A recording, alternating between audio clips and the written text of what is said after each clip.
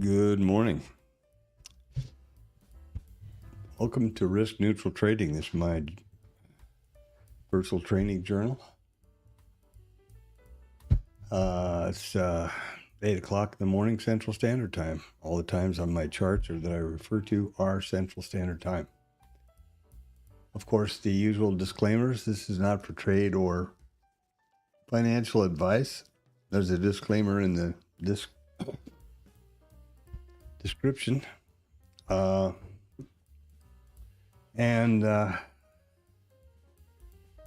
everything you see here is live and real time. I'm not funded or monetized in any way, so your likes and subs are great. Appreciate it, and it put something in the chat.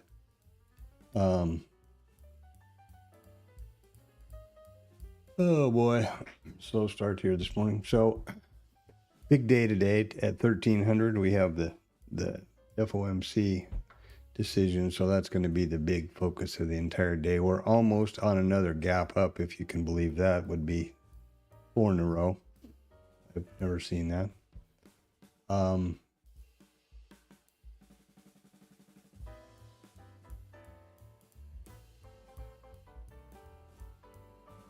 Let's get on to the news or the reports here, which are the pretty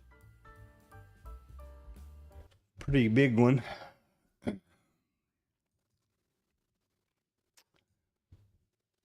Investing.com. I use two news sources, both of which I use the free version. I keep it that way for the sake of the stream here, and I don't have a problem, to be honest with you. Here we go. Right there. This is what the market has been waiting for a long time, months. And we've got new home sales and some other stuff up the top of the hour. Whether they're going to come across or not, I don't know. That would be nice if we did get that data out, but if we don't, well, this craziness with the government shutdown and the lack of reporting has been unusual, to say the least. The Financial Juice is also free, and it has a similar reporting function or calendar function here, but there's more of a squawk box feel in the right column. So that's why I use this one. Let me point out also that today's, everybody's focused on these numbers, but don't forget, huge earnings right after the bell today. Microsoft, both Googles, Meta. I think 5 or 6 of the top Mag 7 are all reporting earnings this week. Today is huge. Cat reported this morning, so. Boeing. Wow, big miss for Boeing. Look at that. Wow. That's amazing. Anyway, let's get back to Financial Juice. So there we are. We'll keep an eye on this throughout the day.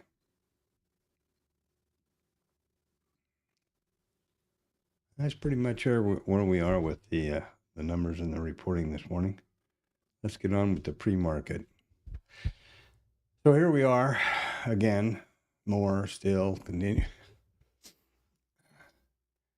Inventory is 100% long. Overnight inventory. What do I mean there? Well, there's our close or in our open. We have not traded one or two ticks below the open all night, and increasingly up, almost to a new, for a period of time, a couple of times here, we were in new high territory again. Unbelievable, but there we are. And this is the ES Mini, of course. This is the NASDAQ Mini, and this is my high time frame chart, which might represent this better. This is a RTH session chart. Wherever price overlaps, I pull a volume profile around it. That generates the high and low volume nodes, which are these red and green lines. They're represented by these red and green lines, and they're pushed automatically to book.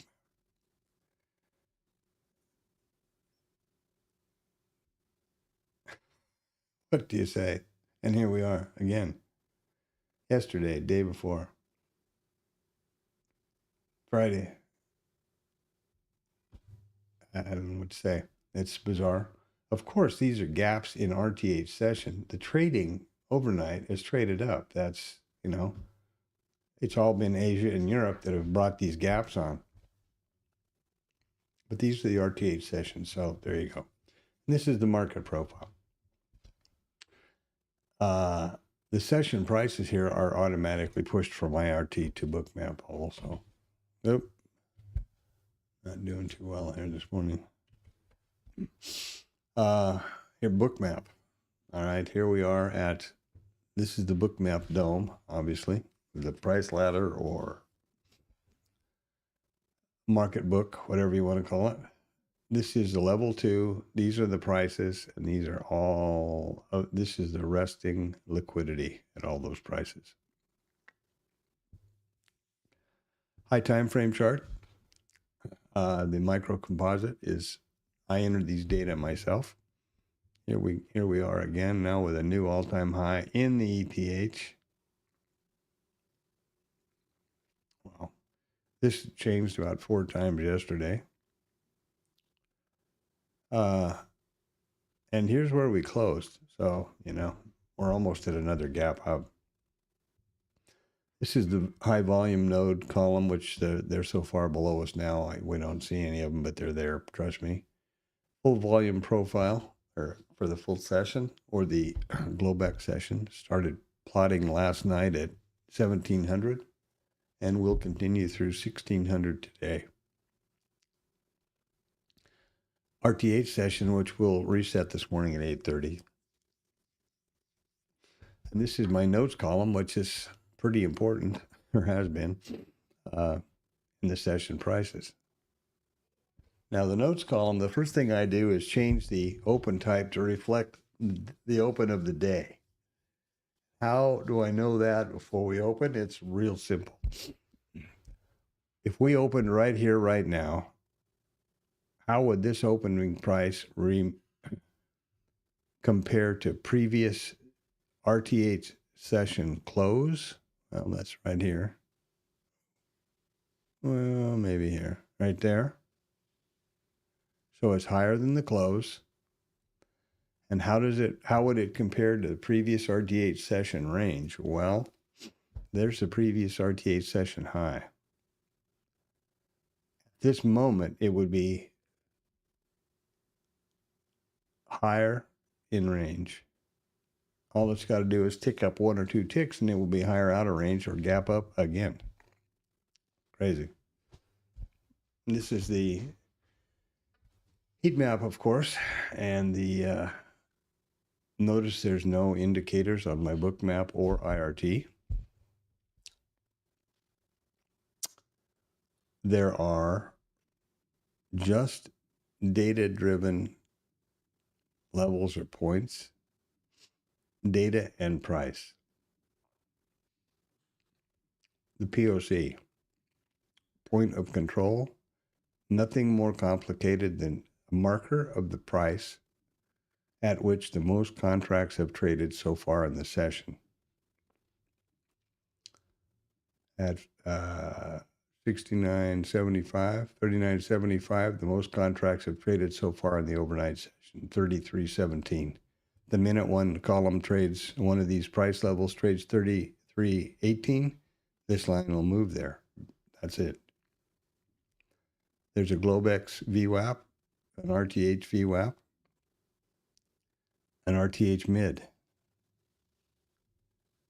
There is a initial balance high, which sometimes confuses because of the name. It stands for initial balance, which is an old market profile term, but in reality, this high level and the low below it are nothing more than a marker of the high and low price of the first 1 hour of the RTH trading session. That's all.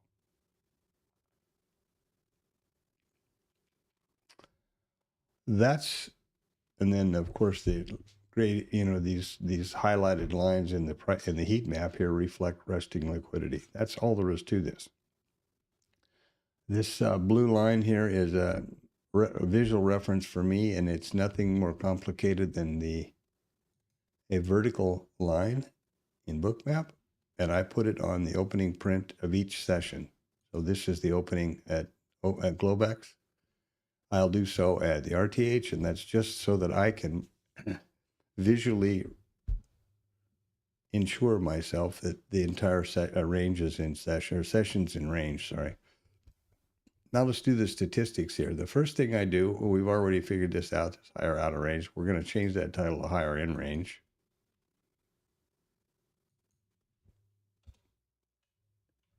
And hopefully they'll stay there today. And then we're going to clear the column all the column notes and read, because we're going to put in all new ones now. So let's look at the statistics. They come from this study in IRT.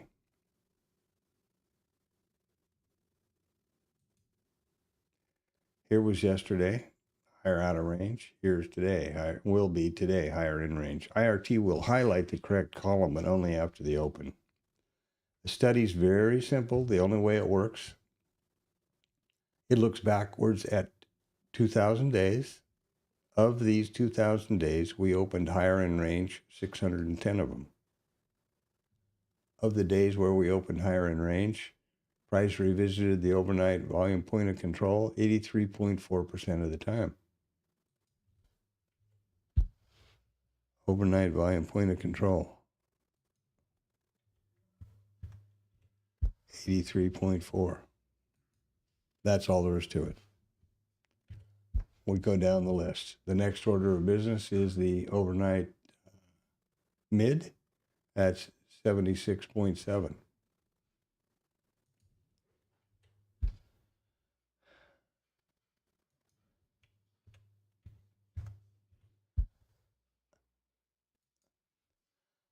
Overnight high is 52.2.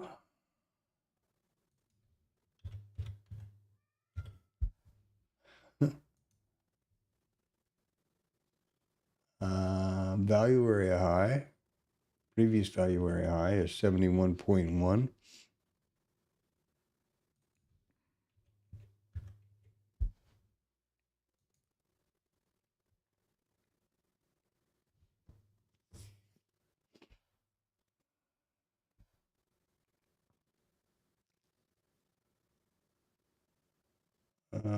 Previous close is 70.3. We know that that's hiding around here somewhere, don't we? Let's see where we see previous close over here. Right there, I think, isn't it? Yep. 70.3. Now I'm going to not continue to throw all of these levels in here, because I'm not convinced we're going to open lower in range, higher in range, and not out of range again. Here. So I'm going to call that, let's do the IB high. That's important, 68.7. Yeah, that's right here, isn't it? Get a little more room here, 68.7.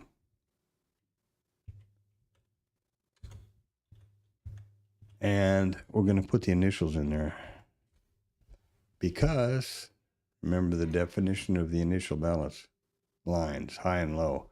They mark the high and low of the first 1 hour of trade. So the minute we open up here somewhere, this line is going to move to the top, as the low will move to the bottom. And I want to know what it was at 68.7. I will know that it was the previous RTH high. Overnight low is 50.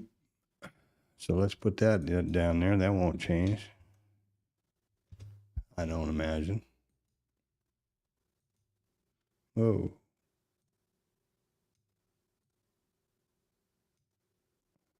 And previous high, 56.6. That's not going anywhere.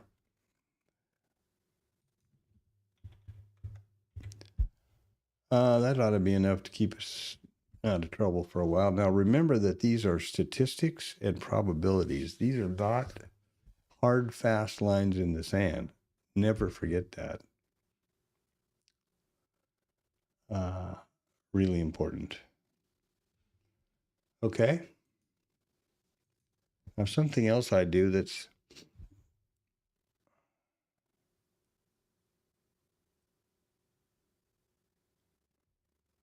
pretty important here is to be able to trade from Bookmap. You do that by activating the trade control panel and selecting a way that you will interact with the application trading with your mouse. If you choose chart, the only active place you can use the mouse is the active data column. Dome, the dome column, and both of them, obviously. Now, and the next thing I do, which is really important, is use multi-brackets, and that's where the risk-neutral methodology is applied through a bracket, and mechanically applied.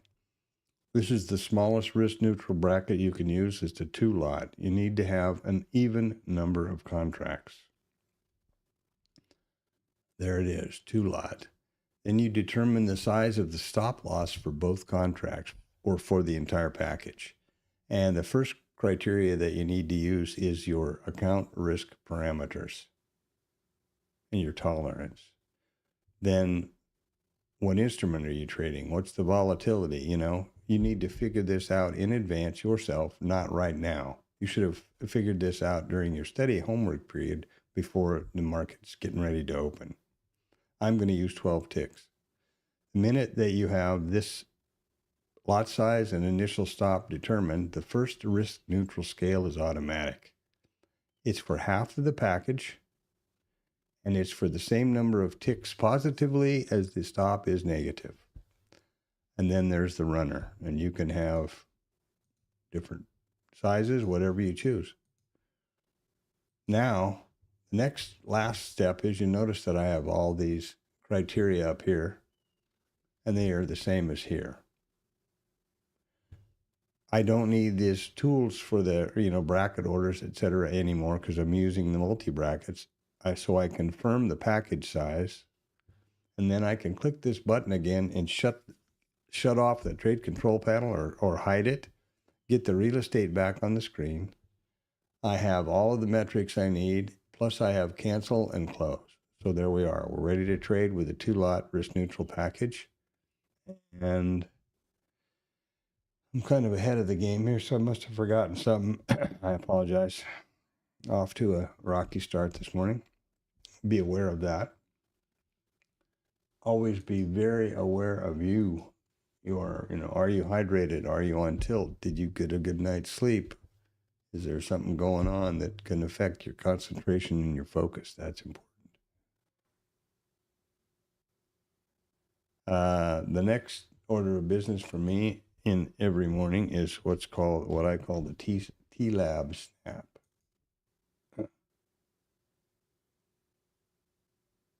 And that's this, which I do from IRT every morning. Oh, come on. Oh, that's no good, is it? That sucks. Okay. Where am I here?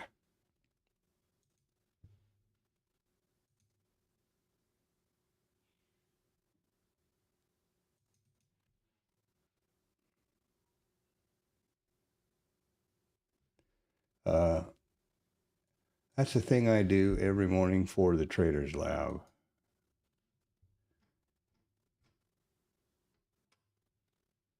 And that is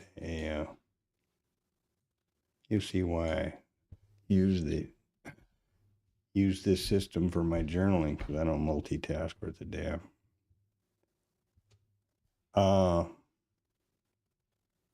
Traders Lab is a Bookmap Discord chat room called the Traders Lab by Tom B. It's started and led by a guy named Tom B, who is a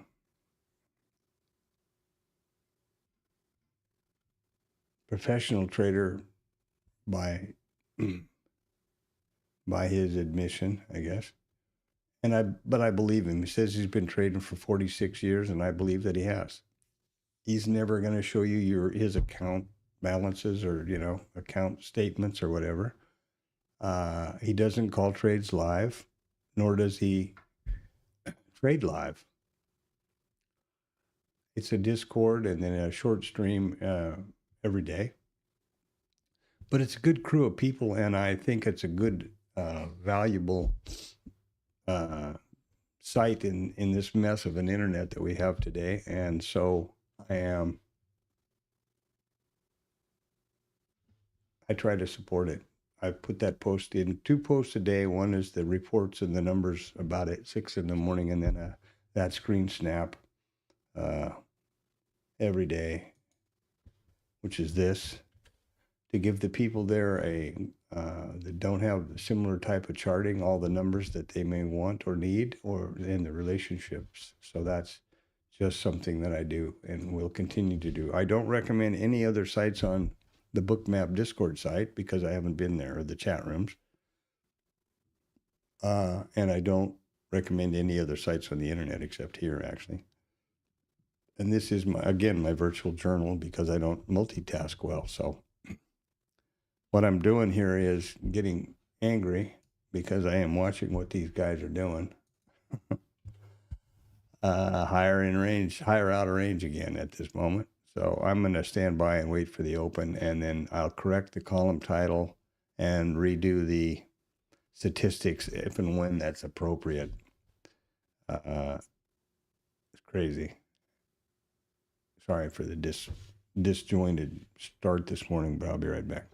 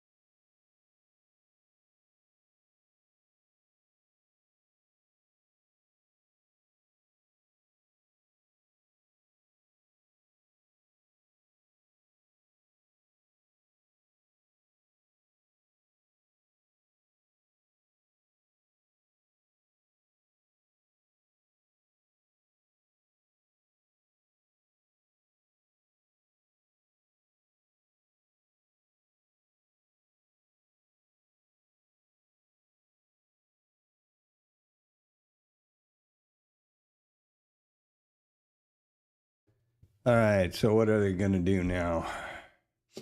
They're going to be higher out of range, sure as the damn world. Another gap up, which is not much of a gap, and it'll close early, I'm sure. But wow, 4 gap up openings in a row, assuming that we stay where we are.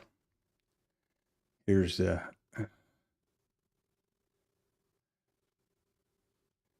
don't know, maybe not.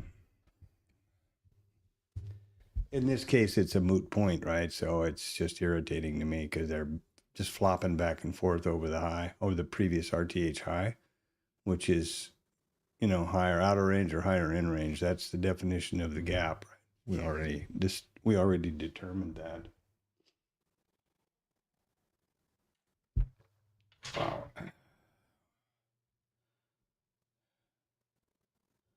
So I hope everyone is okay this morning. I'm late and getting up to speed now. I need to get all coffeeed up here and I'll be all good. Let's see, the stream seems to be trickling along. That's wonderful. I probably forgot something. I'm sorry. I typically try to do the same routine and, kind of a cadence every morning so that it's consistent and gets my brain ready and viewers ready. And thanks a lot for subscribing and thumbs up, and I appreciate that. The purpose of the stream, I think I probably forgot to mention this, is for accountability and transparency. I take no trades off of the stream. That's a very, very, very serious commitment on my part. And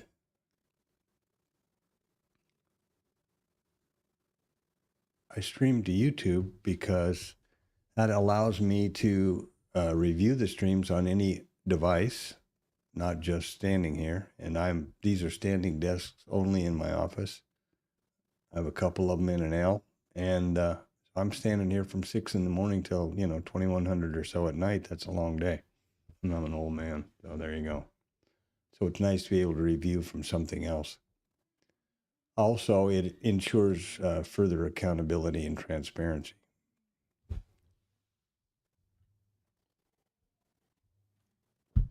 And the streams are, of course, from 8 o'clock in the morning until the cash close at 1500. There we go. Well, I hope they keep it down here because then I don't have to change the statistics or the column title. It's not tough as you watched, as you saw, but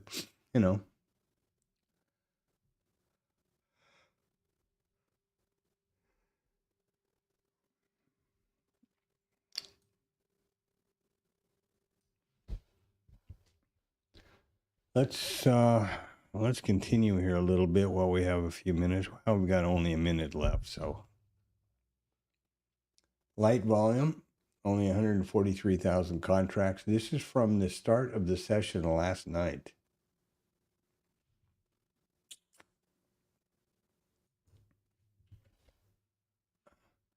%72 volume, less than 1 point ATR. Now, these are RTH sessions, so, but there you go. This is open interest. Reporting at, I believe, top of the hour is the first number we have out for home sales, assuming they put it out, which is a big assumption with this crowd we've got back there in Washington. Yeah, we've got home sales at the top of the hour, and then the biggie is the non-farm payroll. The biggie is the FOMC at 1300, right? So that's, I assume everybody knows that. If you don't, haven't been trading long.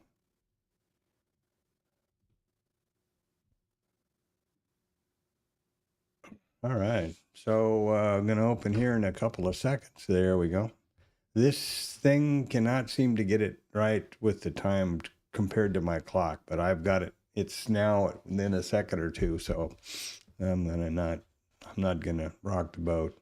So we did, in fact, open lower in range or higher in range, not out of range, by about You know, we opened right here, so a couple of handles. I'm going to call that good.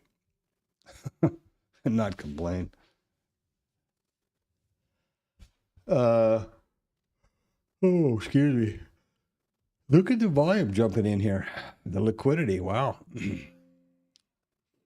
Now I'm going to put the world famous most secret, I'll give it a little bit of time before I show you the real secret stuff. Okay, what happened right here? Well, I can show you what happened right there. That moved up and I didn't catch it. Okay, this was the overnight high at the open.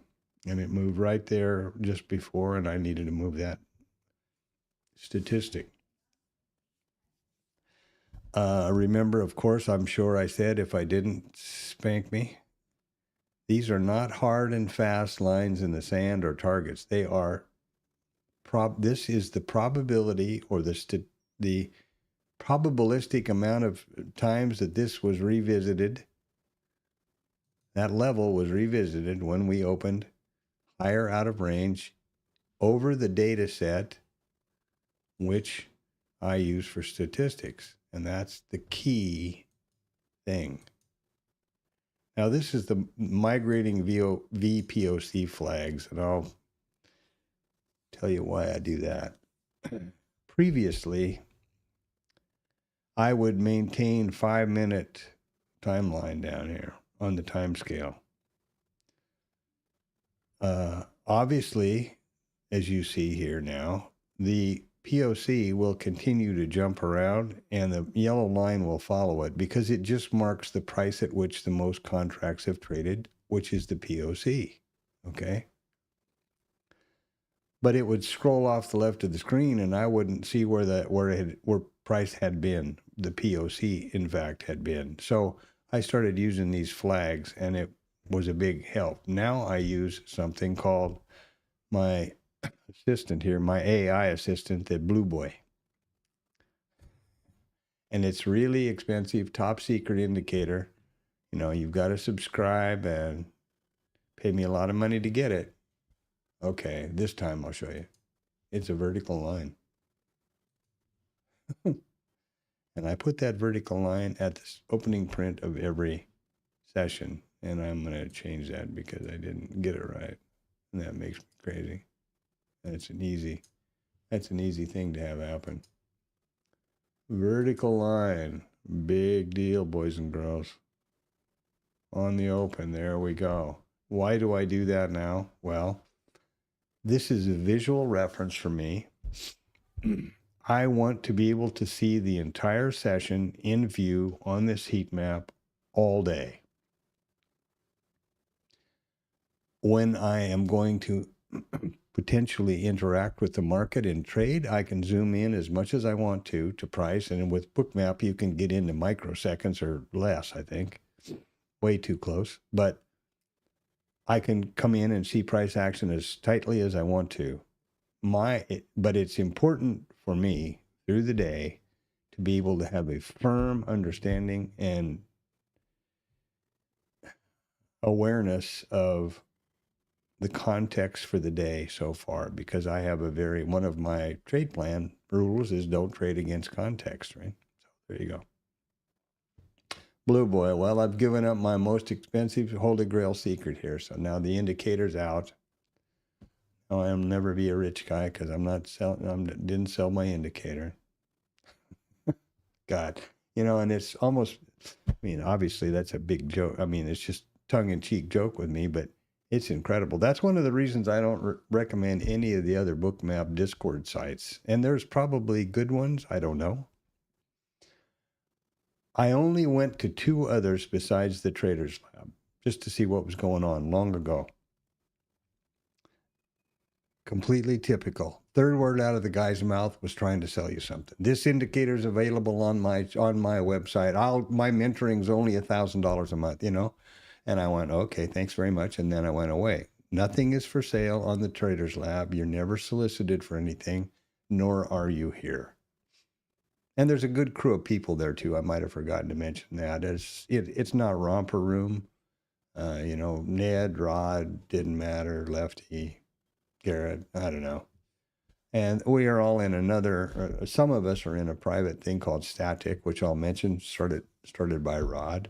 And I don't go anywhere else. I don't go to any other site. I don't follow social media, nothing.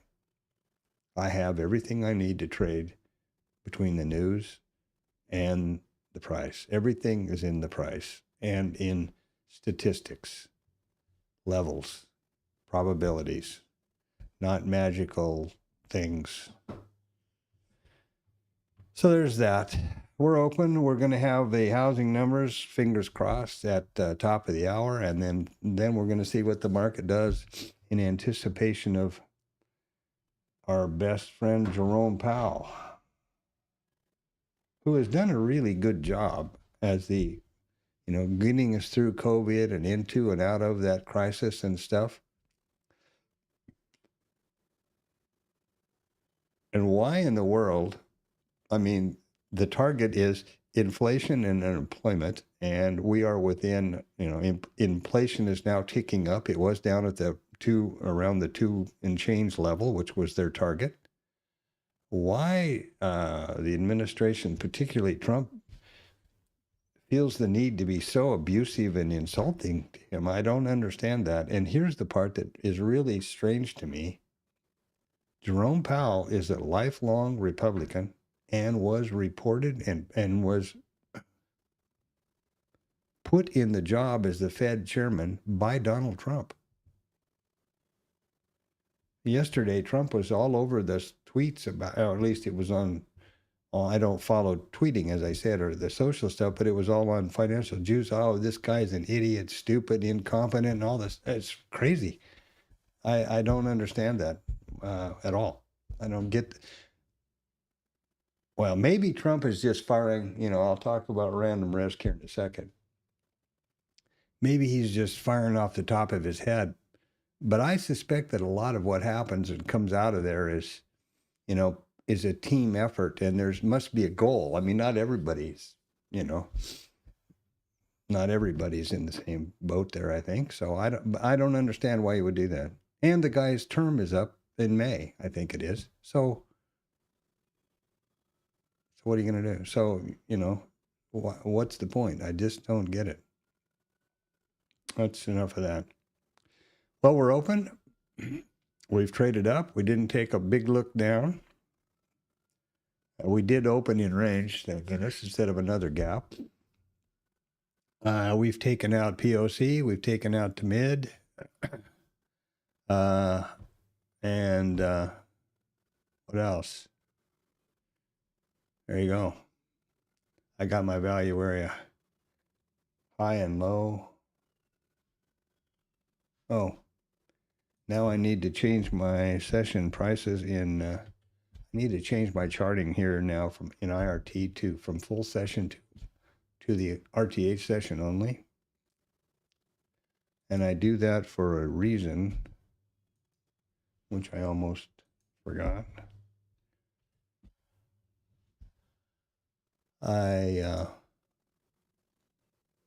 By the way, I also plot the same configuration for the micros. I push these levels. There's the naked volume points of control. It's a little busy. We'll shut those off for now.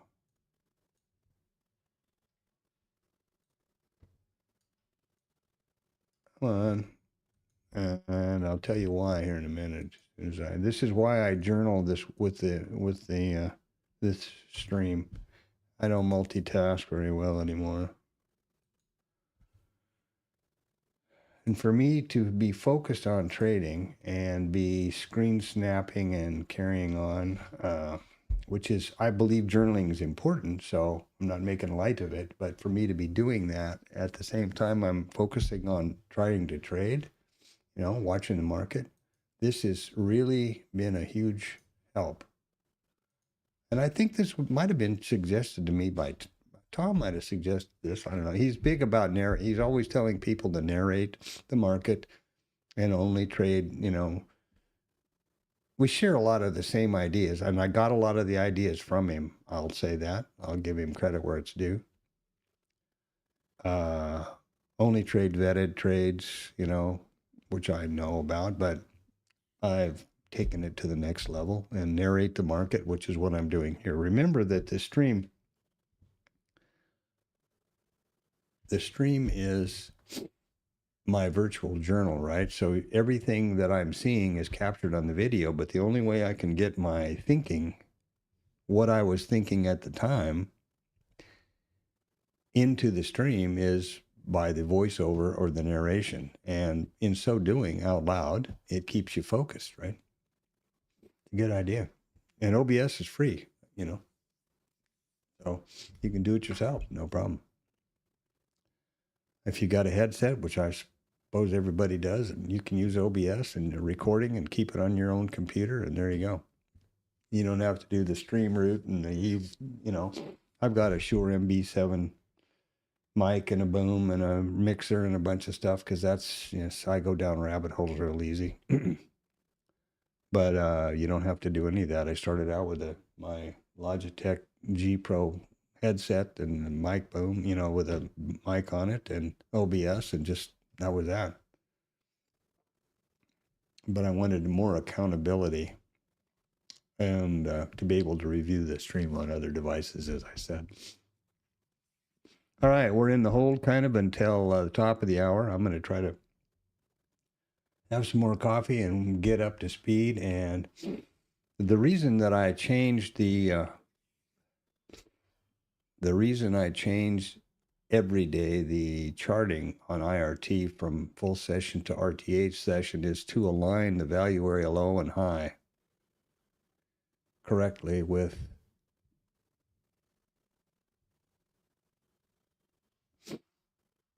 the session. And it's still not right. There's something that's still wrong here. And I don't know what it is, but it's really irritating.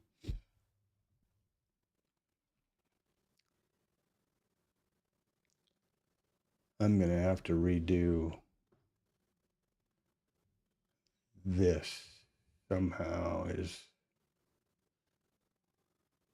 in my recoding of the backtest stuff. I changed it. Let me continue here and not be so sorry. There is a developing value area high and low, and there is a value area high and low.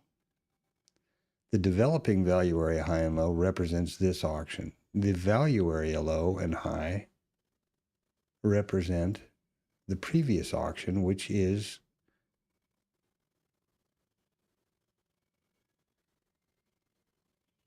okay, the previous auction now, since we've opened, is the ETH session, right?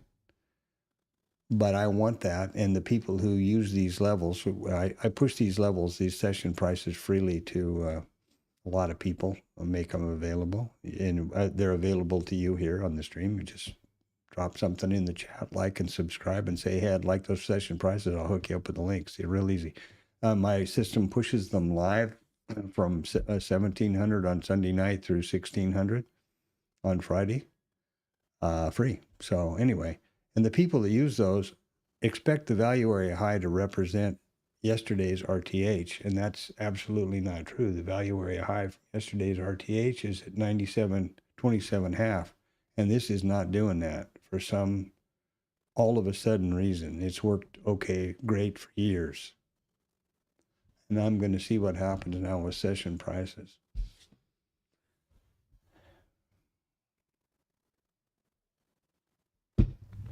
I thought I had fixed it last night. There we go. Now it's fixed.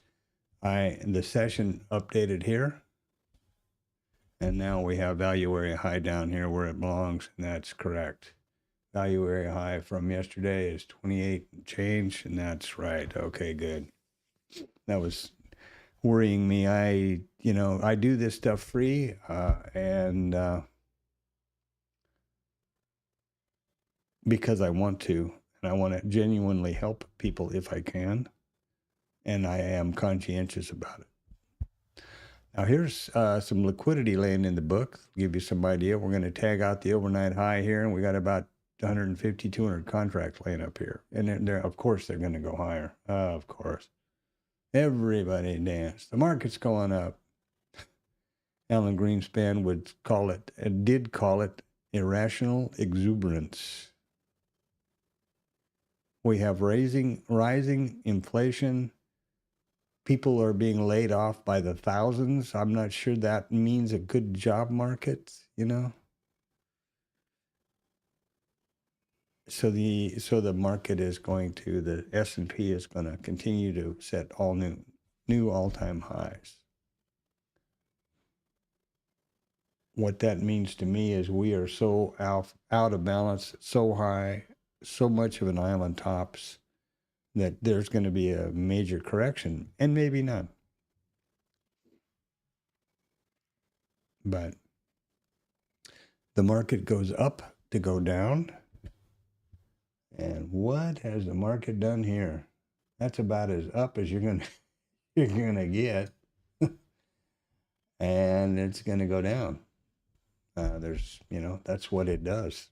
Now, that is all time frame related, because what is the market doing?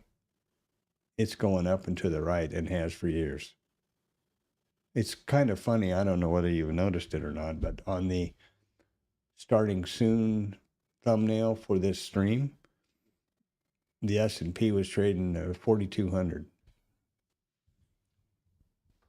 So had I not bothered with any of this, invested in the S&P when I started the stream, I'd be up almost 300 points and done nothing. As we await the housing numbers at 9, here's another one for you, another factoid.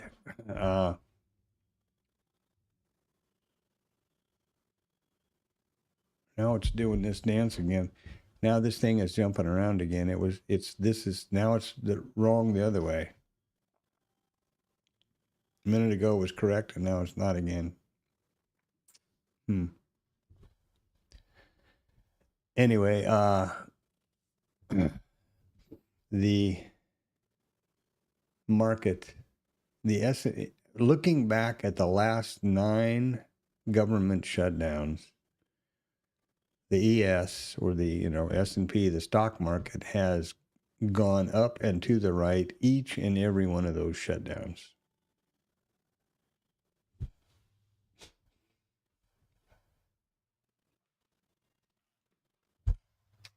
Their way of saying we don't care, I guess. I don't know.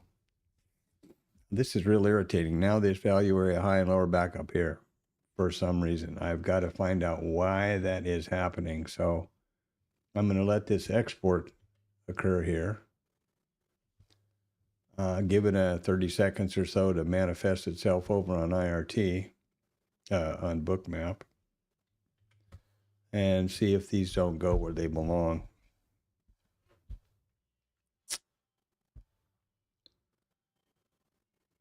I hate stuff like that, out of no place. It just changes, and it's just like this opening volume profile. Opened exactly on 8:30 every morning with the settings for years. And then an update or whatever, or something happened, and all of a sudden it's a big drama. And I've got it close now within a couple seconds, and after the market shakes out for a few, 5 seconds or 10, everybody lines up correctly, so I don't care. But really irritating. Now I'm going to do some stuff here that is not stream worthy, but yeah. Like I said, I am conscientious about these levels, and they're not correct now. Just freaking irritating. So I'm going to do something here in IRT that is back end stuff. Whoop. A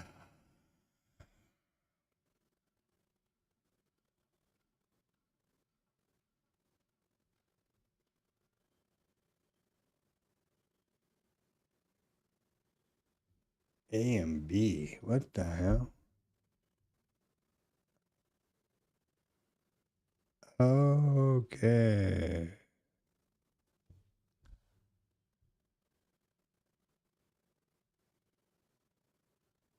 Okay. Okay. Let me see if that does that. I didn't think about that chart. I didn't think about that chart.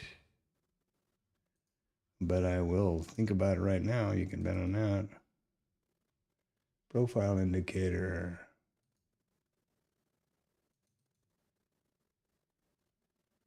No, we don't want you to do that.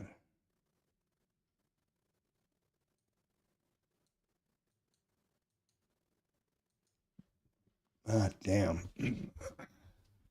You know, a system like this has got so many freaking moving parts going on everywhere, as you might imagine. And I've been spending a lot of focus on backtesting and vetting the trades to trade, right? Which we'll talk about in a second. This should come right here in a second now in the next update.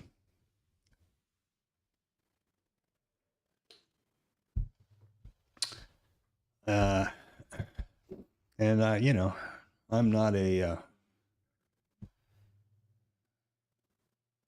Bill Gates Jr. or somebody, you know what I mean? So it's the minute something goes wrong, I immediately figure out. My go-to thought is that I need to figure out what I did.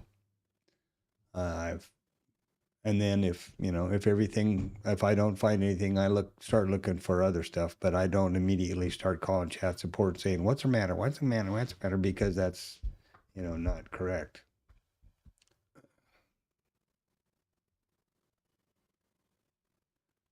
Now we'll see if we get a corrected. There we go. All right. That was what I was looking for right there. Okay, now we're set. Now we've got the IB, the value area high and low for yesterday's RTH session plotting as they're supposed to. So there we go.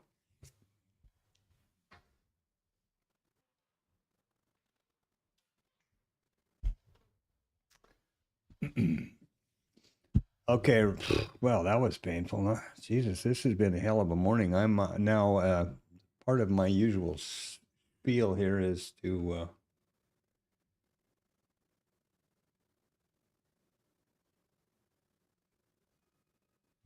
be really careful about and aware of you, right?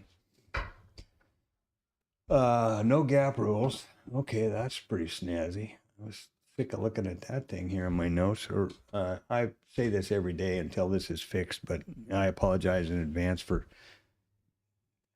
strobing out now and then. I have to update the plugin that I relied on heavily for the chapter markers in this stream was corrupted or needs to be updated by the developer based on the last updated version of OBS. So I have to do this manually. And I have to fumble around with it now and then. Obviously, you can imagine that it's pretty freaking important to have a accurate timestamp and chapter markers on the stream. I mean, I'm not going to stand here and listen or lay there or wherever and listen to 7 hours to get to where I want to go. To hear something I want to know about. If I've got a trade or I want to look at something that happened during the market, I want to go to that timestamp, and I'm sure you're no different. So, hey, Antonio, bon dia, good morning. News at the top of the hour here, if we get it, the home sales, and of course the big all-time 9 million pound gorilla in the room is 1300 today Central Standard Time, which is the Fed rate decision. So. Trade your day accordingly, my brother. I hope everything's working out good for you and you're a gazillionaire by now.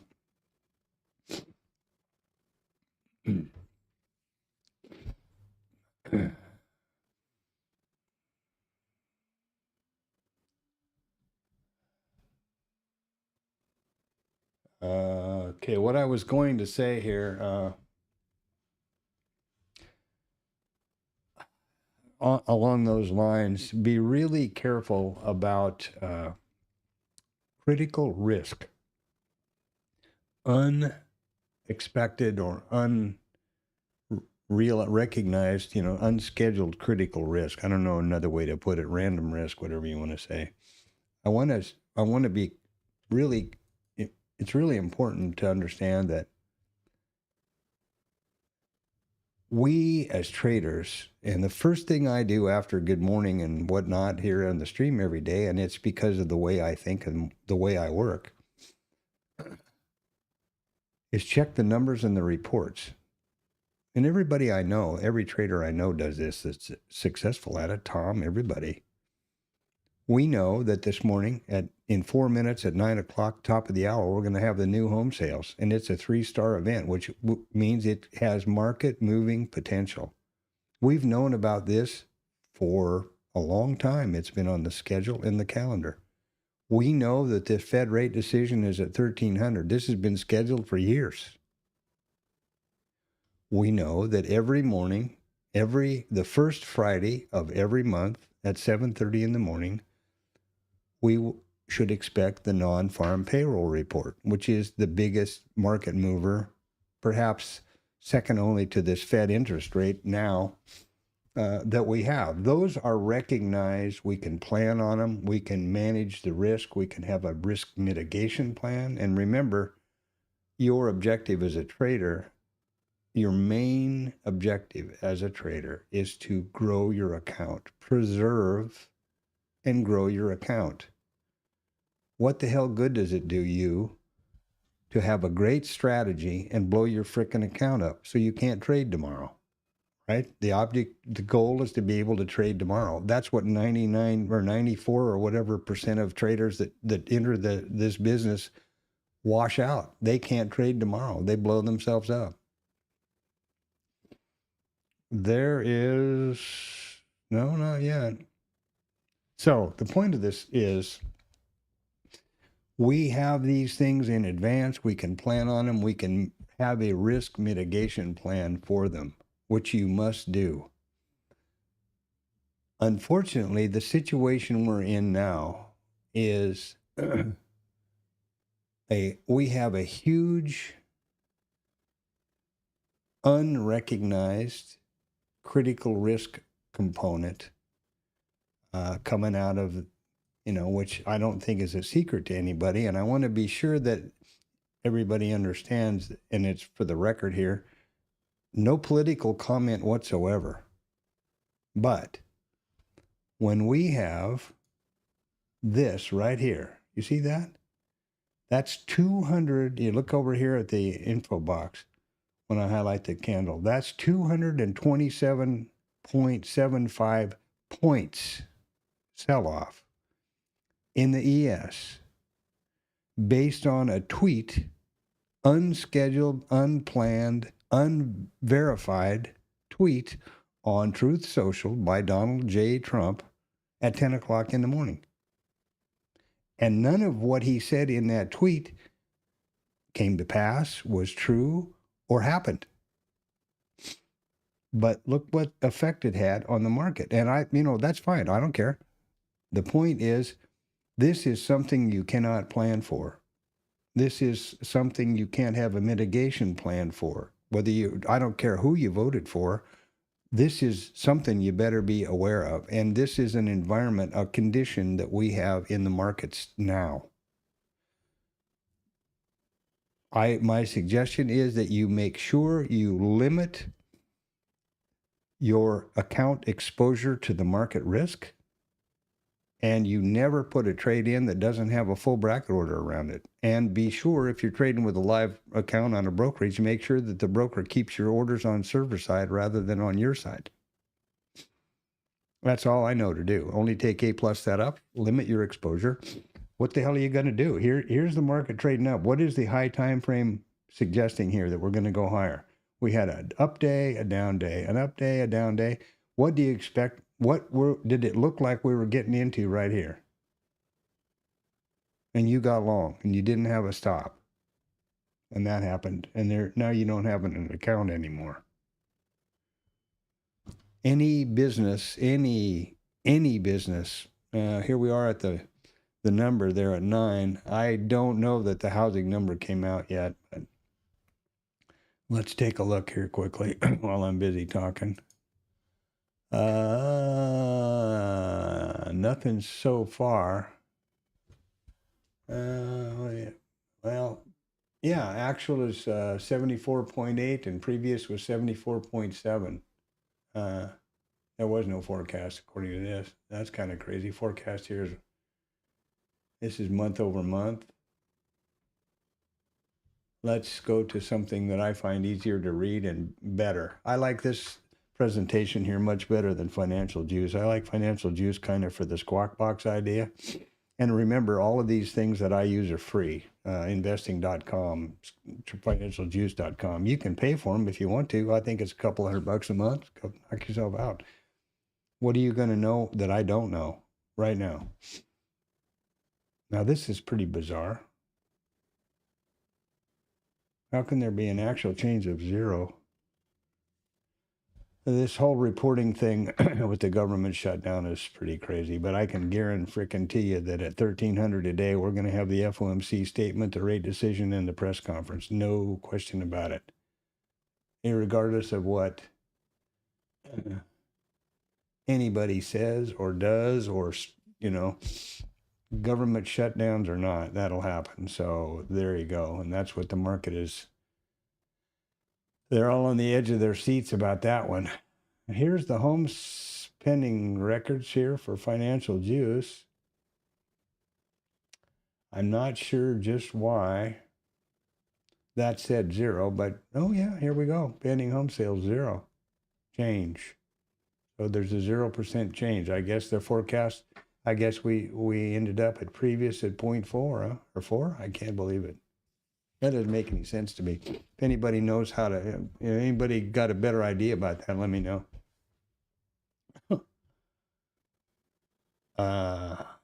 Yeah, anyway.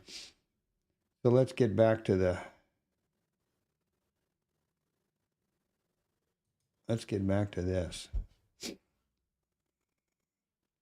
Well, there's no real pop in the sales. There's nothing happened there. Here we are. And what happened to that lazy, sneaky little blue devil? Come on, blue boy. Come on. There he is. See? He's hiding over there. Real strange 2 days ago. The volume was so light. You see how I just had to correct that by blue boy slides off to the left as the market, market progresses. It's perfectly normal. Scrolls off to the left. I didn't have to adjust that to visually keep track of the blue boy over here the entire day. The volume was so light, it hadn't moved off the left. It's pretty weird. Pretty strange days we're having now. So here we are. Coffee's, my sweet mama's Vietnamese coffee's kicking in, so I'm waking up. That's a good thing. Yeah, I'm going to do a test of the chat thing here.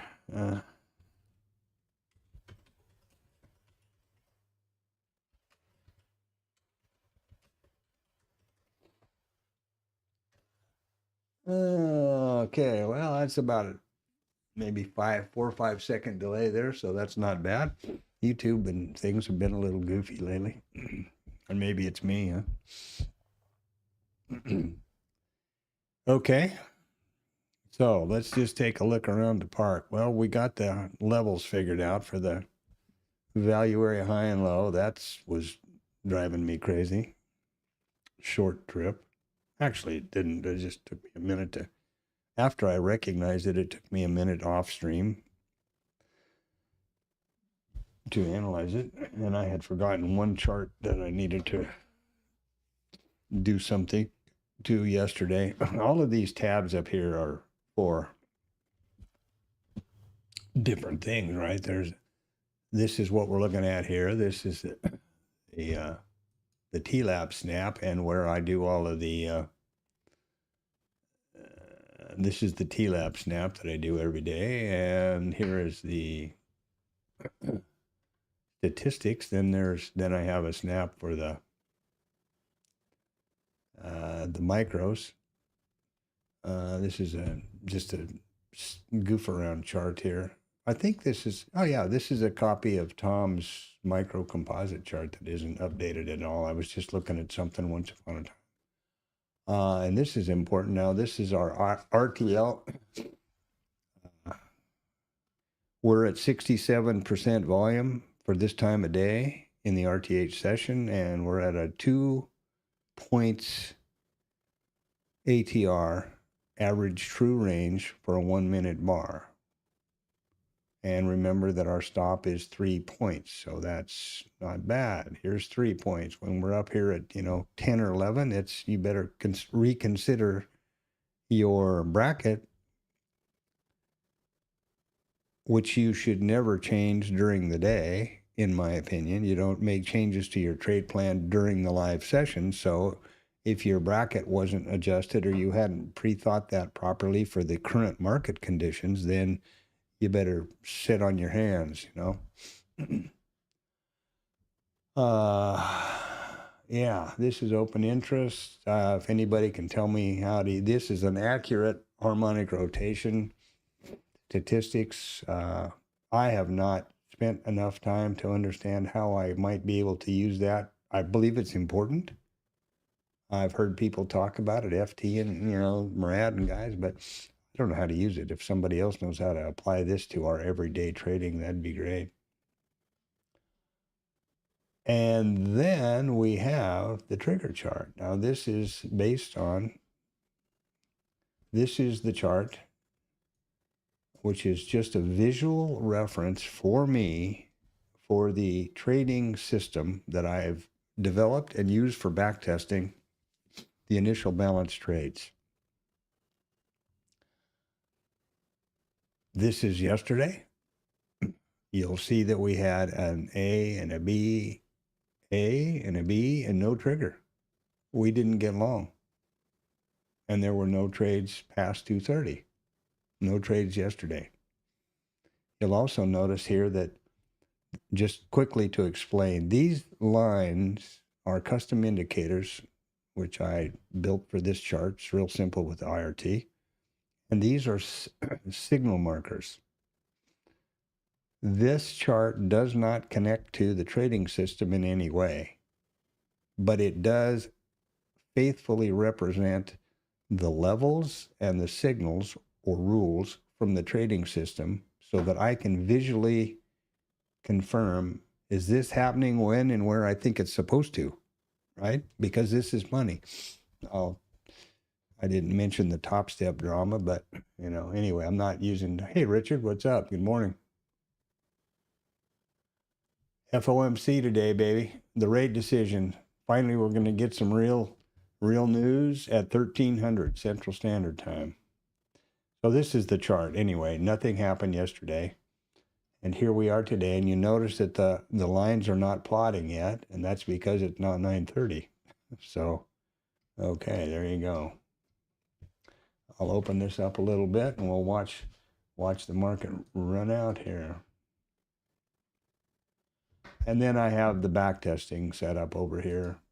This is the backtesting system, all of the rules, which, and you'll notice the chart's the same.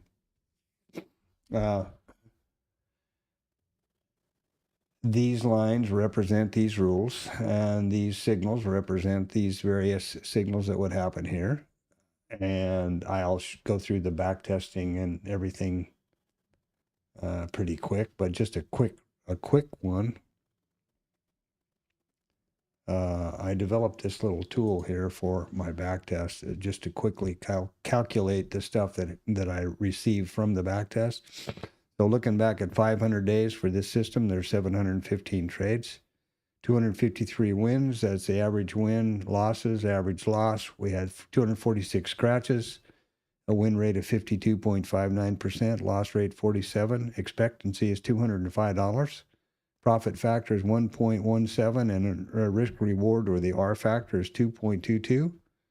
It took average of 1.43 trades per day. Now, looking at this at the package size of 2, there was 1,430 positions on. In other words, one lots. I can expect to have a risk neutral T1 target hit 34.9% of the time, 499 trades times, occurrences, and this is percentage. T2, I expect 253 times, and there's 678 stops for 47%. Because of the R factor, it's profitable. So there you go. That's how to do a backtest and come up with the statistics, I believe, the way I believe you need to do it in order to trade, approach trading from a business of probabilities. And there you go. And this is just BS chart where I mess around with stuff. Let's get back to right here. The day. Here we are. The market on crack or whatever there's going on over there.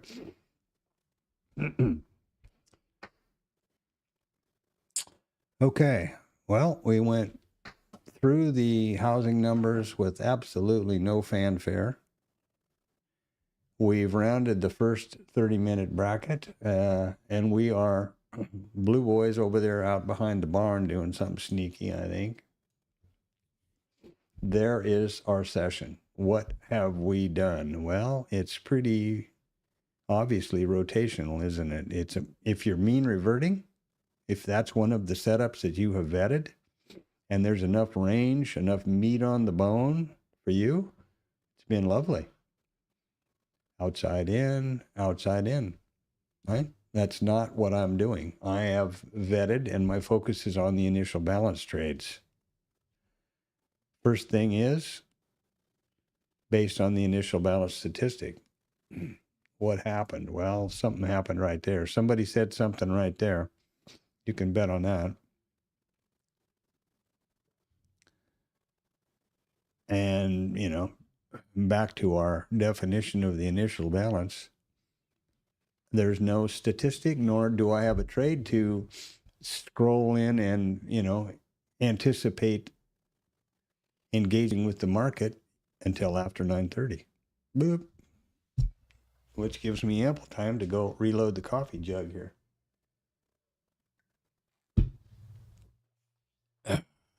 Oh, man. Okay, sorry about that. I guess I needed, when I sleep in, I figure I needed to sleep in. My wife came zooming around the corner and said, "Are you dead? Did you fall over? It's almost 7:30. Get the hell up." I don't know what happened. I did a bunch of physical stuff yesterday, and then you know, which I'm not used to. Obviously, trading is not particularly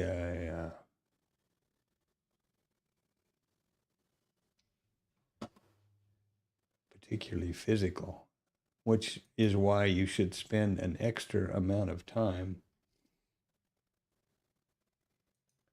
focusing and making sure that you take care of yourself physically. You know, I'm not going to bother with a chapter marker, but the most valuable tool that you have in your trading office is sitting on your side of the monitor right now. Think about it. All the money and time we spend, you know, researching monitors, this and high def that and 4K something else, and software and connections and fiber optics and strategies. What is the thing that processes all of that information and makes decisions which affect your financial life? Your eyes and your brain. And we probably, I hope I'm wrong, but I suppose we probably all spend less time taking care of that than we do, you know, the monitors and the bullshit. Sorry, but, you know, well rested, hydrated, take care of stay in shape, exercise, especially if you spend, like I'm standing here in front of these monitors. It is a standing desk room only, so that's good. I'm standing here from 6 o'clock in the morning till probably 2100, sometimes 2200 every night.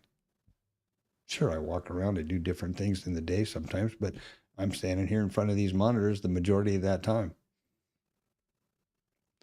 I have to consciously be sure I exercise and stay fit, and get outside, go outside through the day and take a long look down the street and get some UV and soft focus to relieve my short focus eye muscles, which are, if you want to know how your eyes feel, standing here staring at the screens all day, your short focus muscles are continually in contraction in your eyes.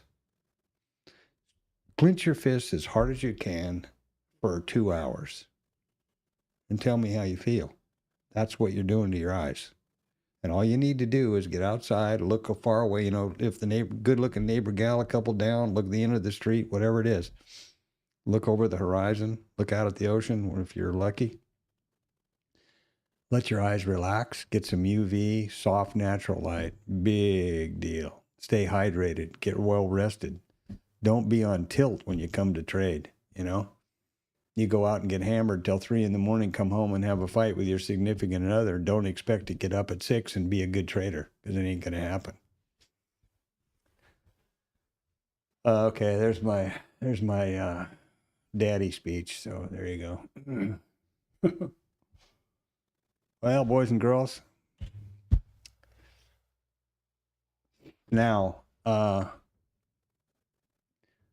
okay, the trades that I am vetted and that I am anticipating here are the initial balance trades, and they are based on the initial balance statistic.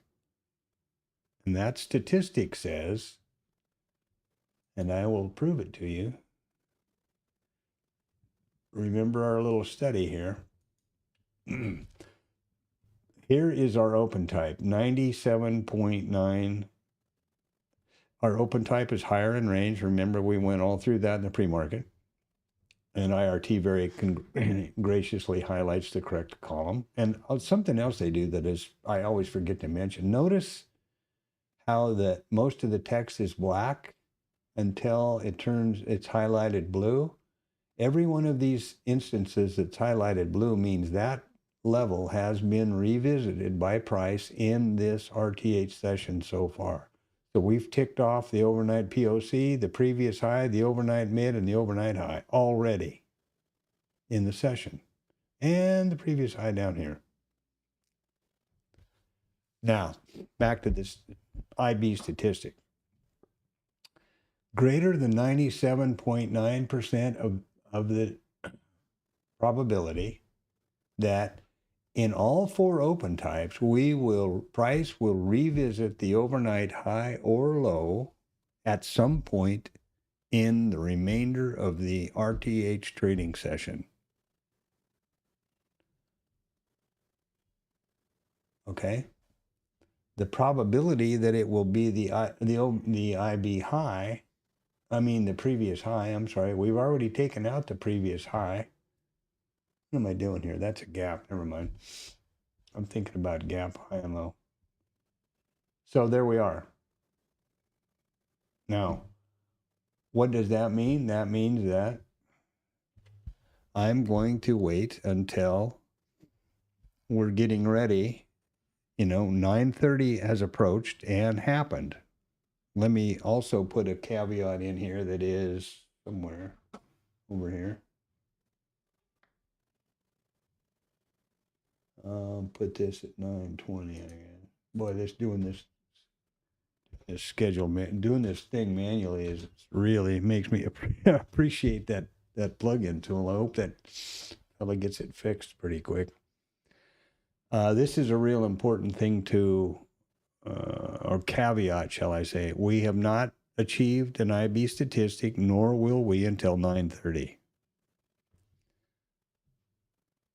And here's something that is, I think, a real important heads up. Do not, under any circumstances, trade in anticipation of the statistic. First of all, between now and 9:30, the IB high will go up with price and the low will go down with price. If we come running down through here and take it all the way to value area low, which is in the wrong spot again. Well, what the hell happened there? I don't understand that at all.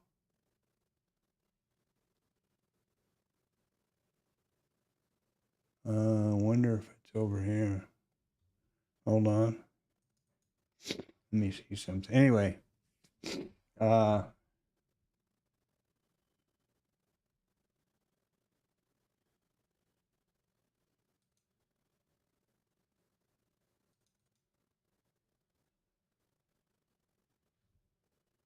okay, that's all right. What was I saying? That this IB thing is driving, this value area high and low is driving me nuts. Anyway, do not trade in anticipation of the statistic. All right. Oh God, we're below the POC. We're below all the the mid, the VWAPs. We're going to take the IB low. I know it. No, you don't know it. And I've got the data to show you that you're going to get spanked way more times than you're not. Right here, you're all excited to take the IB low, and you got short, and what happened? You got stopped down. Just a caveat from words of wisdom here. Do not, the voice of experience, do not trade in anticipation of the statistic. The IB trades are not a thing until 9:30 when the IB high and low is set. Then we do have that statistic. After which, once that IB level, high or low, has been exceeded, in other words, the statistic has been achieved, then we have the possibility of one of the two IB trades, which are IB failure. In other words, we come down and take out the IB, we don't get can't make any traction lower, we mean revert back outside in. So the IB failure is just a fancy way of saying a mean reversion trade based on the initial balance level and statistic. Okay. The other one is the IB continuation, which ought to be pretty obvious. We come zooming up and take out the IB high or low and keep going. Now, how does context figure into this and help us, help me? The IB failure trade is, as common sense would suggest, more prevalent in a balanced or rotational market. What have we been doing all day so far? Mean reverting, outside in, right? So when after the IB statistic is made, what's the likelihood we're going to mean revert? Probably pretty good. The next option then would be, if we're in a directional, pretend that this market profile here, or volume profile, is the RTH session. If it's directional, the IB continuation trade would be suggested. That's it. Now, I take it to the level of those rules and stuff that I was showing you over on the trigger chart, which is probably the easier way to look at it. I have these levels, and these were not just pulled out of no place. They came from a conversation with Rod and the people in Static who are successful traders. And Rod mentioned, well, this is the stats these are the levels, or the whatever you call it, the parameters that I use for the IB failure trade. And I took that as a good idea to achieve a couple of things I had not done with backtesting, and that was to be able to accurately code a sequential set of steps and rules. In other words, you got to have A before you have B, and you got to have B before you have a trigger, and you got to have an A and a B and a trigger before you have a trade. Okay? Sorry. So I coded that up. And this is an example of it. And then I thought, well, if it works okay, if this is a good place to start for the IB failure, let me flip it on its head and make an IB continuation trade also, using similar logic. And that's what I've finally, what I've come up with. And that's what these levels, and again, these are just custom indicators that I built for this chart and the other one over here on the backtesting, just a copy. That's what these levels are. They're not in any way connected to, or do they automatically trade, or, hooked to the backtest system or to the trading system. But it's essentially as you see, well, when these start to occur at 9:30, you'll see the naming convention over here. And also, I took it one step further, and these lines here, these zone levels, push to bookmap with the proper naming convention. So I'm trying to approach it, logically and methodically, and from a business point of view, rather than, and there's no question about, whipping and spurring and clicking the mouse and playing a video game is a hell of a lot more fun and probably a lot more interesting to watch than this stream. But this is my business that I need to rely on to support myself and my family. My career evaporated earlier in the year when the company that I'd been with forever was sold, and they just decided they didn't need a whole bunch of people, me included. And so there you are. Sucks, but hey, it's like being thrown in the deep end of the pool, right? And I've been doing this for a long time, so this was the obvious move.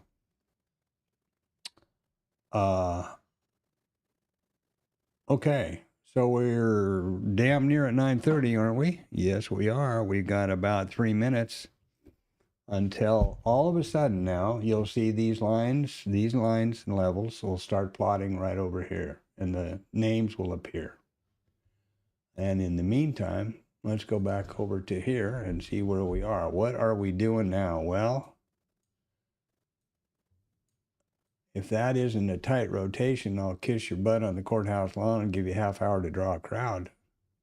Boom, boom. There's the open. There we are,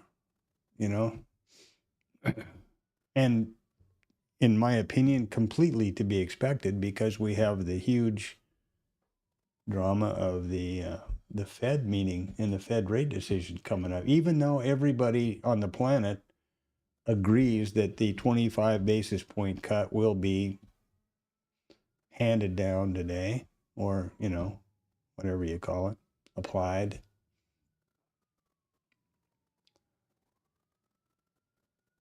It's still, I think, it's still the focus point. I think something that happens here a lot, the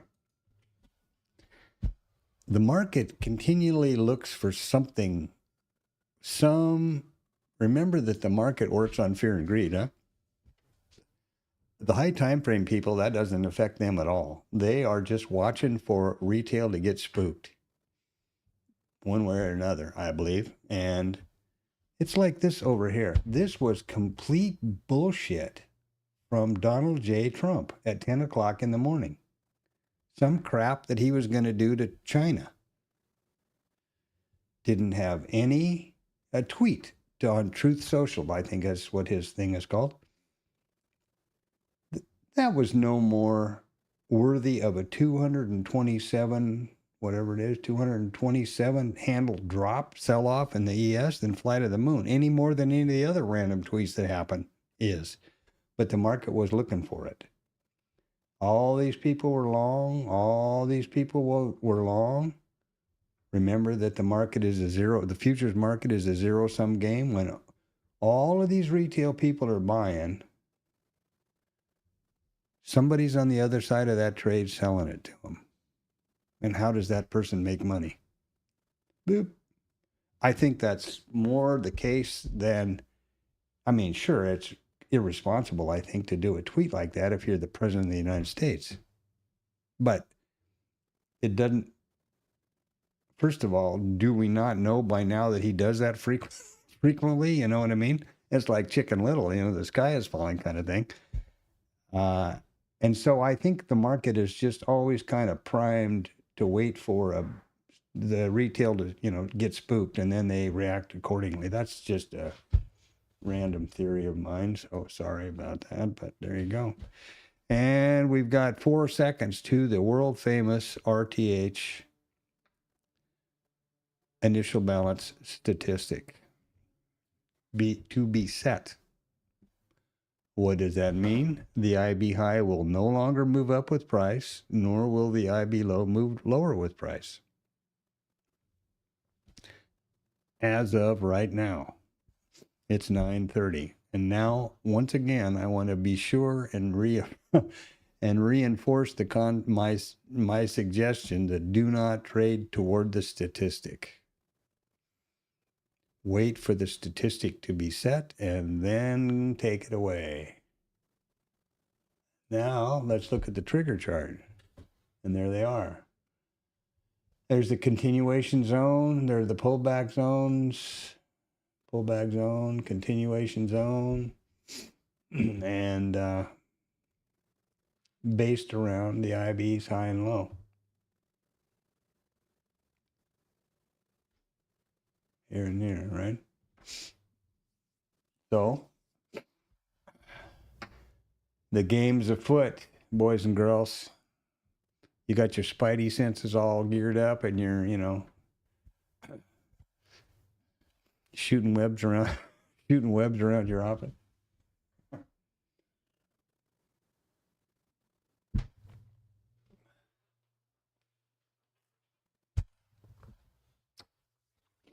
Now, what I will do, and as I always do, I'll do a quick run through the roses here and make sure I'm all set up. A checklist, right?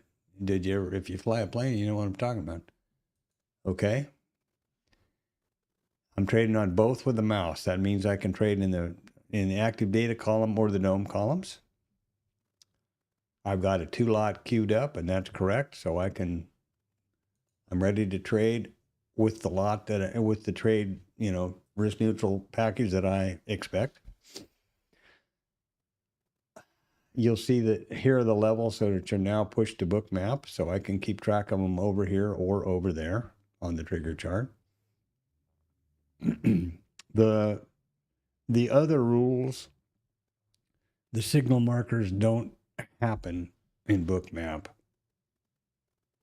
So there's that. And I think I mentioned it, but the way I do this now is that I will trade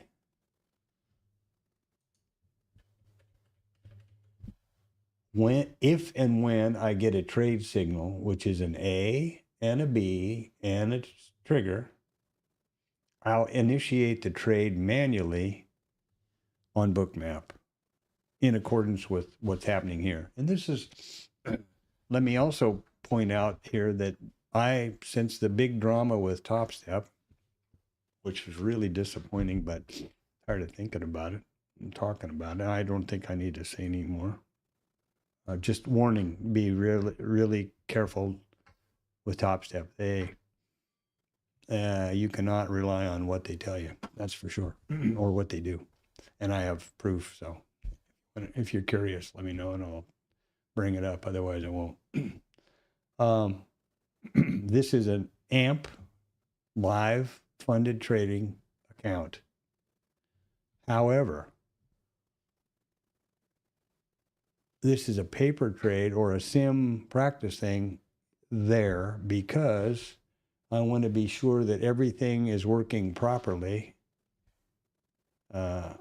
with the new broker, the new setup. It's rhythmic data, so I expect it to be the same. However, Friday a week ago, there was crazy behavior going on.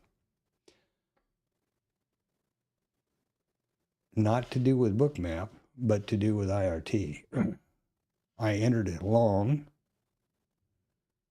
with the triggers in bookmap, 2-lot risk neutral package long, and IRT fired off 2 shorts.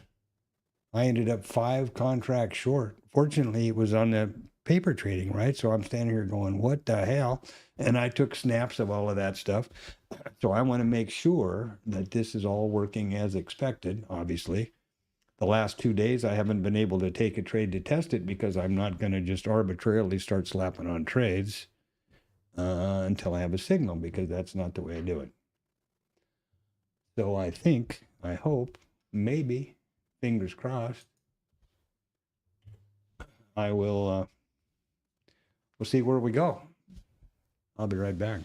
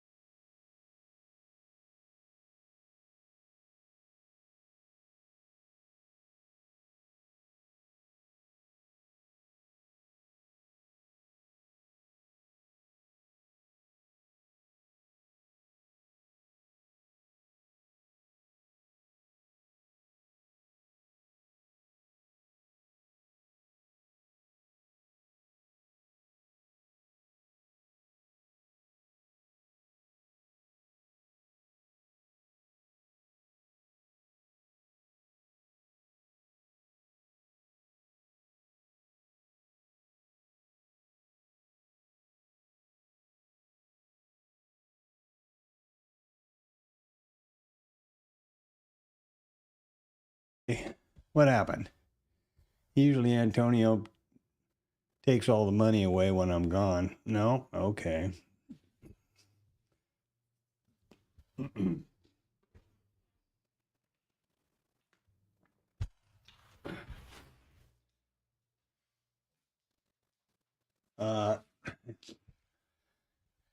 Okay, where the hell are we now? What's going on? Well, we're in the IB. The statistic is set. We are in a pretty tight mean reversion. Remember, now it's 36 to 51. So that's about 15 handles wide so far in this session, right? Not much. The trigger chart is triggering along. You see the levels here. Oh, look what I don't have down here. I don't have the names pushing on these levels. You see up here? Displayed. It's amazing how hours and hours and hours I spend with this crap, and little things change or that I miss when I'm redoing something. So we'll see if I can't fix that in a second here.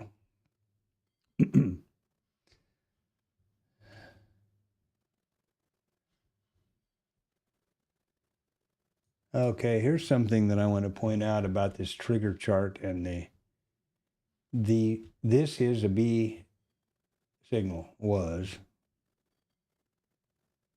Now, the signals are not sequential, and I'm not going to bother. I worked several hours on last Sunday with no success to code that on this chart. I know that I need to have an A and a B and a trigger. Okay, and if I get a whole bunch of triggers and a whole bunch of Bs before, I don't care. This is my visual reference for me. I'm sorry if it's confusing, but I try to point that out. In the system, in the backtest system, in this system, this trading system, absolutely sequential, but not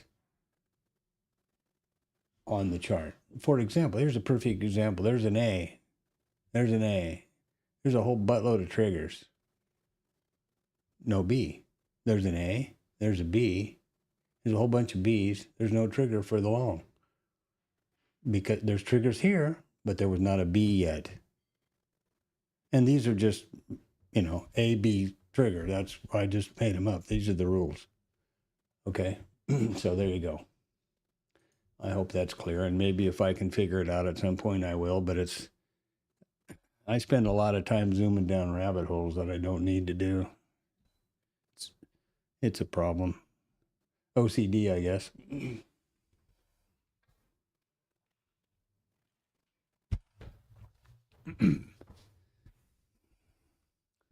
Okay.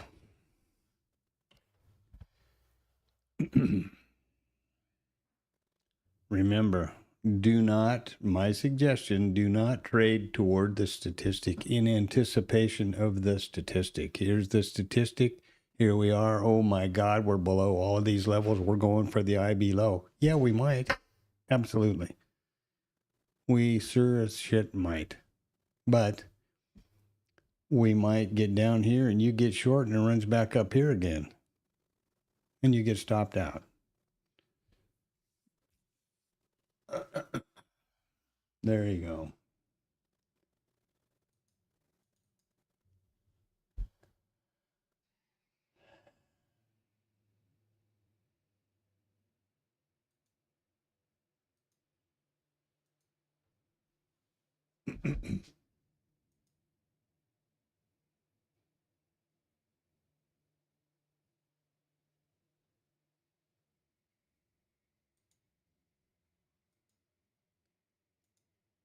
Excuse me.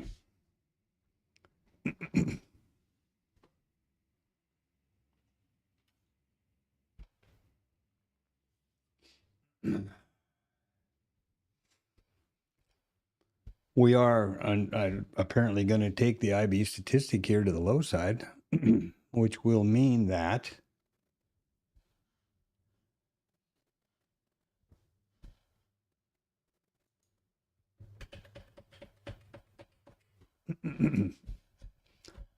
we are potentially going to have an A and a B.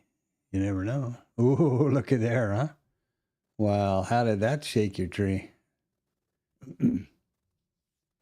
A bunch of sellers not getting paid, IV low. Ooh, everybody got excited. Now what happened? Everybody's going to get stopped out right here. There you go.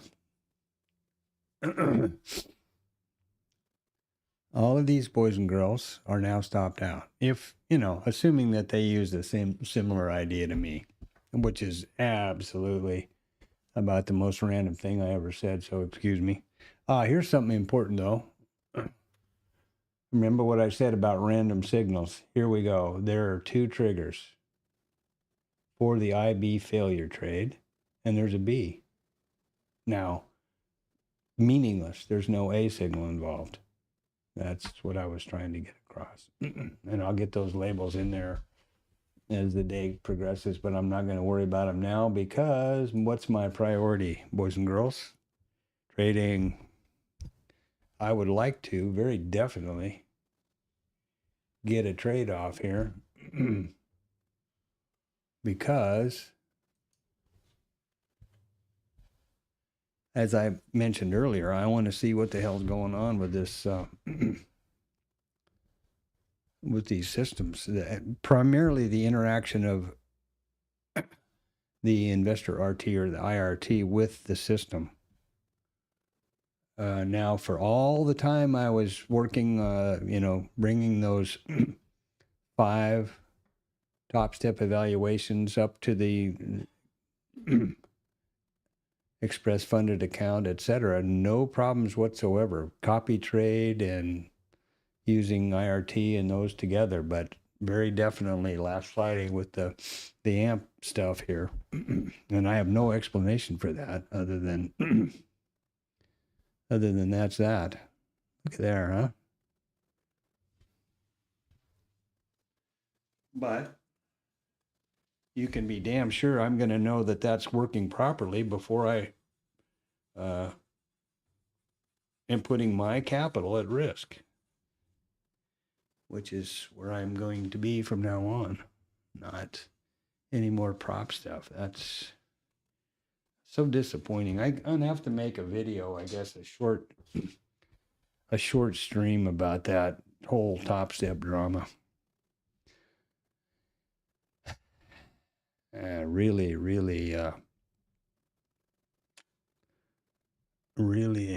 a disappointing surprise to me. And expensive and a bunch of other stuff.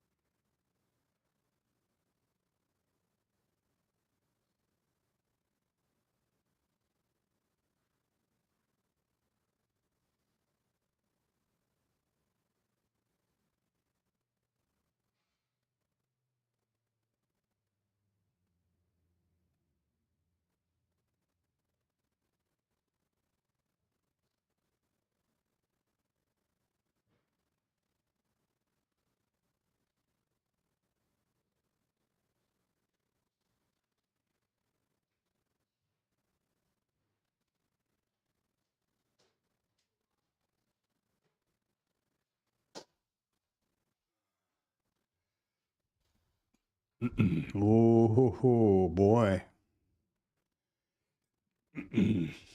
On the right something and everything. Where's Blue Boy? You hiding over there, buddy? There you go.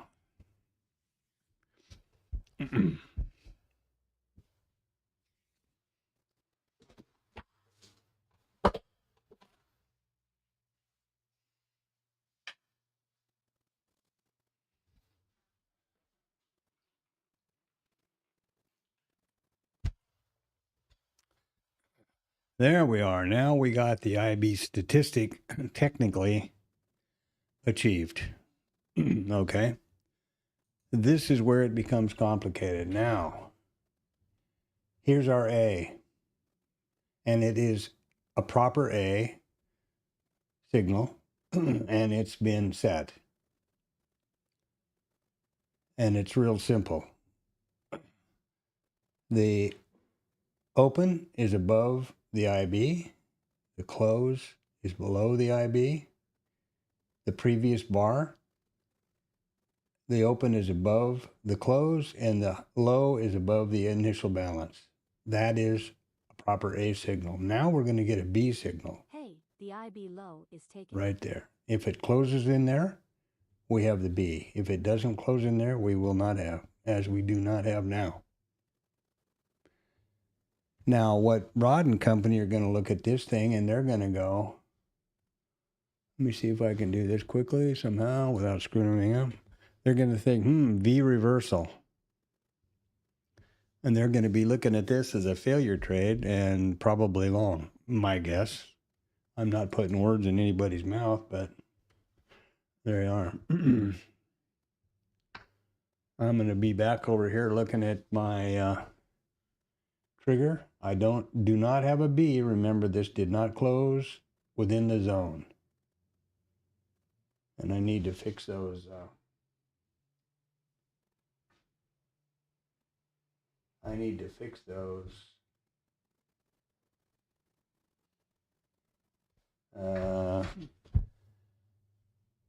These labels here. The labels are on my, are pushed to book map correctly. I just need to have them over here. You see the levels, no problem. Now we have an IB failure B, and now we have a B failure. You see there? That has been set properly. This is a real problem for me. Mainly because I am prone to short. And now what will be required here for this to be a trigger is to come back down to within 1 point either side of the IB, and that would trigger a mean reversion or an IB failure trade. I'll take it automatically, but I'm not going to be very rosy about it because I'm not sure, not real confident that we're going to take that IB failure, and I have a range requirement, you know, which basically says that I need to have a unobstructed path from my entry to my risk neutral scale. I should put that in the thing somewhere.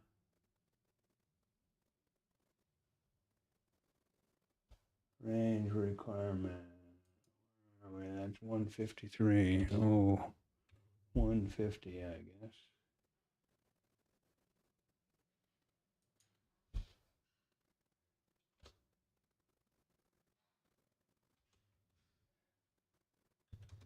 Yeah, the range requirement,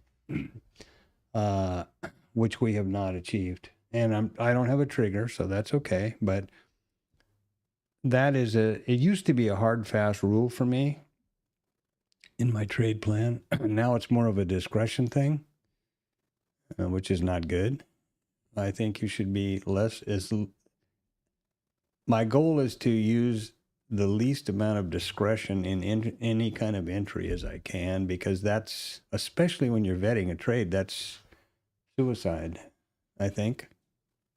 You can't have discretion when you're vetting a trade. Now, I'm confident that I'm through vetting hey, Panda, what's up? Vetting the IB trades. But,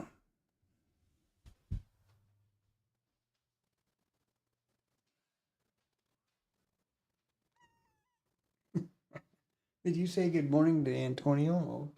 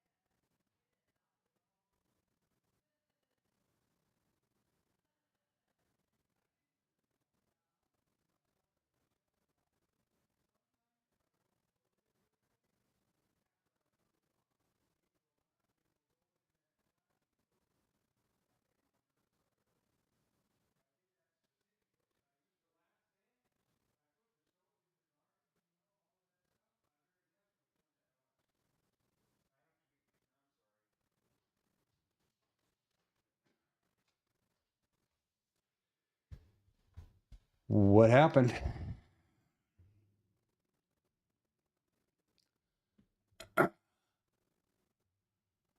Nothing. Okay.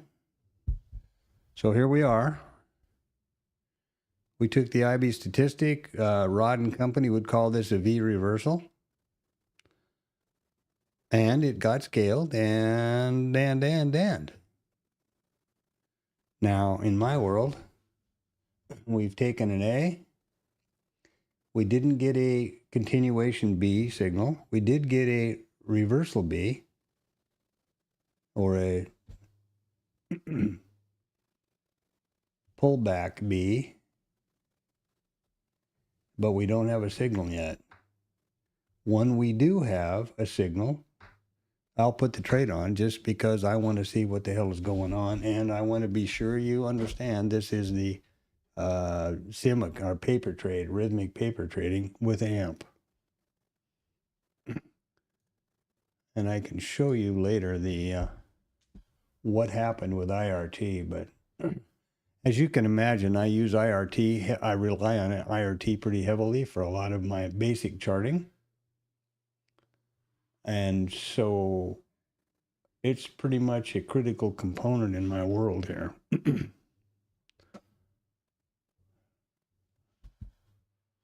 Not to have it would be ridiculous.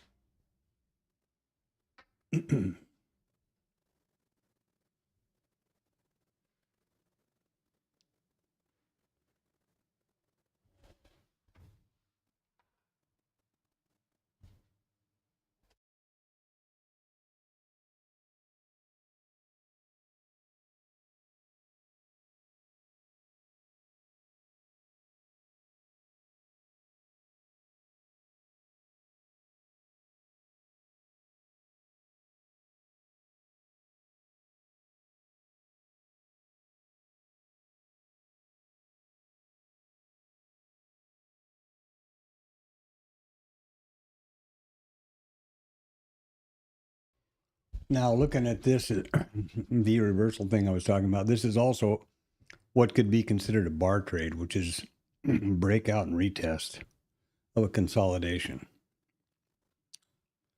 My problem with that is I'm never sure which way to go with the damn thing. Would it go in the way of context? I would assume so. And that's what bothers me about the signal trade over here. The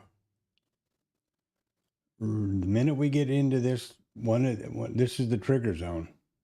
We get a trigger here. I need to put a long on, following the rules, as the system would do. I don't necessarily believe that's the right way to go, but you understand where I'm coming from, I guess, right? You see these are the pullback. This is the pullback zone. This is continuation zone, and there's the IB low. Now the trigger zone or range is not identified here, pushed to bookmap because it's just 1 point either side of the IB. So, come on.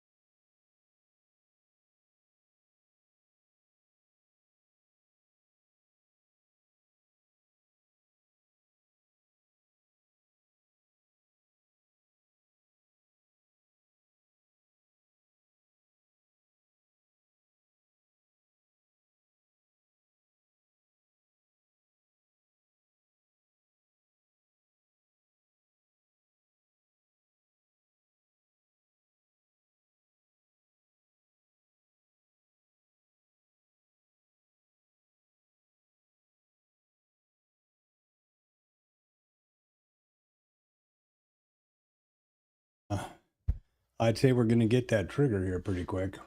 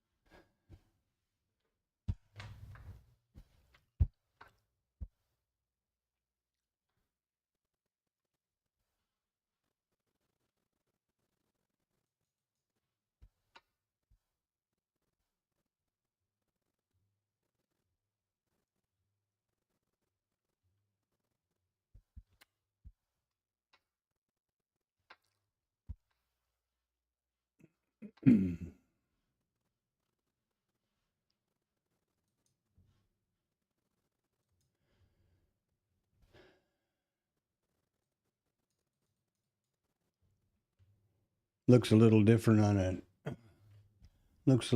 a normal scale.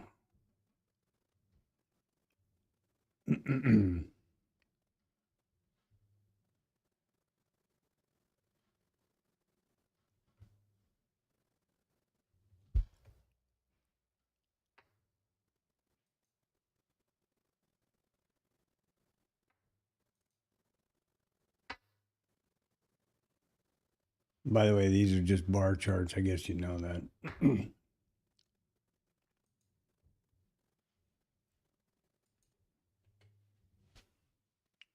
This tight consolidation down here is basically developing a new distribution is concerning for me to take a short, frankly. And that's where discretion is going to not be my friend. Here. Now, don't forget that, let me just point this out. I do not have I do not have a trigger supporting an entry for the pullback. We could come down here and get a B signal for the continuation trade, and then that trigger, you know, that's how it works. And that's how the system reads this. Remember, the system is not sitting here thinking, oh boy, I want to short, oh boy, oh boy, oh boy. Now we have a trigger. So we're going to go long. Order submitted. Right there. Likely going to get stopped, probably. But here's what I want to confirm. Now I like the looks of this. Okay. And what is that? That's the long at sometime 2:04. Panda, I can't talk to you right now. I know you're upset about that, but it happens. Okay.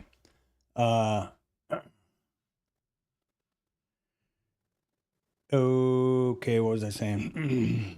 Yeah, now what I was looking for and why I'm happy about this is everything is working out according to plan over here. That's a good thing. Makes me happy. Now I would be confident to move to the live account, and you see that I'm getting all of the proper signals over here, and the levels are being I'm just taking screen snaps here, and the levels are there, the entry, the take profit, etc. Wait a minute. Where's the second one?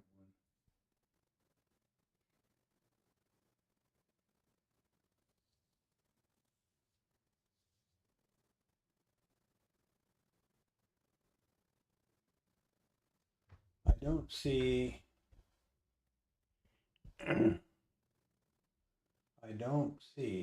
the second target up here anywhere. Do you see that? I don't. And there is the risk neutral scale. Well, there we go. Now it's helmet time, boys and girls. $206.14. 206 something. 10, I guess. Boy, that's a pain in the ass. Will we get up here? Boy, is that unlikely, huh? Will we reach this target? That's unlikely, isn't it? But here, what I'm trying to test, and I hope is clear, this is working perfect. Now I'm completely happy. I was pretty freaked out when this was firing trades right, left, and center, the opposite of what I was entered, you know? And that was not a rosy picture. And where that damn, it's not showing the second target anywhere up here, which is disappointing. Entry, yeah, I don't know why, and that used to always work. So that's the next thing. But this is just a plot, right? This is just graphics. So in reality, who cares? Let's look over here. There's the long. I don't see the trigger anywhere. I mean the second target here, unless it's buried under all of this noise. But this is the key thing. The portfolio is plotting this properly, so I'm pretty happy about that. Okay, let's get back to Bookmap now. Oh, that's really pretty cool. I'm pretty happy. Took the signals just as I expected, and there we go. As per the rules, let me put it that way. All right, so now would come the time when, God damn it, I don't know what this is all about, but that's not very nice. Trade management could come into play here, right?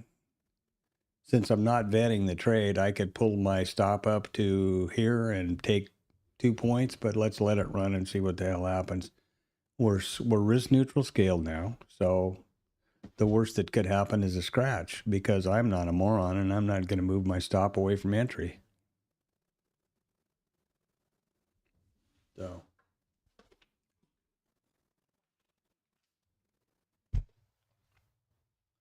Yeah, that's pretty cool. Okay, great. That's a big relief. Big relief. I'm still not rosy with the idea of a long at this level with this second distribution building so strongly here on this consolidation. But, you know, the entry was correct and we're scaled. So, you know, who knows?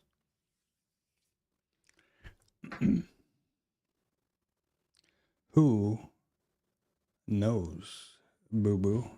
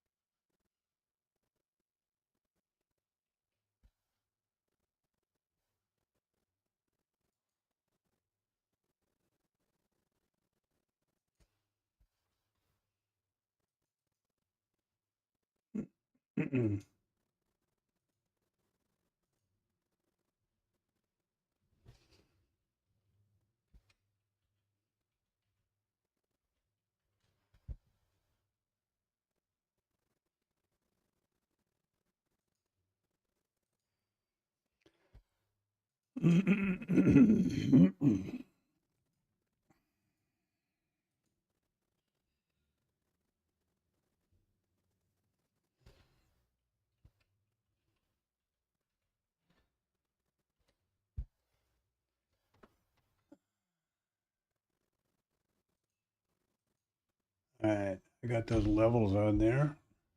Save that chart. So what's happening here?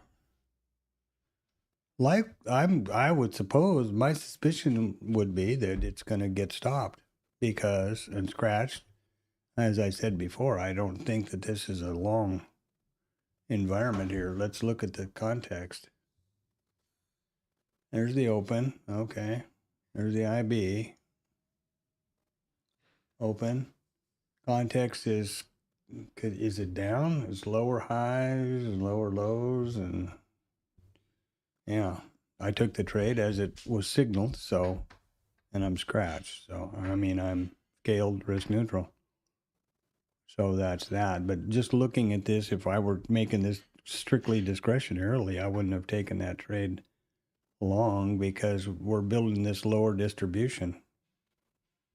There wasn't a lot of interest up high.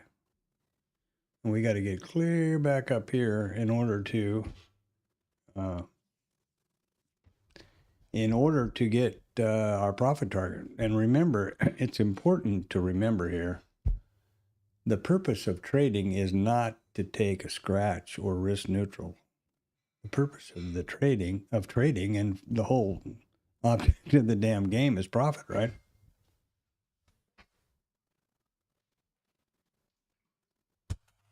This is a business to be consistently profitable and make a living from.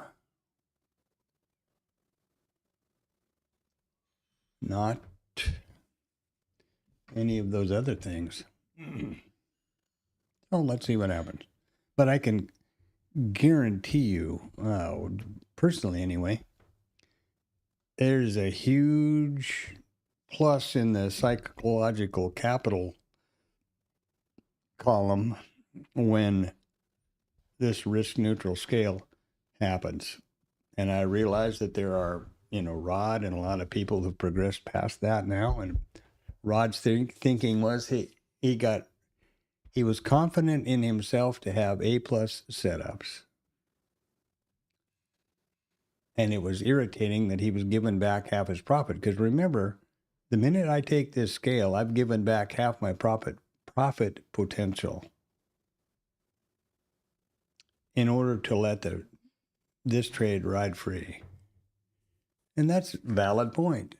But I can tell you that from a psychological point of view,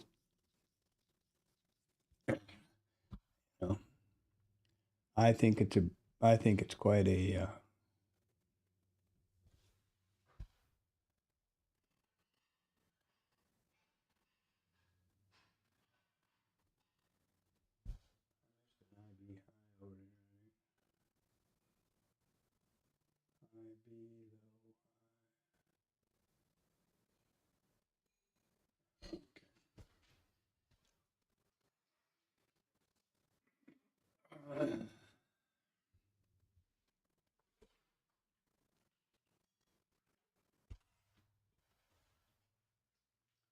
boy, am I glad that that's worked properly with IRT. Phew. That was pretty worrisome, as you might imagine.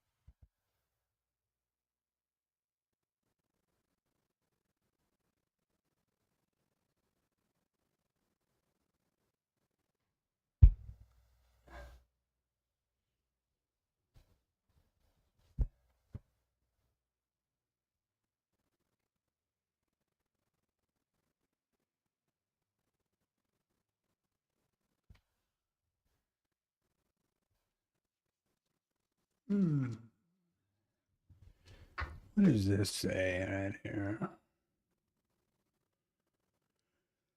48 half. 48 half. No, that damn thing is nowhere to be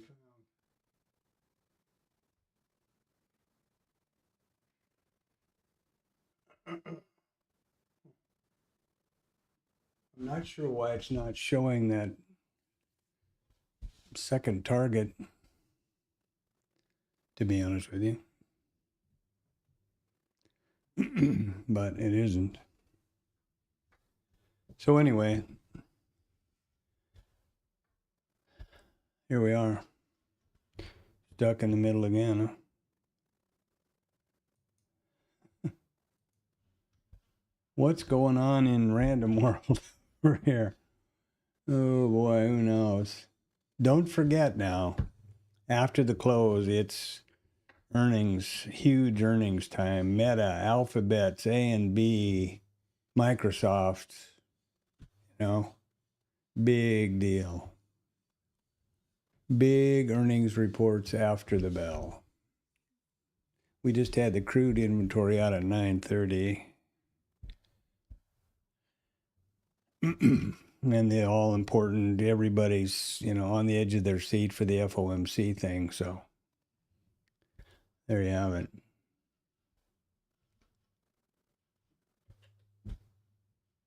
There you have it.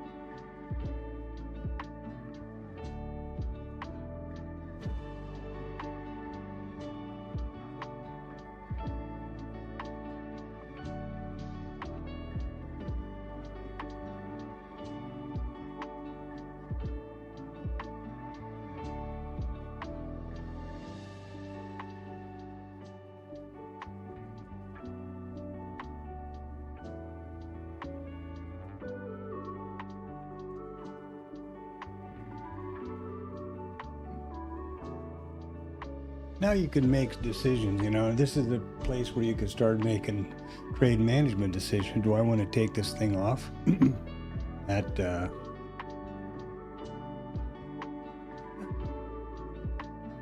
would be 24 ticks.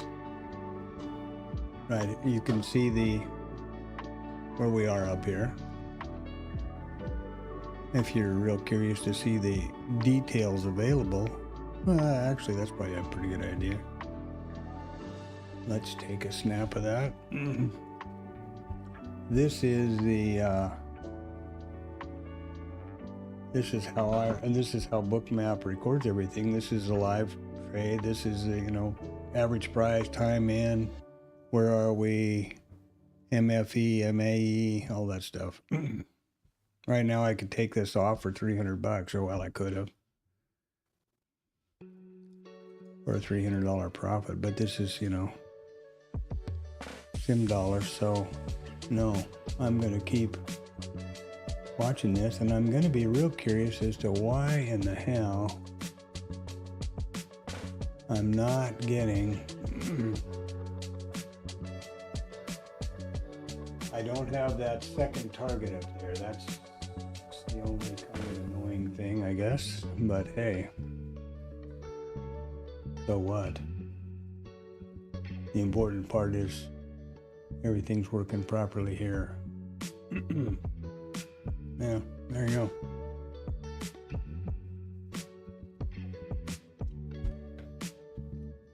Low probability to get to that target? I would say so. Just stop and think about all the obstacles in the way here.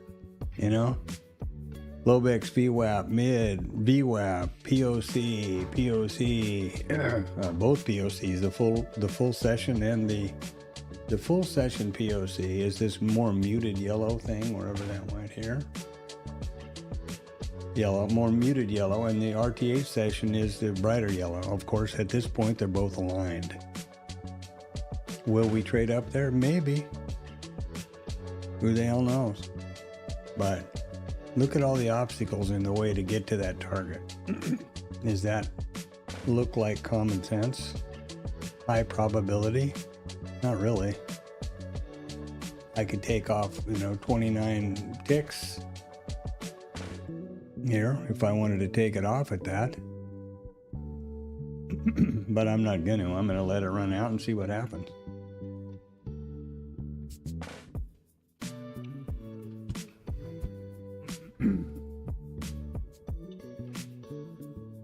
And this trade was taken exactly in alignment with the the rules, so, of the system, which I'm basically, you could say I'm live testing at this point.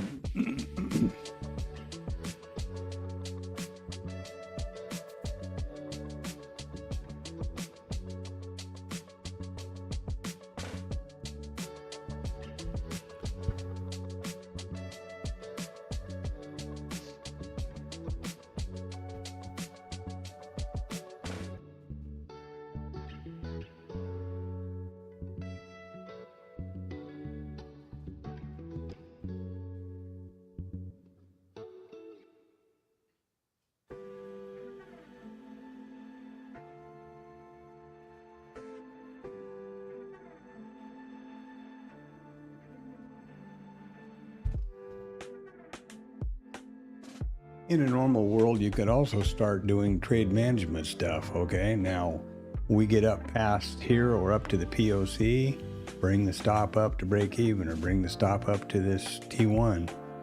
There's a lot of different what ifs you could do here in the grand scheme of things.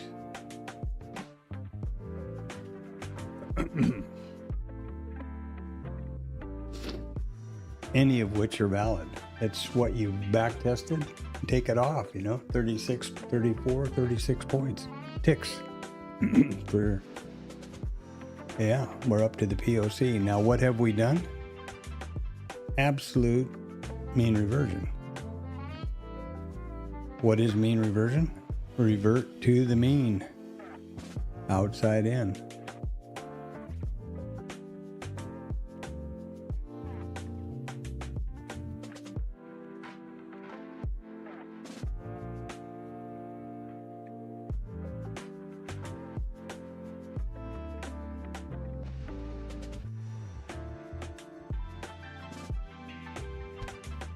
Will it continue to go higher? Beats the hell out of me. But we'll watch, shall we? I'm hearing all kind of clunking and bunking going on here. I don't know whether it's something outside or inside or what's going on. I'm going to take a quick sashay around and make sure everything's normal here.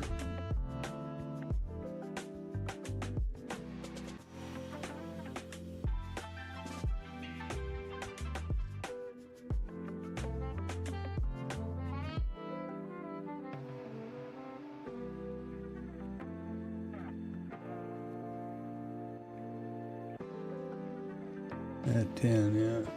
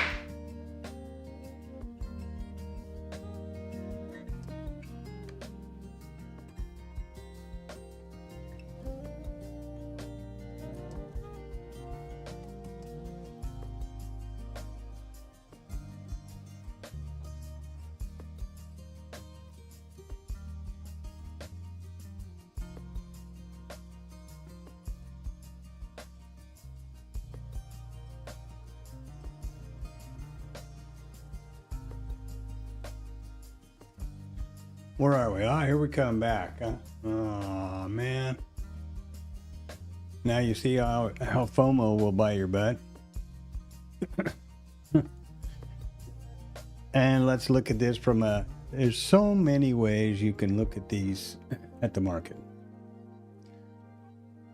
The higher time frame and smaller and smaller fractals or time frames.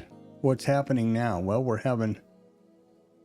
if you look at it real tight, we're having higher lows and higher highs. If you look at it wide, we're having lower highs and lower lows. You know, if you want to look at the high time frame and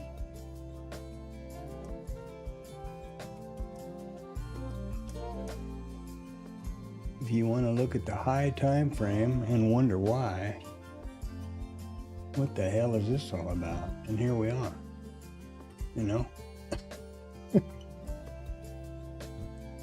And there's our trade. So there you go. Yeah, it's just all a matter of time frame.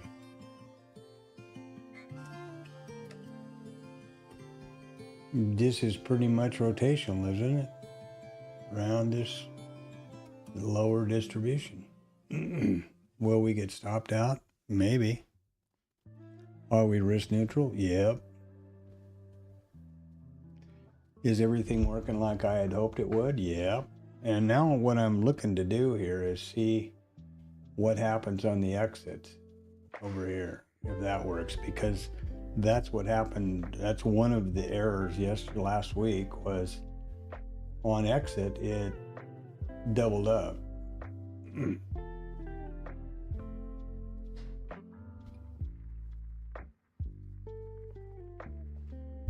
And this is strictly no, the hands-off trade.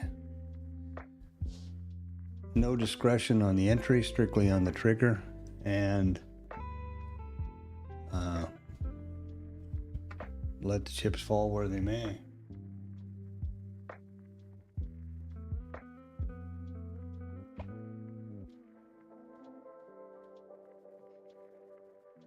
I don't know why this son of a bitch keeps having a problem over here, but I'm kind of pretty annoying.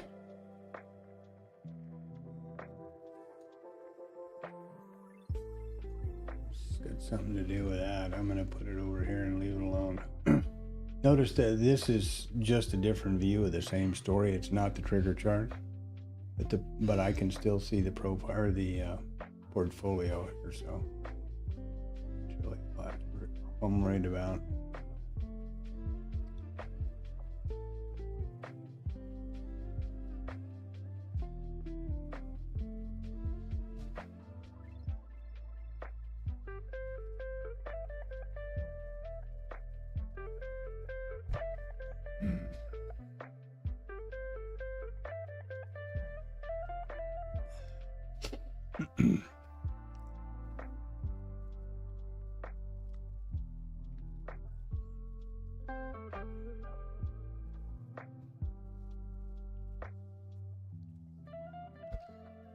What will they want to do ahead of the Fed?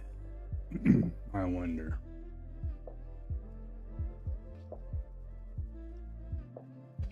Buy the rumor, sell the news, all those old sayings. Who the heck knows, huh? I also don't see my stop anywhere here.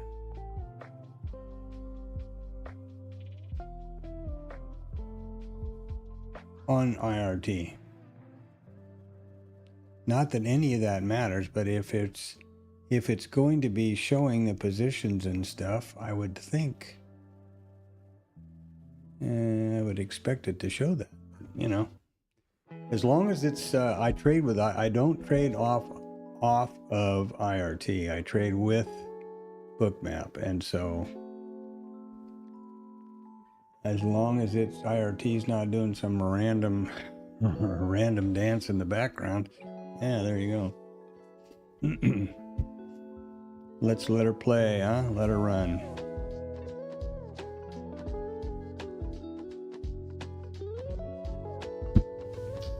see the full cycle. I would like to see the full cycle to the target, but you know, whether that's going to happen or not, who knows? Now, based on my trade size in the package and the entry spot, which is per signal, this is not very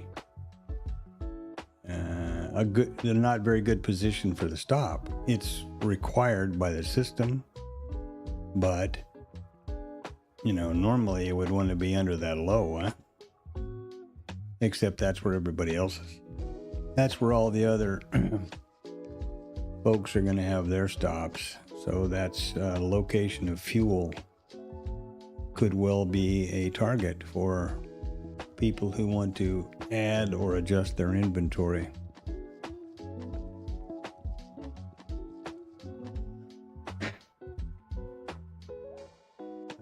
Found out the noise here.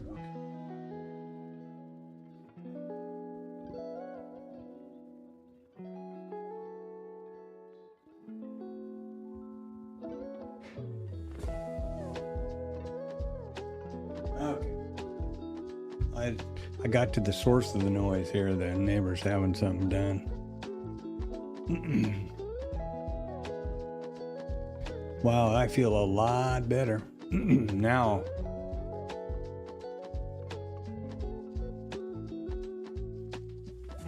I will, unless something happens different in the day or whatever here, I will move to live account tomorrow. And there's things that happen in the live account that you need to be aware of, that I need to be aware of. It's a mindset difference, you know, from this prop crap. For example, I'm getting an email every evening about margin changes based on reporting. In the ETH session, starting at last night, 1700, there was a margin requirement of 25% based on the potential volatility of this morning's report. I can actually, no, I can't show you that. I don't have Outlook or anything on this trade computer, but trust me. Per amp. And then that may or may not be lifted. Let's see.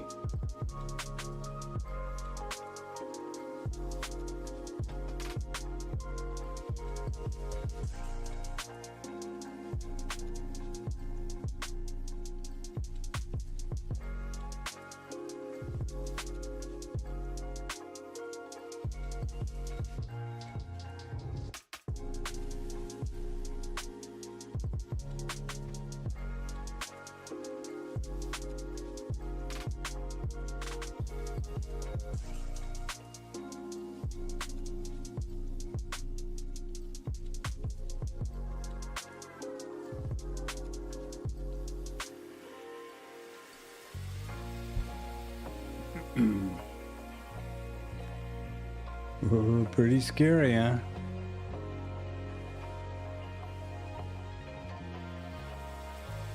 Let's see. Email from AMP Futures at 1627 minutes last night was, until further notice, we will be setting the U.S. equity indices margin to 25% during the U.S. overnight session, starting at 1700 Central Standard Time until shortly after the listed U.S. economic news release. And the release is, you got to go to the next thing and see which releases they are. I'll do that.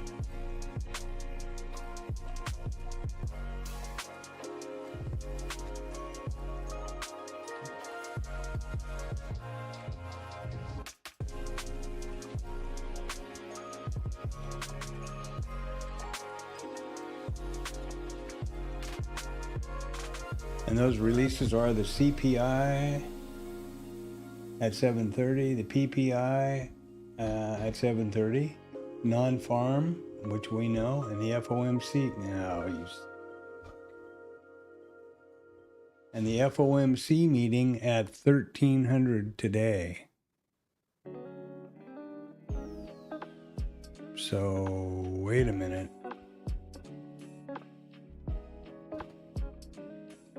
That would mean that the S&P E-mini maintenance margin would go from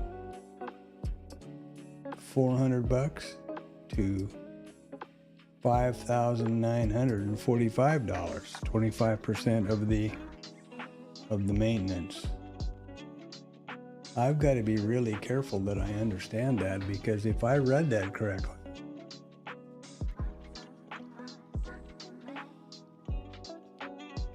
yes, that's correct. So I could not be trading. Oh, and I just got stopped out to the tick. Do you see that? Yep, there we go. Now what happened? Okay, everything closed properly over here. We got stopped to the tick, which is expected just ahead of that low. Okay. Wow. So I would not be able to trade the E-minis here until after 1 o'clock today. So this trade this morning would have triggered a margin call.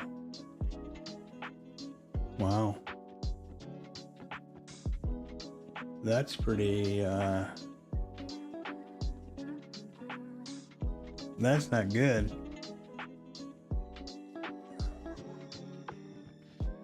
That's not good at all.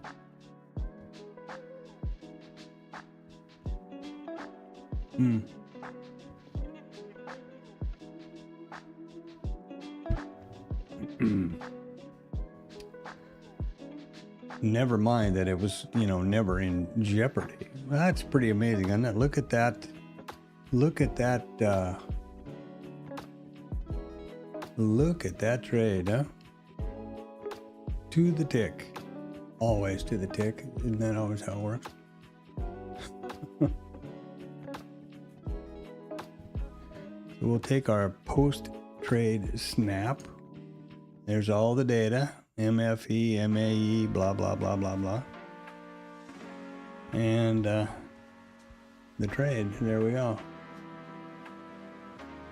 Now, do you notice that this is 0 P&L? It's because it's a straight up scratch.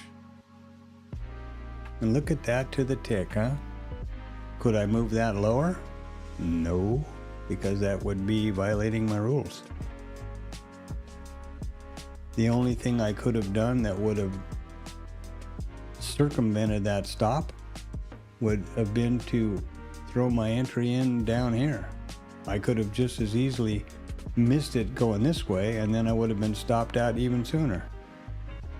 Your entry location is so important. Yeah. And now let's see what the hell is going on.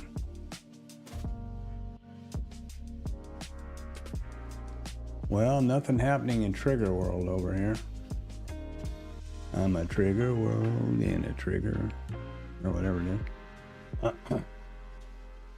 Okay, what have we got? There's our A. So we're out of the trade. We don't have an A set. Now the way it would work in my signal, in my actual trading would be on the system. I need to have a new A and a new B and a new trigger before the system would fire another order.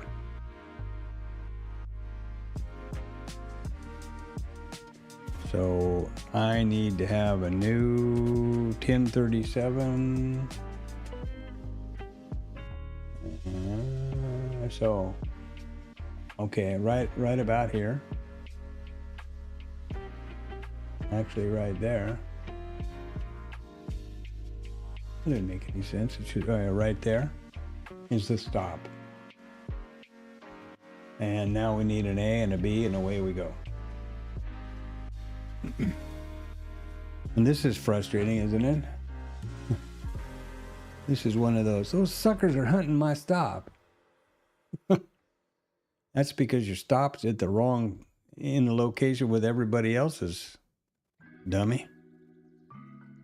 You know, if you think if you're amazed to get stopped when your stop is just above the low of the day, I don't think that's very rational thinking. I'm getting back to this report thing.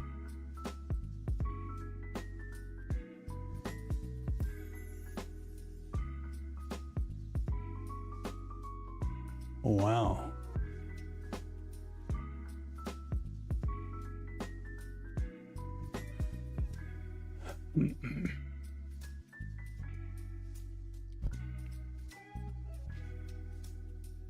That's pretty amazing.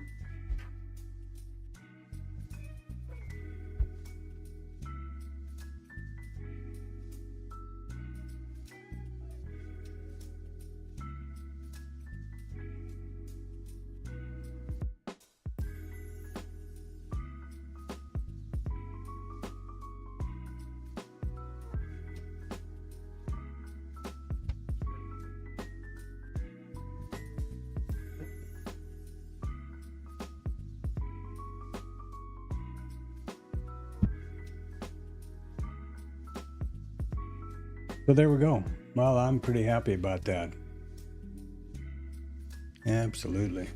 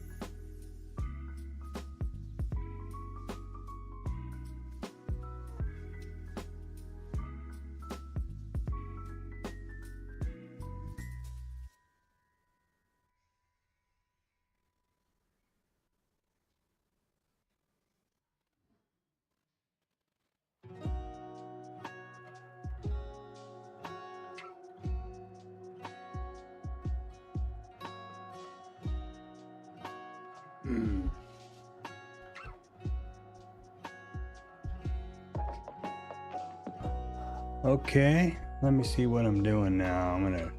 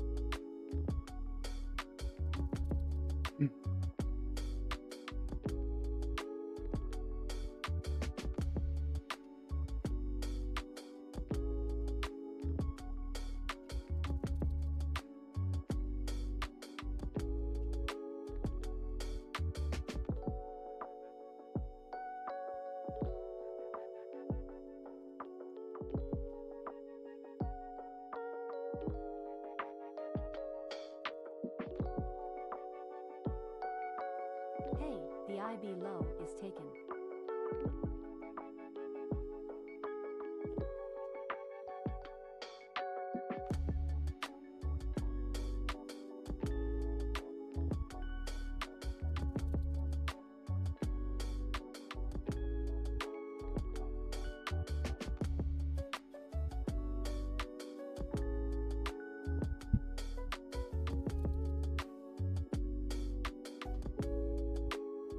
So here we are again.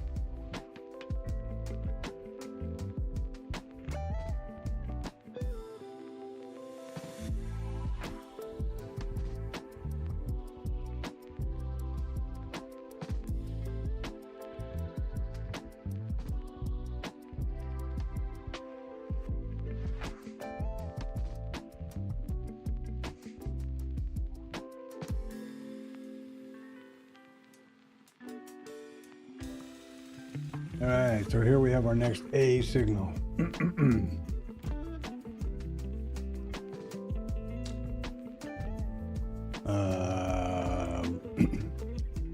So that sequence has started once again.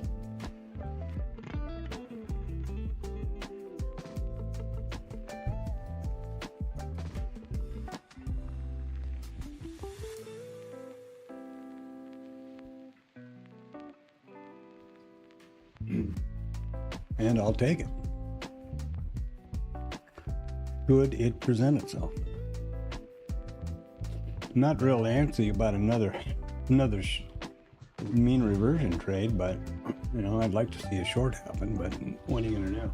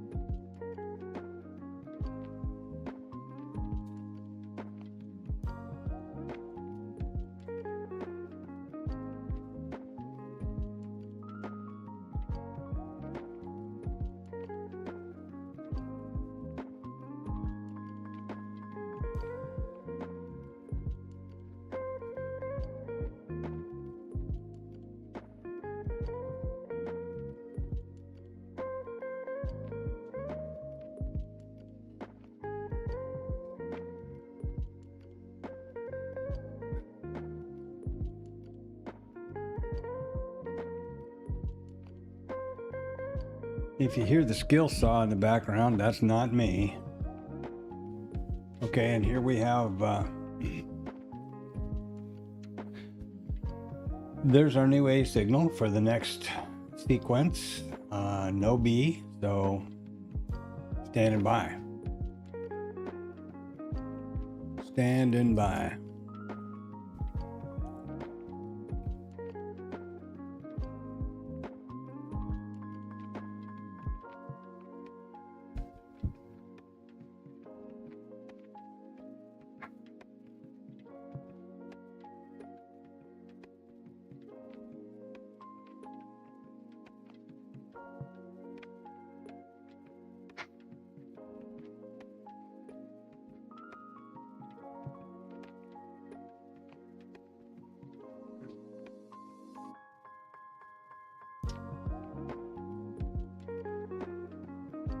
I would love to have a short here, to be honest with you.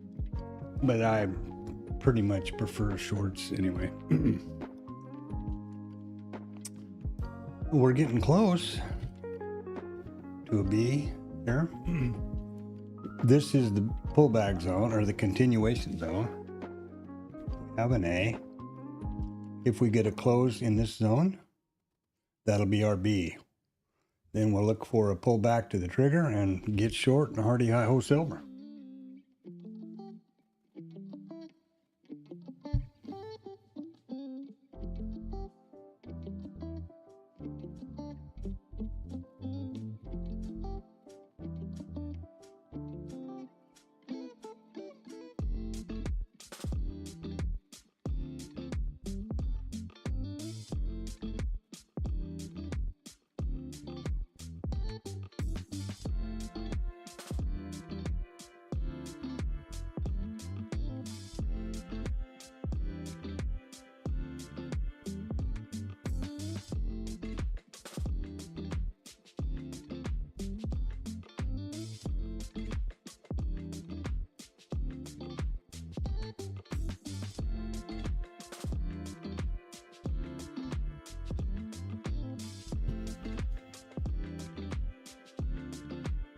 Oh, come on.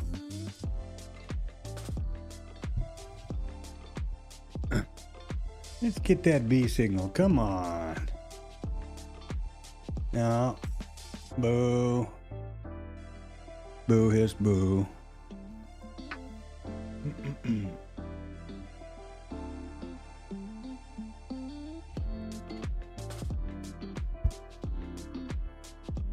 Hey, the IB low. There we go. Now if it'll stay stuck, we're all set. Then we need it.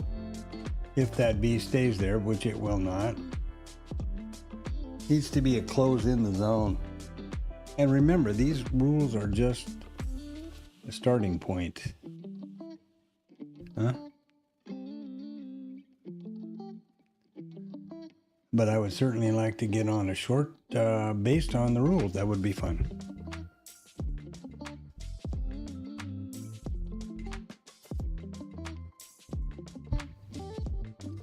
We're getting into that real narrow ATR range once again.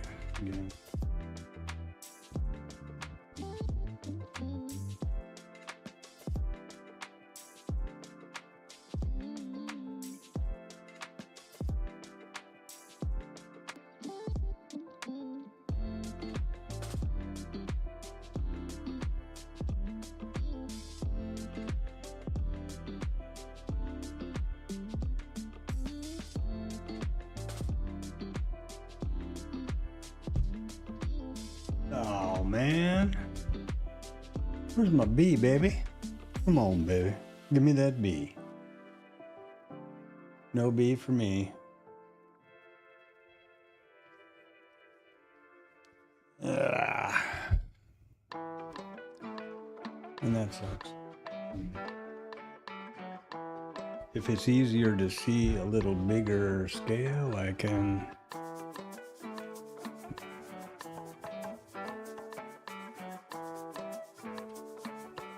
widen it out a little bit.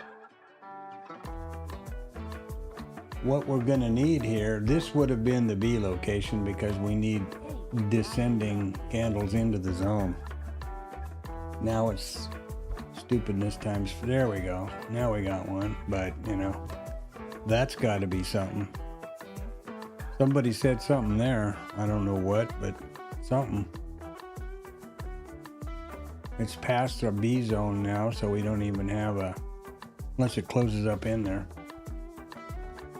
That won't be a signal.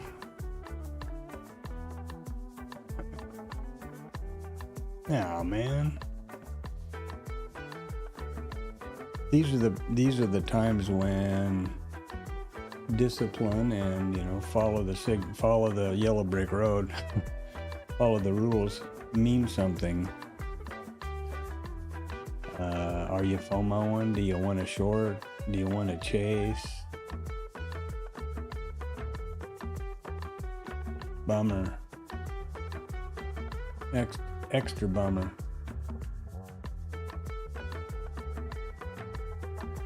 Oh, I didn't want that one, did I? No, I want this one here. There's the one I want.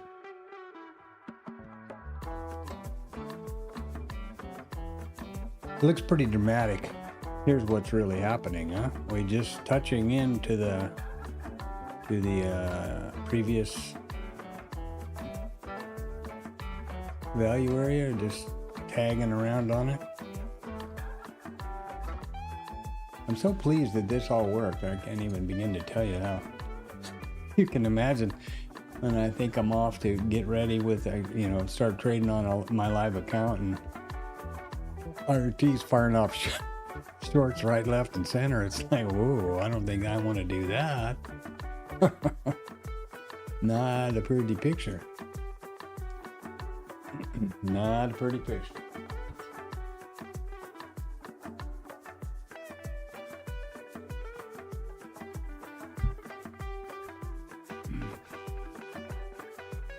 And that's not particularly well.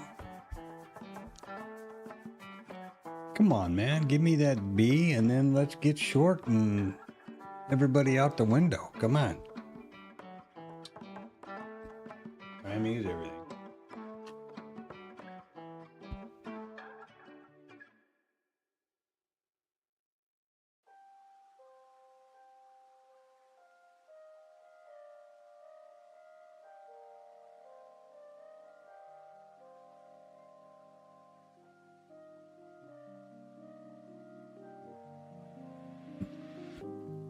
So what I'm doing here, in case you're not up to speed with it, is actually trading vetted setup trades. Not just making stuff up or saying, ooh, structured trade or whatever else it is, you know. This is the truth. These are real.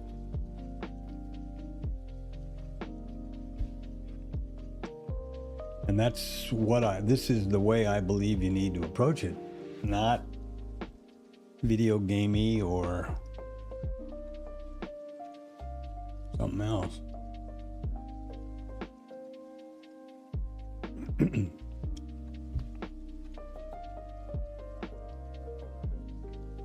remember, this is my trading journal, so I'm talking to myself here, right? And I want to always stress every day, if I haven't yet, I'm sorry. This journal and this stream is not my way or the highway. I am in not remotely egotistical or narcissistic enough to tell you that this is the only way to go. This is what I have landed on as at the moment, as of this day, you know, the 29th of October 25. This is the way I think to go for a live trading, live account, my trading business. Right now, this is a paper account. I've already gone over that with AMP because I wanted to make sure that I was getting proper functionality and response out of IRT, which I did. If you know, I don't know, if you throw coffee on the wall and the way the drips run tell you how to make a successful, consistently profitable trade, don't ever change. If just, you know, turning your back to the screen and clicking the hell out of the mouse works, go for it. Well, this is my approach. And if it makes sense to you or is some help, that's great. If it's funny, that's cool too. You know, so what is this old idiot up to? Then go ahead. I don't mind. Feedback, drop something in the chat. Thumbs up, subscribe, you know, send money, all that stuff. All right, now let's hope we get a B signal here, which would be marvelous. Let's hope we get a B signal right here, and then get a continuation. These are short continuation triggers, okay? But we don't have our B. We got the A, continuation trades, but we don't have the B.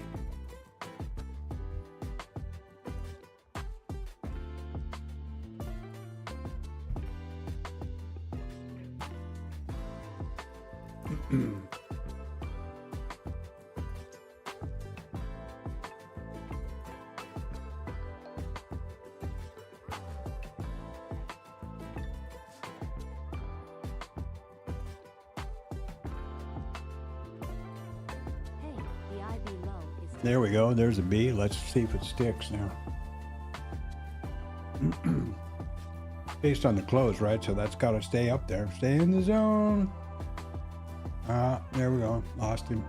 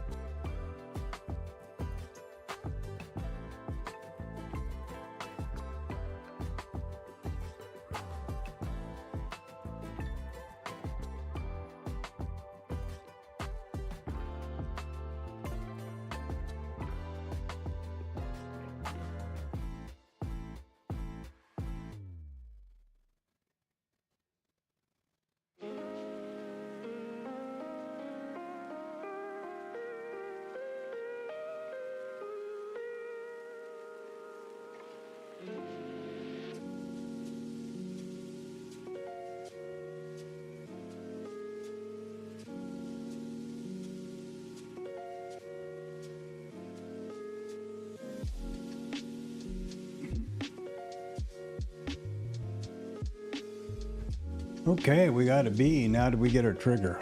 Great. I want you to be sure and remember something or be aware of something. Down here, what are we doing? We're essentially getting short in the hole, eh? But we need to get up to our trigger, which we don't have yet. Once we do, and the trigger is simply where we get a high back into the trigger zone. What I'm going to do here is put a resting order.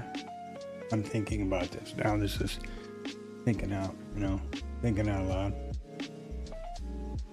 A resting order here at this IB low.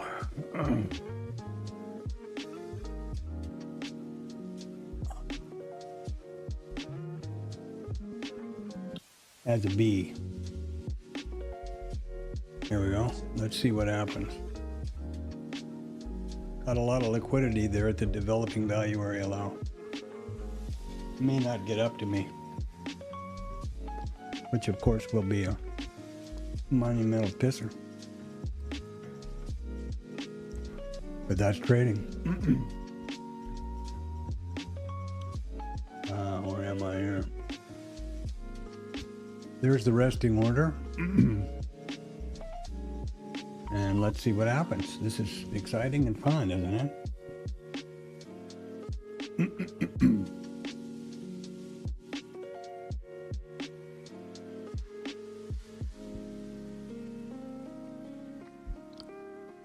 Don't know. This is essentially,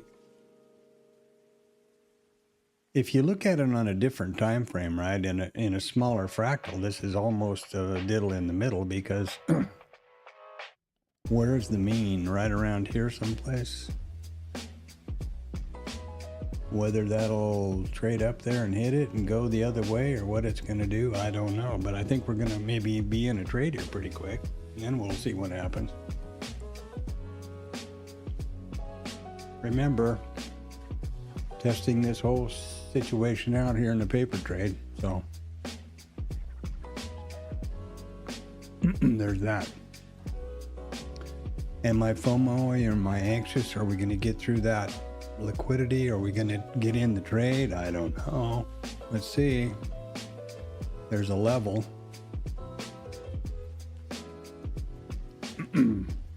Is it FOMO-y? Yeah. Do I have a signal yet? No.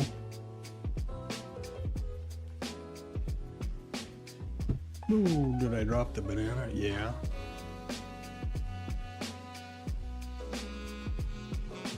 Come on, man.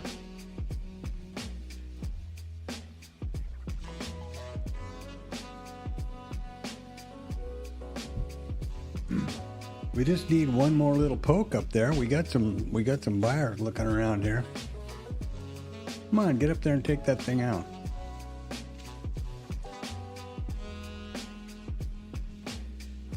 Well, there's a signal. Now I haven't taken it, but I think we're gonna get there. Come on, one tick. Come on, girls. Oh, man. You gotta be kidding me. Look at that. Come on. Oh, that's just amazing. That's the trigger signal. Not taken because it didn't take my resting order. Man, pretty disappointed. Boy, oh boy, is that a bummer. One more tick. Come on. You gotta be kidding me. See what that developing value area low is doing? That's really putting a lid on the pod, isn't it? 2 triggers now.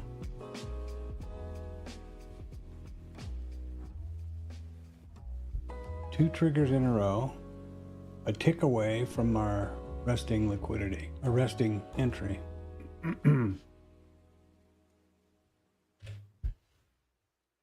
I'm kind of really disappointed that I didn't. I guess putting a resting order wasn't a good idea. Or are we going to get taken in? Invited to the dance. I would one tick. You gotta be kidding me.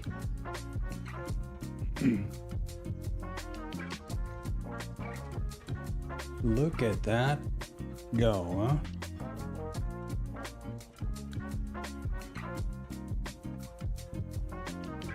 What I want to be sure and not do now is put a market order down here and have this resting order, and then they both get hit and you're in a 4 lot, right? That's something to be really concerned about. There we go. Finally. Jumping, gee whiz. So risk neutral trade entry, IB, C short, IB, D. Short at what time? 3/17/44.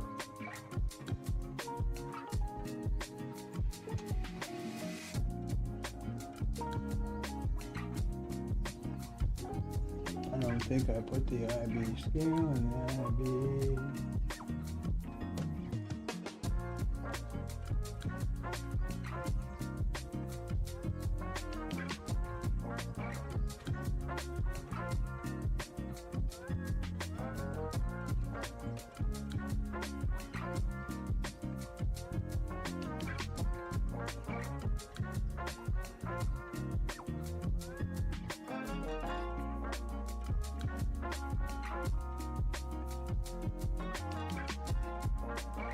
Okay.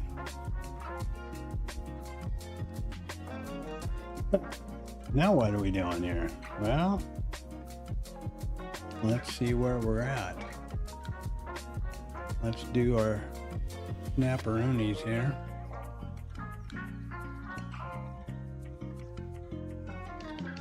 Okay. There's that.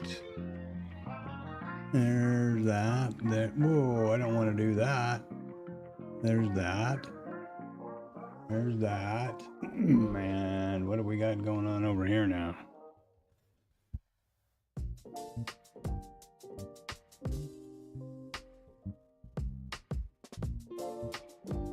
There, it's screwed up. Now it's done it again.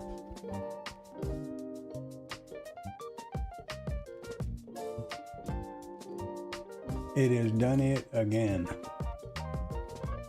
IRT is calling this a long. We are definitely not long. This is a short. That is really disappointing.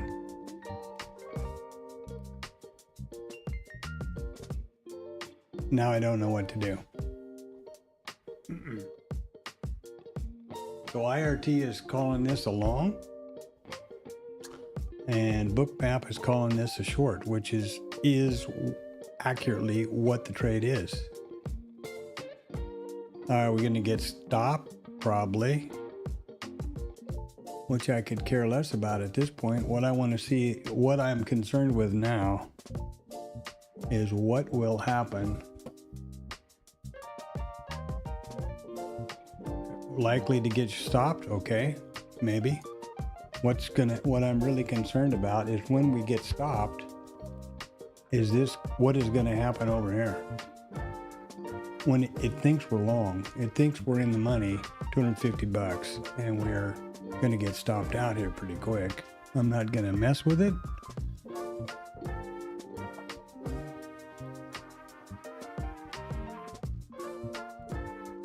Wow. Okay, there's the stop, and it's entered 2 more longs. It did it again. Something is really, really wrong. It entered 2 more longs, which is, it's not interpreting the short correctly. Son of a bitch. And look at that to the tick, huh? Talk about trade location being critical. There's our tick, and there we go. My.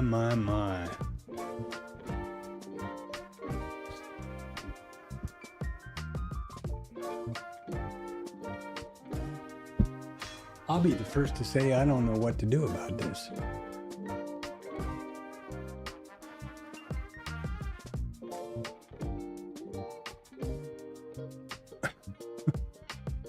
I do not know what to do,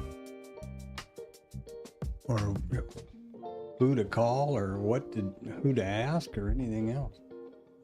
Son of a bitch. You can imagine my frustration here.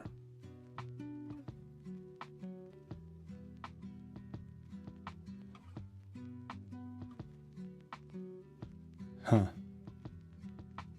And now it thinks we're long. So IRT still thinks we're in a long position, 4 contracts. It thinks we're long 2 and 2 more. And I am the first to say I don't know what to think about that or how to deal with it. Flatten it?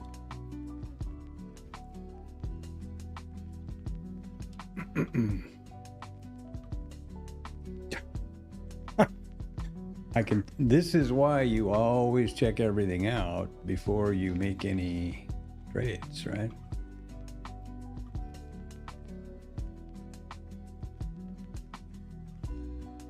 Wow.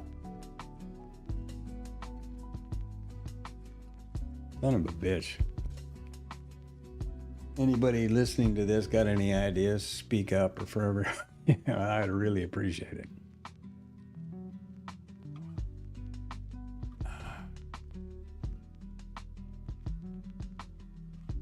Now, I wonder what happens if I flatten. Can I flatten over here somehow or another? Trading order desk. What is this gonna do? Let's watch what happens here now. Okay, it looks like we're 4 long, right?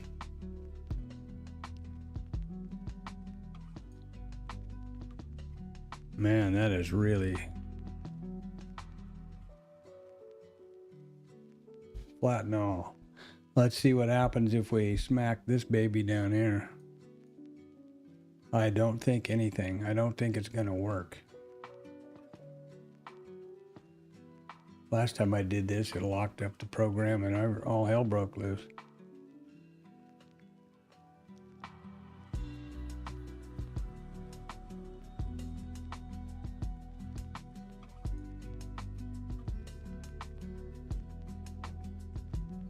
Yeah, it's not working right now. Anytime it starts doing this with the windows, and you'll pretty quick, you're going to see a not responding.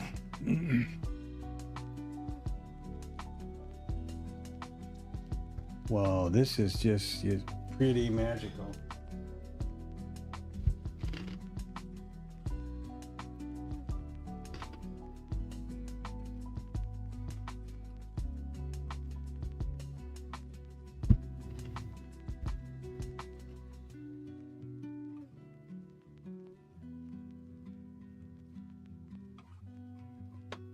I don't know if I can maximize this back out again or not.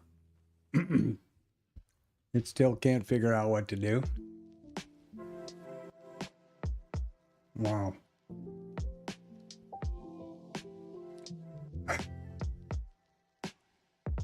Oh, man. Ah, damn.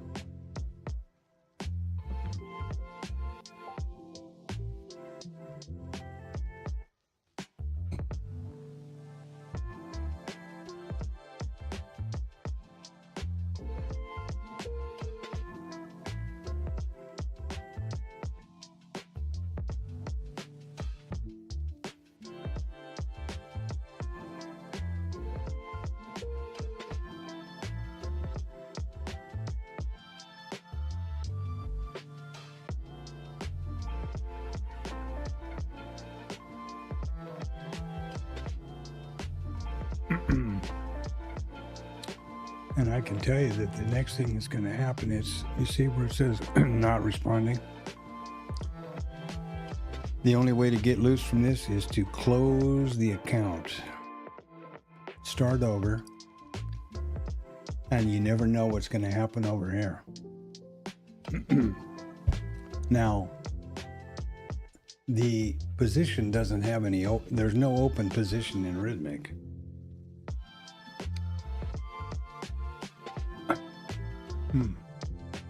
Boy, I don't know what to do. Frankly, I don't care about trading with Rhythmic. Actually.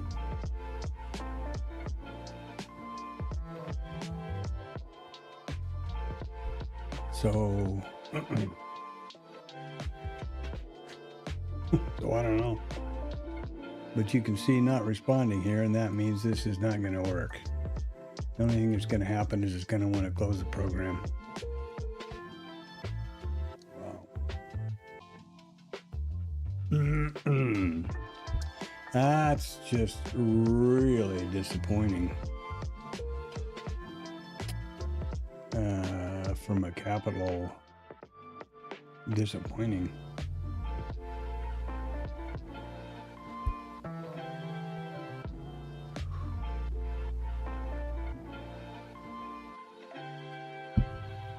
I can only say that I'm really happy I'm clever enough to be testing this out in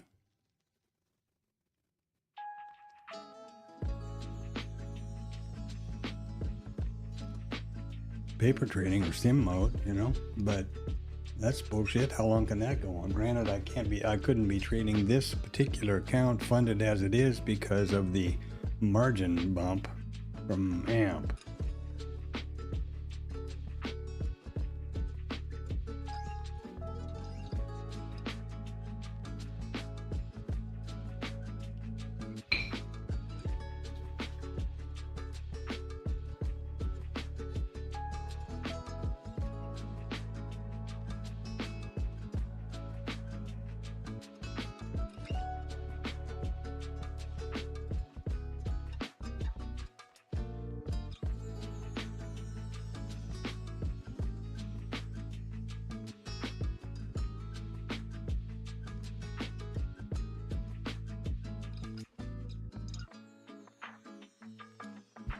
Well, son of a gun.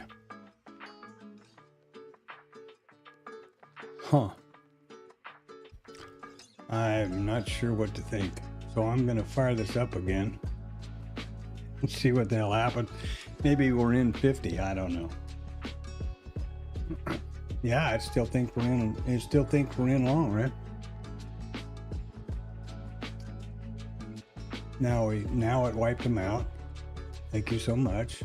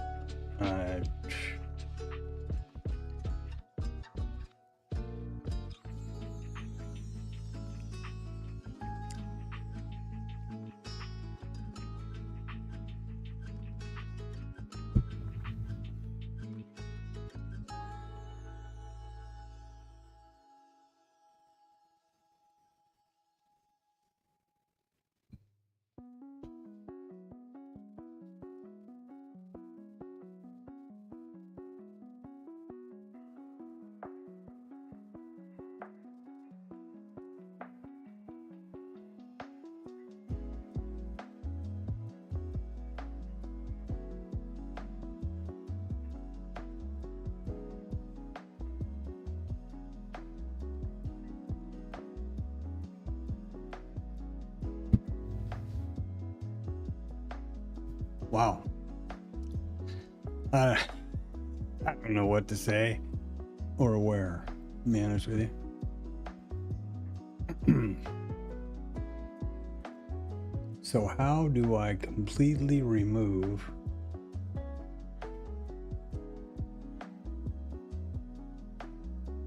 the trading from here? I know I can change the account to sim everywhere.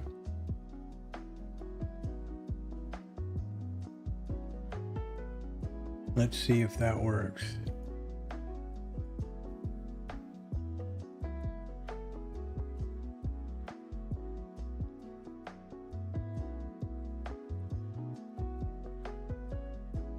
Well, we've got a B.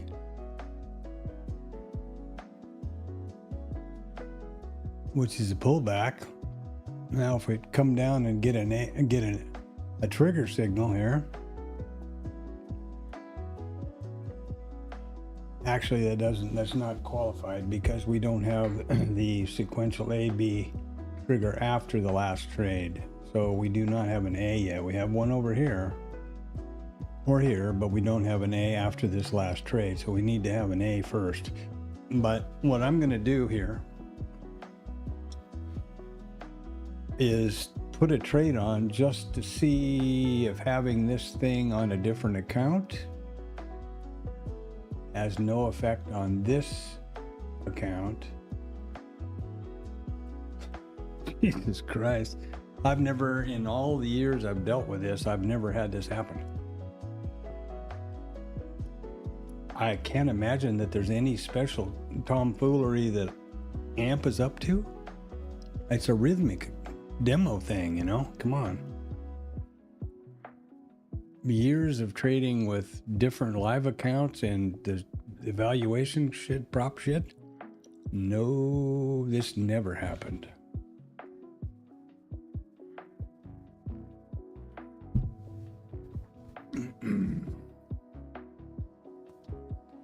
And I didn't think to look at the I did not think to look at the value to start out with, but I don't think that all of that stops and longs and stuff had any effect. This is just the sim value, right, from the who knows when paper trade thing, which I think starts at 100,000 or some equally silly shit like that.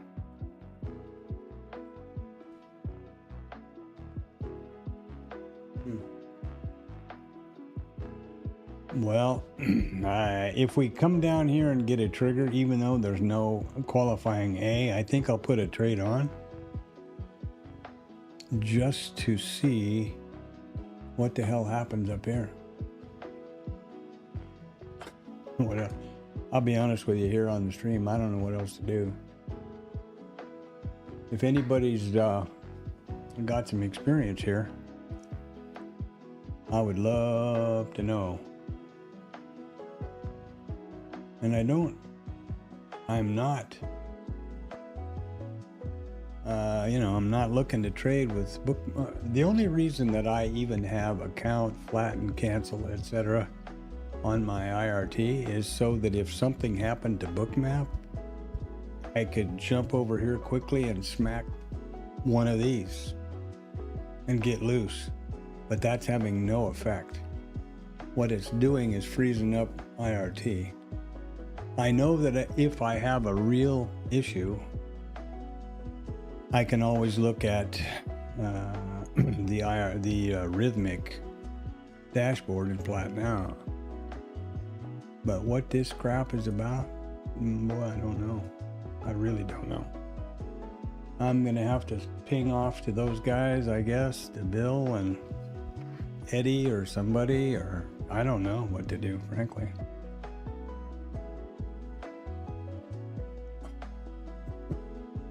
I do not know what to do. Who to screw? What? I don't know. Anyway, so here we are. It's sometime or another. It's 11:35. Had a couple of trades so far. Both as per the signals exactly. Risk neutral scale. Didn't do any trade management at all and took the stop for the scratch. Second signal here was dicey. Took the trade, scratched. Then everything was upside down with IRT. It seems that the problem is with a short, not with a long.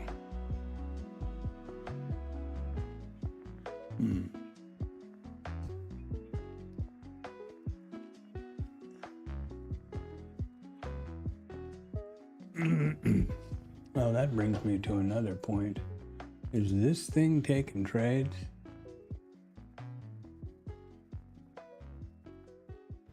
No.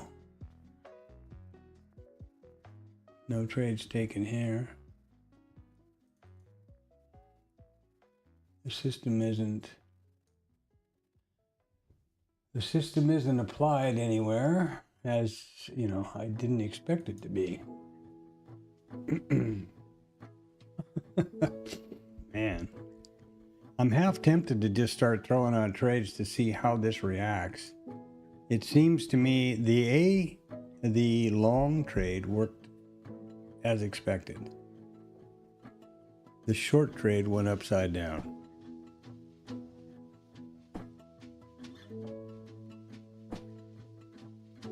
Now this is demo. I'm going to switch back to the demo count, the paper tradey thing, which is up here, and do a what? Do a long. Okay, I'm gonna go long down here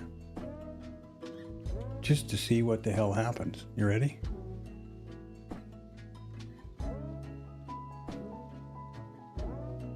This is diddling in the middle, and I would never do this in a million years, but I want to see what this is all about. I want to see what's going on with this signal. Order submitted. And I suppose I can't even get in the damn trade here now. There's the buy, resting order.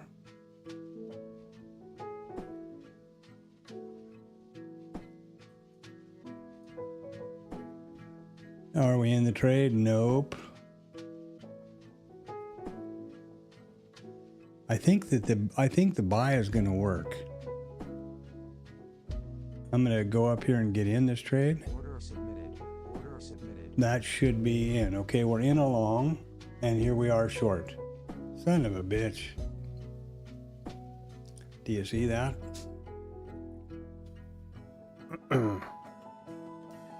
I'm going to try to do a screen snap big enough for the world to see here. I'm sorry. I don't know what else to do, so I'm trying to do everything I can do to back this up. I got to get some definition or some resolution out of IRT here, you know, as to what the hell this is all about. Clearly, this is long, too. Bookmap is not having an issue. It is IRT that's having the issue. And now it's really an issue because it's doing the first long of the day was correct. Now, something, I don't know what.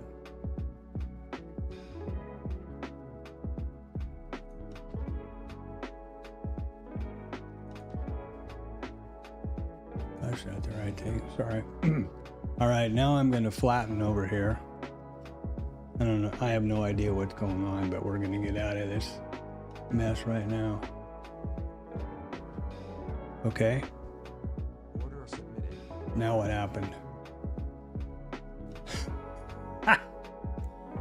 Now it's having a stroke. Now it's having a stroke over here. It still thinks we're short. It's not picking. Oh, it's gone short another two. And we're flat.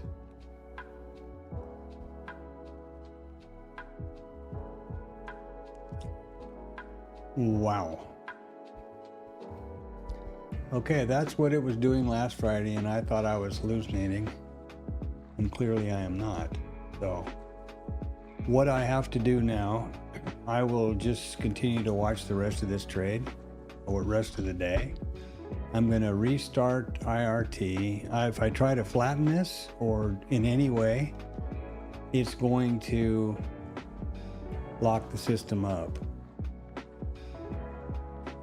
So I'm going to just shut down without flattening, restart, and see if I get this portfolio short 4 or not.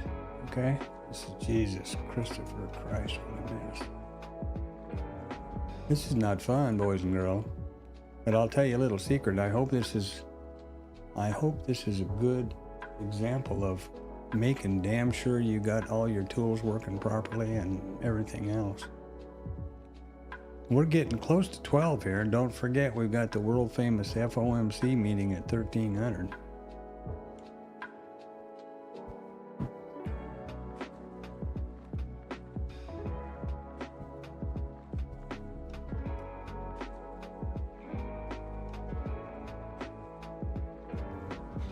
Oh, what a joke.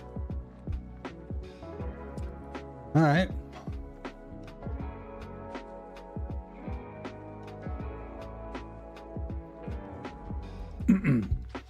If this thing was making a mistake in my favor every time, I'd be pretty happy about it.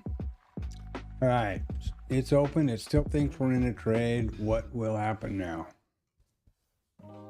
Will it flatten? Yes. It flattened in the portfolio and it flattened over here. Okay. Oh. Yay, team.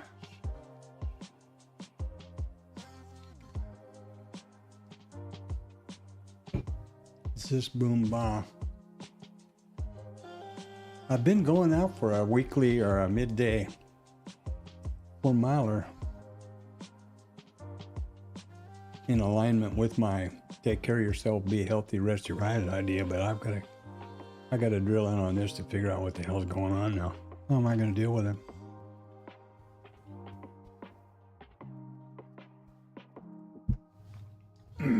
Here's another little thing that cropped up. This is another. This is live trading. This is a live account. This is from AMP. They've increased the trade margin to 25%.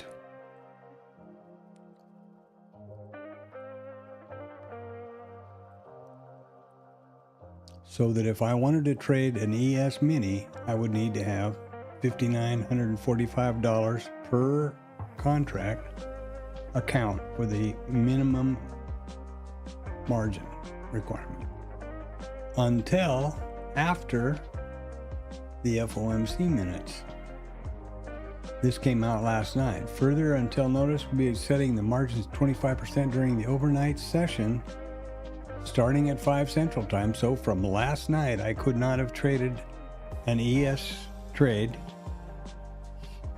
unless I had a minimum of $5,945 per contract in the account.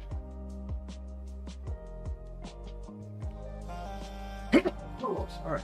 Wow. Tried to get to the mute button and couldn't get there quick enough, so I'm sorry. Until after the news release, we'll restore the margins.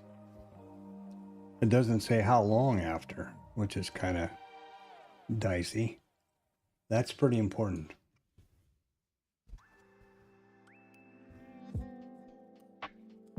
That's important for a couple reasons. I need to be real careful that I understand completely. Let's go back to simulated now. That I understand, I make damn sure that I'm checking my email every night before the open, the RTH Open, if I'm thinking about trading, or at least in the morning. I don't trade the ETH. And now I'm going to throw a trade on long here and see what happens, just to watch this account, okay? Here's a resting order long. There is a long account entry. Order submitted. And what? Order submitted. Order submitted. Okay, we're looking at the SIM account, which is supposed to be internal. And here is the external paper trade account, and nothing going on. So, yay me. To be honest with you, what I'm going to ping them right now with a ticket is, how do I just shut the trading off completely? I don't want to have to rely on myself to remember if this has gotten the right account picked out or not. I think that's stupidity.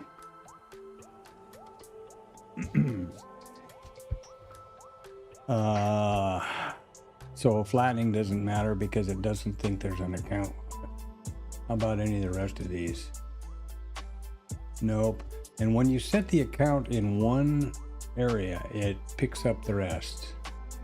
And you can always tell which is the chosen by the top. I have worked that out over the weekend.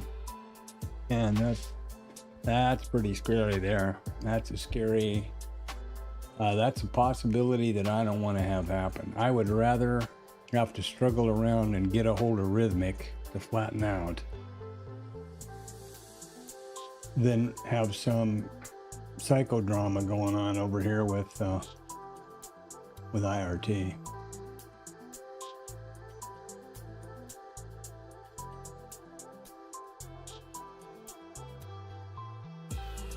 Wow, that's mega messed up there. And I don't, like I said, I have no, it has worked like clockwork until now.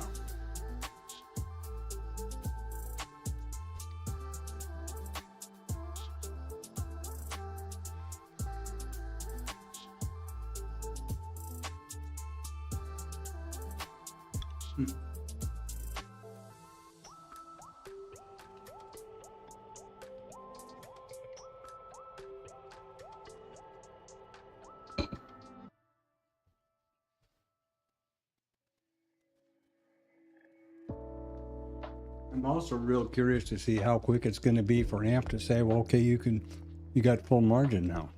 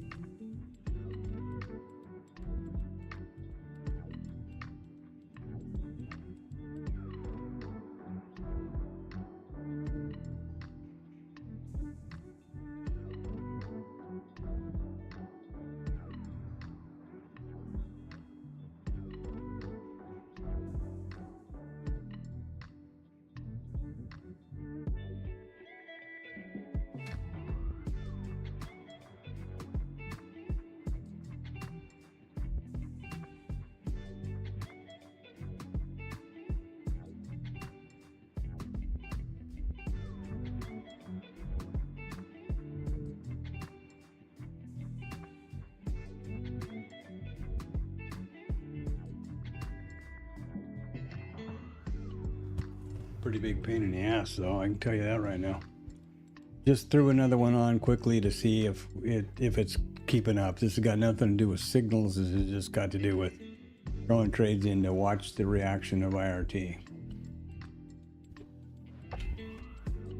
The first couple of trades were, you know, serious with worth the signals, but this is much more important, much more critical and immediate.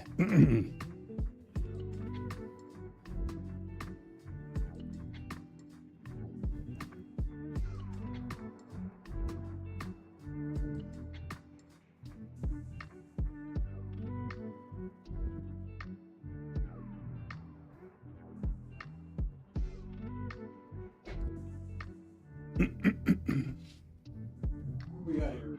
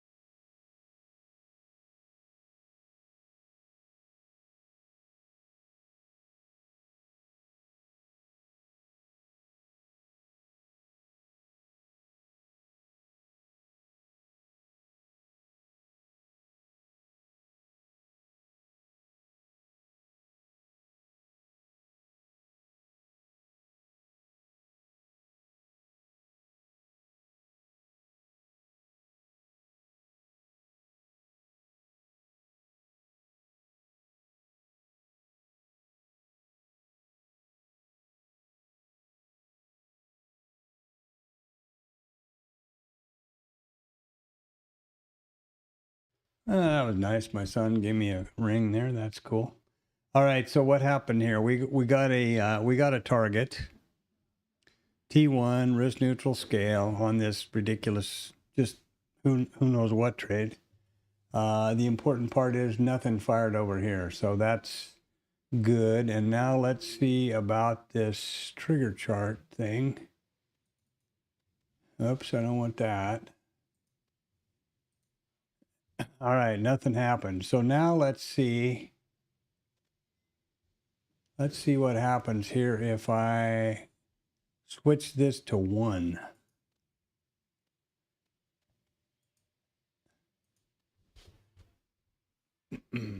Oh, looky there. It picked it right up on the portfolio, but nothing came in on the trigger chart.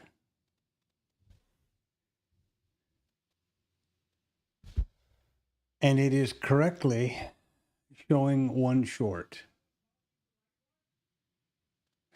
So confused. This is such a crock of shit. All I want to do at this point is just be sure I have IRT turned off for any trading. So it looks like I've figured that out. Let's see here. I'll tell you what I'm going to do now. I'm going to pull the I'm going to pull the trigger or the target up here. And then I'll switch back quickly to the IRT to see what do we've got. There we Order go. submitted. Why that happened, I don't know. Oh, and it's plotting them in here. You see this?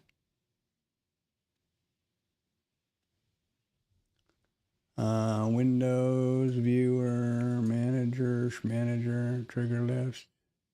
Oh, here we go. No, it's still okay. So this is still not showing anything, and this trading list is apparently the. If you don't have any symbols in in this trading list, it will not take any trades. But this is still showing stuff up here. Granted, the portfolio should only be showing what's going on, but earlier today we were doing these shorts, so there's that, and it cleared properly, and nothing happened over here. All right, well, what a bunch of crap, huh? Whew. What a bunch of crap. And what happened with the windows?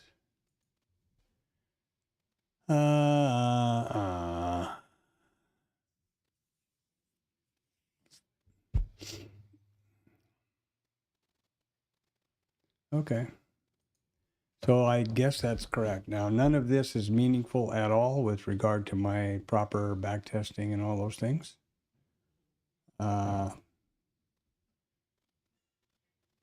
And I'm going to get this back to simulated.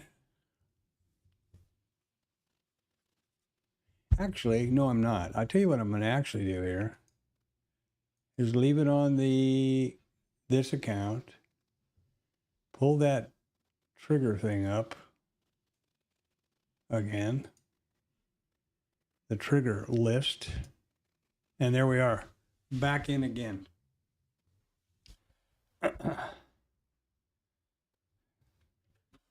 Open it up and it would now be taking trades on these two. Absolutely.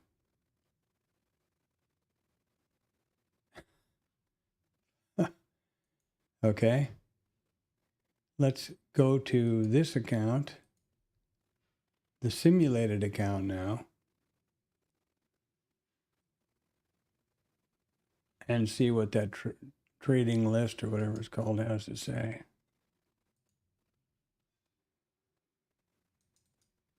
Still there. Not good. This would be causing the problem up here. So I need to figure out how to completely eliminate this from my IRT.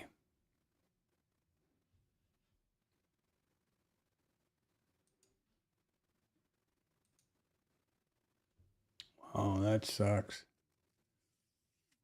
from a dizzying height. Wow.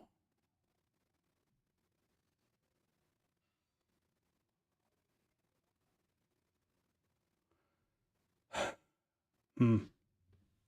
Well, I'm just poking around here, wasting time, actually. Getting more confused by the minute, maybe. I don't know.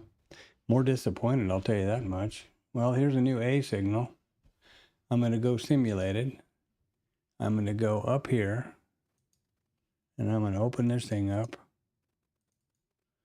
And I'm going to remove these two. How the hell do you get these removed out of here? I don't know. Hey, This the is what it IB says low to do is in taken. IRT, so I'm going to leave this around here somewhere that I can access it secretly. Like right there, for example. And I'm going to see what happens. Here's an A signal. There's a B. If we pull up to a trigger, I'll throw one on. And see what the hell happens. You know, I'm not doing anything except screwing the pooch here anyway. I mean, this is just, this is important to prove and to test out the systems. That ought to be pretty obvious. And in the meantime, we're waiting for the FOMC minutes, and that is going to be a real hootenanny there. There's going to be, and it could be one of those situations where it's, you know, buy the rumor, sell the news. All the volatility is already baked into the market. Hey, I mean, the I'm IB just throwing low out is different taken. ideas here. So we have an A and we have a B, and if we get a trigger, we'll go short, okay? And we'll see if some stupidness happens with the account. I want to be sure that I've got nothing in the trade list, as it says to do in IRT. And I want to be sure that I'm on simulated. But I don't want to have to think about that. I just want IRT to do the charting and not the trading. So I got to talk to Bill Lynn. Or Eddie or somebody. Somebody over there.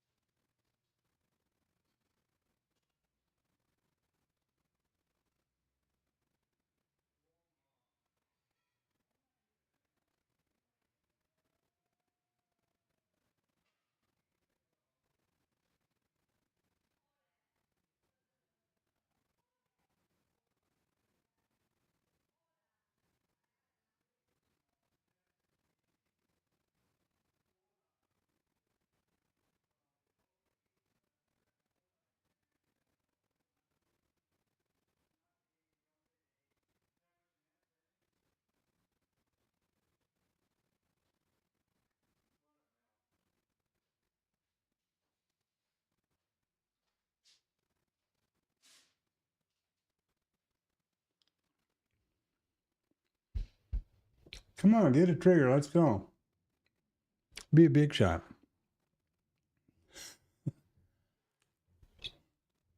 Well, this is not a very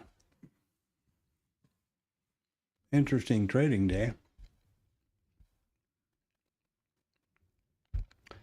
Except it's real interesting to me to have discovered two things. Number one, AMP randomly changes the margin requirements dramatically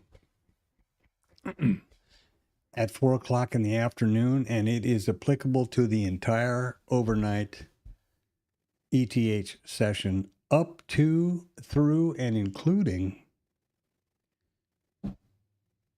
the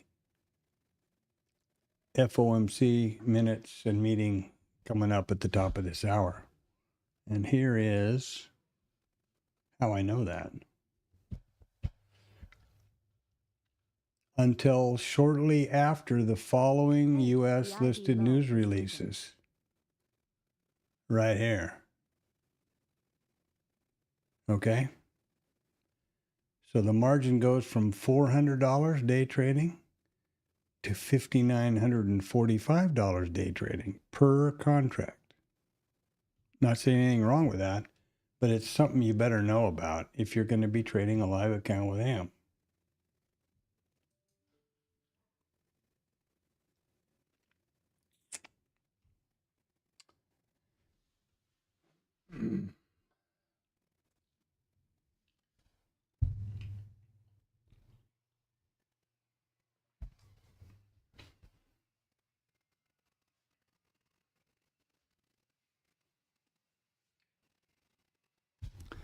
And these are realities that never come into your world if you're a prop person. Man, come on, give us that trigger. I want to get short and be a star. Let's go.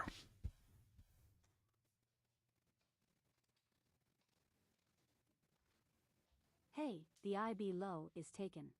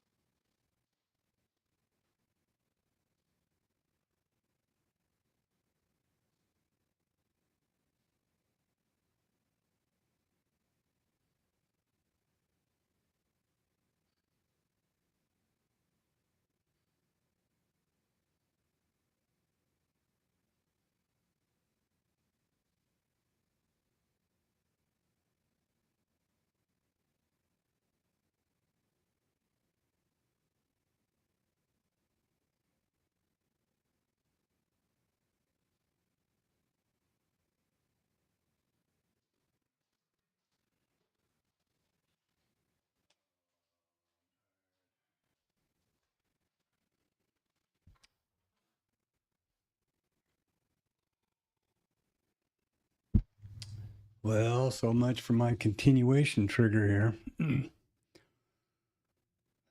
I want to be sure and point out that none of this crap is meaningful at all. It's just testing out this surprising behavior on IRT.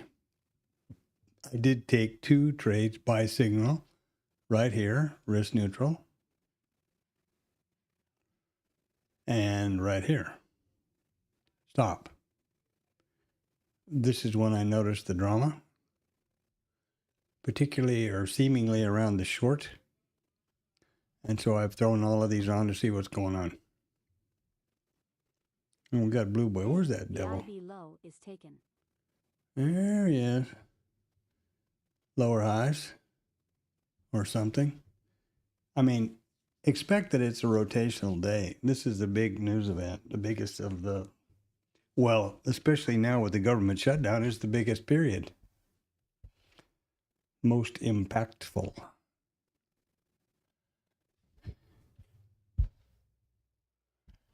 The trigger chart, IRT. Who knows what goofiness is going on in the news? Let's see.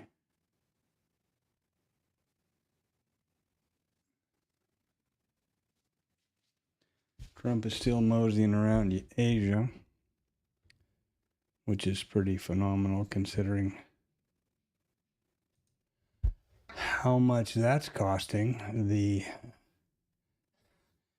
you and me. We've got huge earnings after the bell tonight. Meta, Google A and B, Microsoft,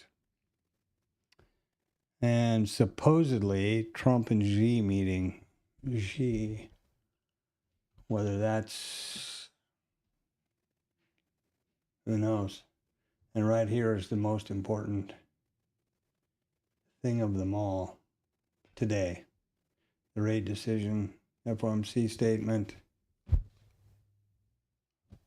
Huge build. Now, draw on inventory. Okay. I was going to say, wow, that's a big build in inventory for crude, but it's a draw. Okay. And I'm not going to bother. We'll look at the FOMC thing at some point.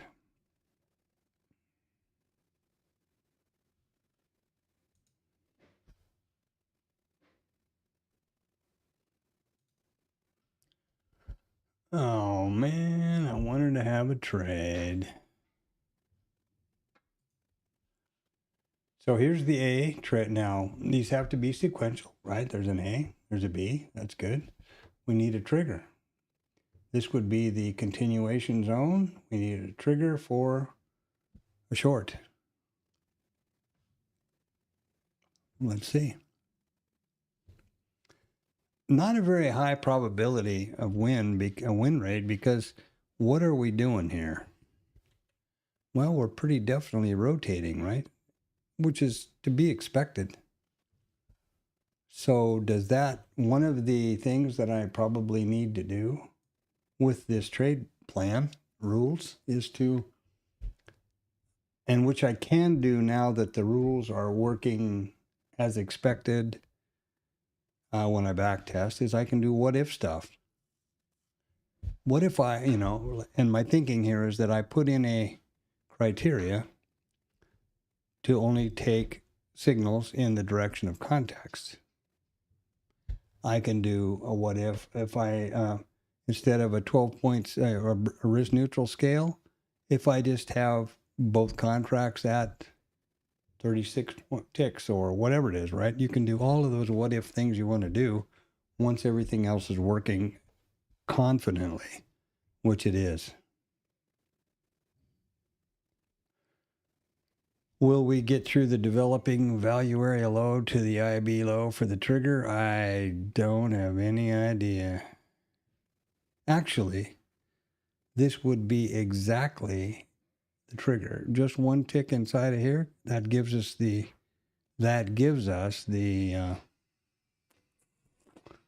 short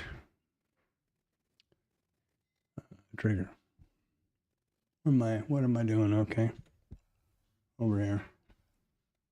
That would give us the short trigger right here.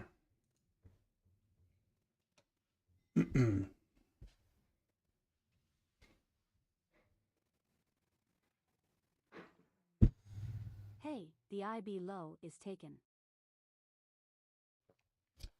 Are we going to get it? Don't know.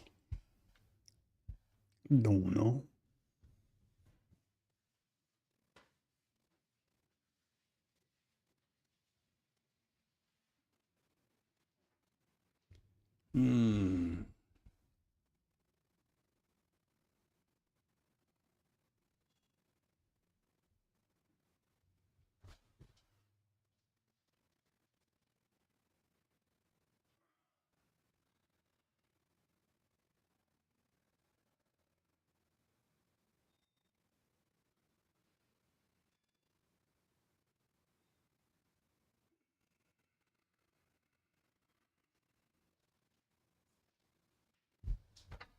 Come on, give us a trigger here. We're just having fun now today anyway. Fun in a sense that I'm trying to verify if this stupidity is going to work. I really don't know what to do. I never saw this drama with IRT ever. And I've used IRT since 2015. I mean, come on. I've had it with Bookmap. I've had it with Jigsaw. Trade-of-8.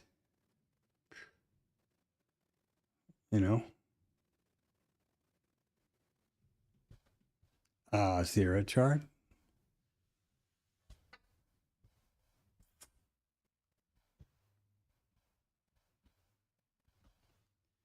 Well, I don't know if we're going to get that trigger or not, so I'm going to not stand here with bated breath.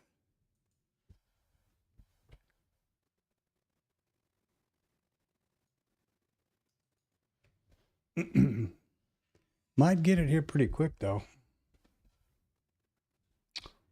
Looks like it. Looks like we're getting up there. It's got to get over this developing. Now, the trigger zone is just one tick either side of the IB. So, where's the IB? It's at 36 quarter.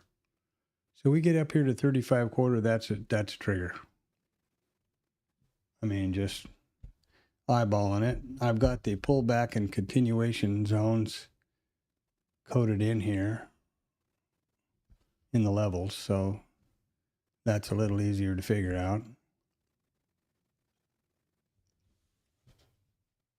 Hey, the IB low is taken.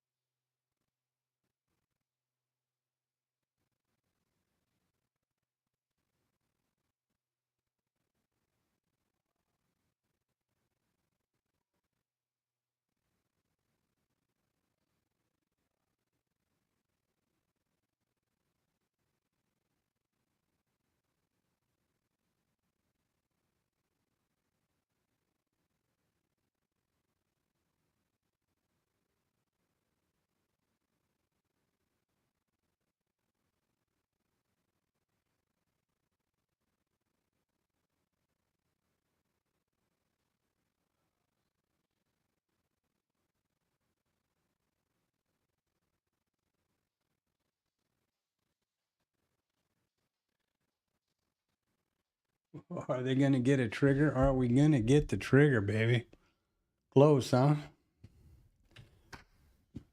Unfortunately, close only counts in horseshoes and hand grenades. Now, Tom and some folks function on the principle that trading is included in that rule. I, however, am not. I want to be sure. I want to make this trigger be this trigger. There. Not here. A, B, trigger, continuation. That's the idea. If it doesn't get that tick up, well, there you go.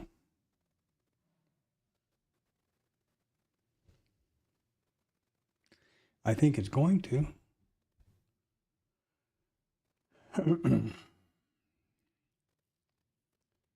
I'm not sure why it's not doing that now, to be honest with you.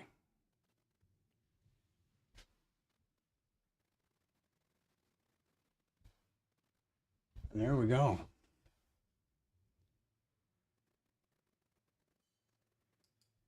Order submitted. Now this is a signal trade. This would be an accurate one if we actually get the signal. This is so frustrating, isn't it? There we go. Order submitted. Order So this submitted. would be trade Order 3. submitted. Order submitted. And that is at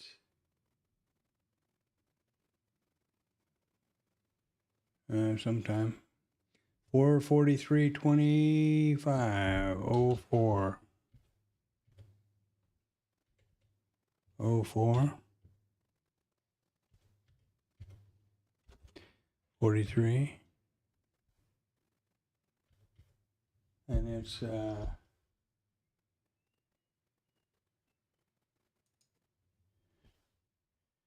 IB short. IBC short.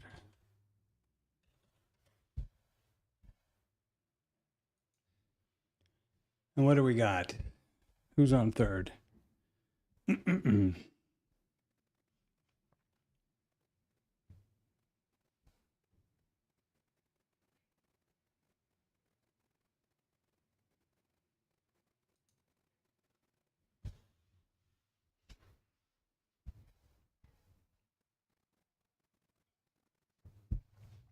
So to repeat myself, these orders that I've been throwing off in here are just crap to figure out what's going on with IRT. There was one long, there was one short, and the rest of it is junk. Now this is a signal-driven order. Just obviously, it's just for to see what's going on. And I could have waited till the IB from the looks of it.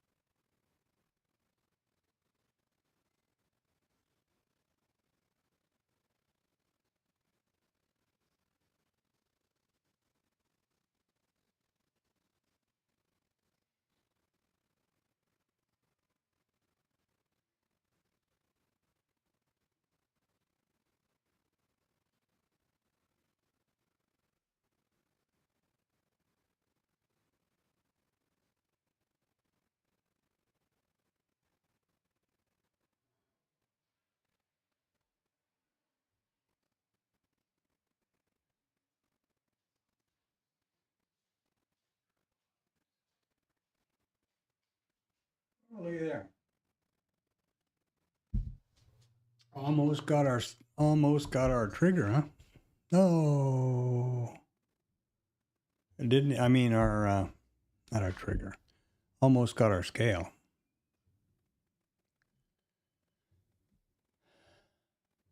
What are we watching here? Okay.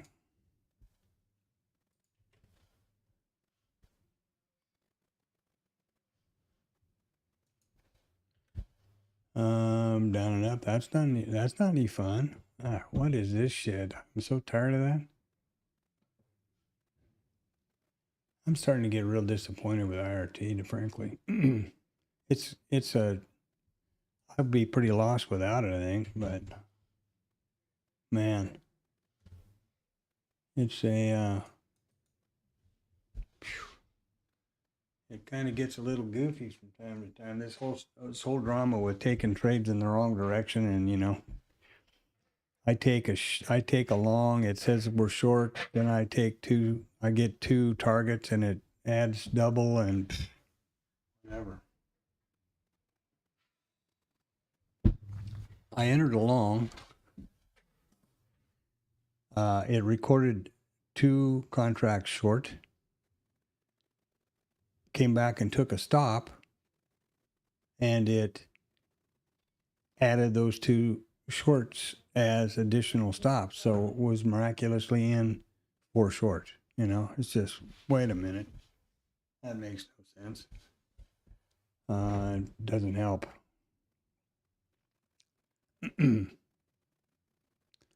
This is a signal trade, but it's not, I wouldn't say it's a high probability because as I was pointing out earlier, what are we doing today? We're mean reverting until 1300. The meeting starts in 12 minutes. Then it's going to get volatility all over the place, but in the meantime, this mean reversion is going to take this stop out. I'd be completely expected.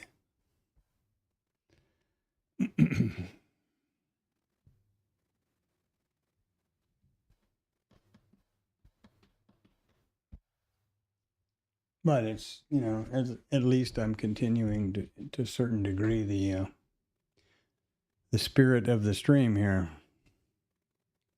And so far, by having my account selected, I'm not getting any stupidness out of IRT, which is a real big plus. A real big plus.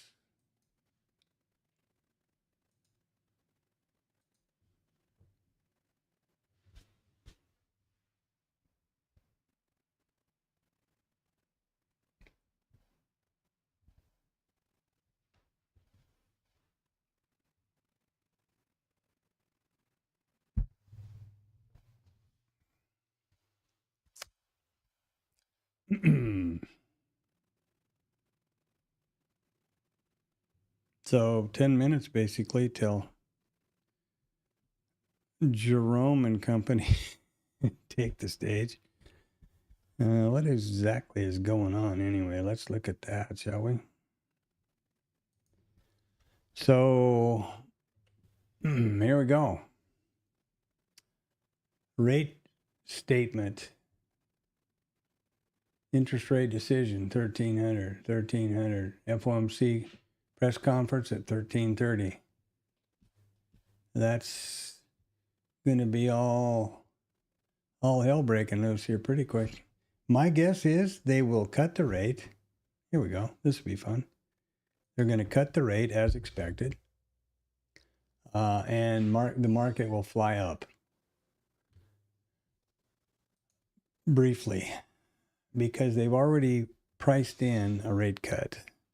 Now watch the, as we approach 1, watch the liquidity evaporate here on the dome. And look at that profile. Have you ever had a more balanced, perfectly, a little bit more skew to the top side or kurtosis there? We got stupidness reigning supreme over here. Yeah. So there's the trigger, not that it matters.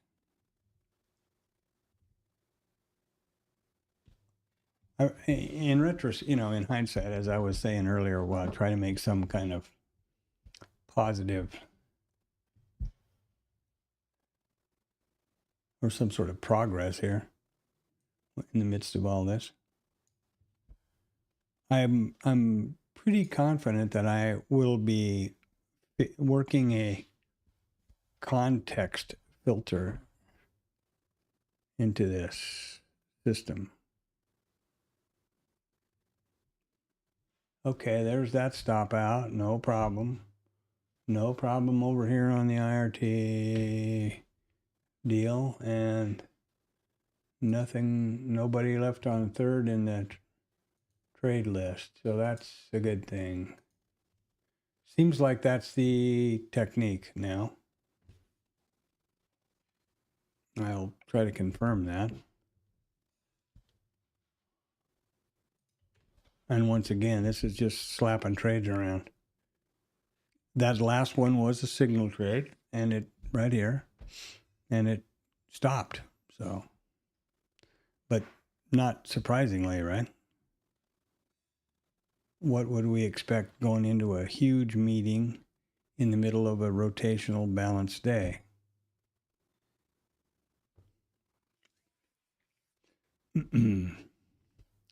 But at least I got that ironed out, I think.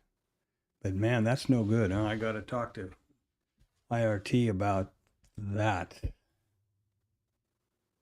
for sure.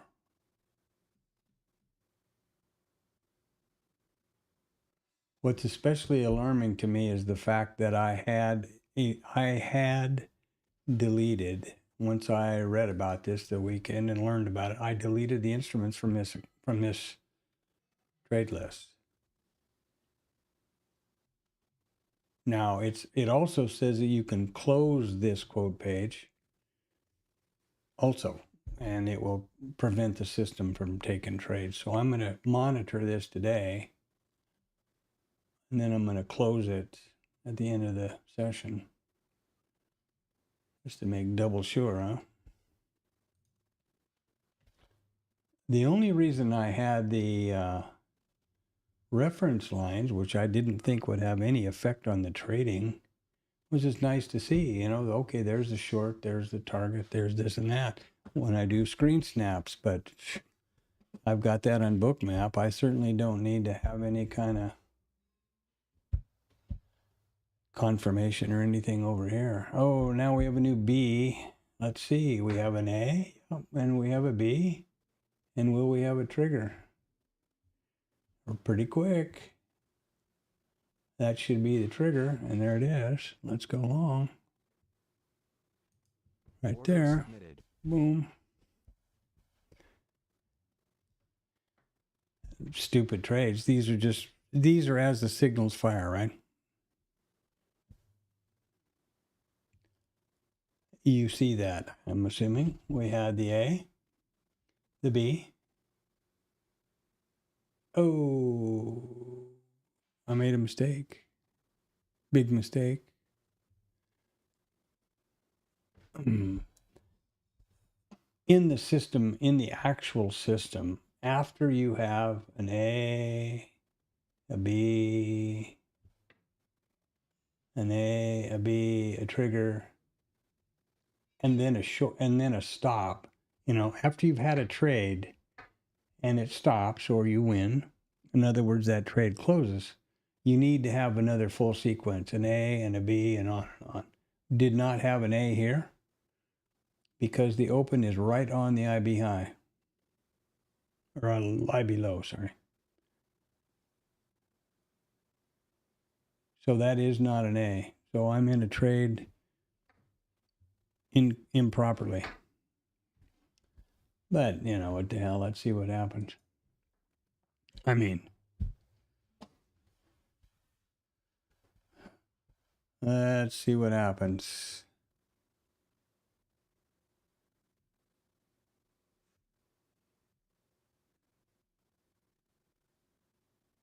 Dr. Jerome is they're gonna hit the stage at 56. You watch how fast the book thins out, and watch how fast this trade gets hammered. This will give you a great indication of why you should never be in a trade when they're going into a big meeting or a news event.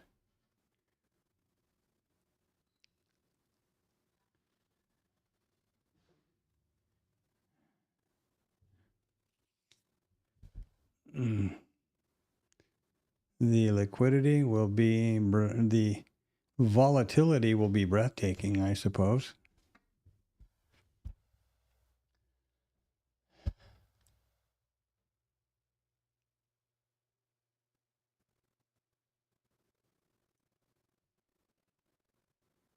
Oh, there you go. There's the stop. So there we go. Okay, now what we're going to do is realize or assume that I have gotten the world famous IRT disconnected from trading for whatever reason that's happening by all of these stupid trades over here, confirming over here.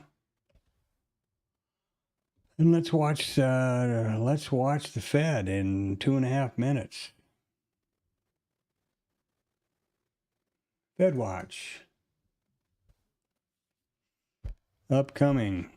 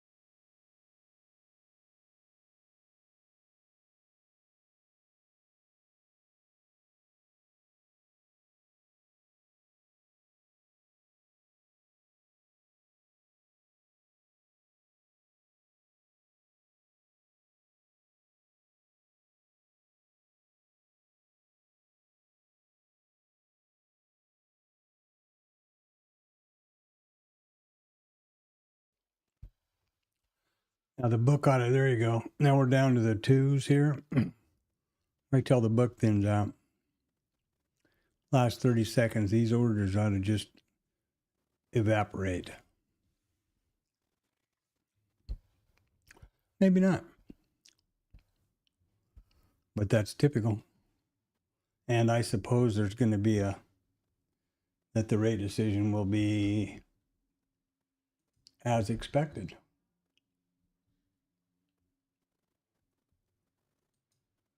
And, you know, with what I expect in $5, you can get a Starbucks probably. 30 seconds.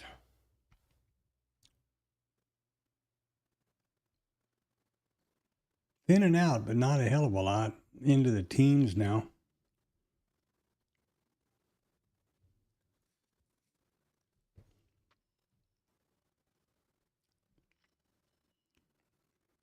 Five seconds.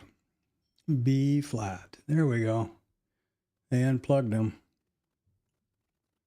And there we go. There it is, boys and girls. And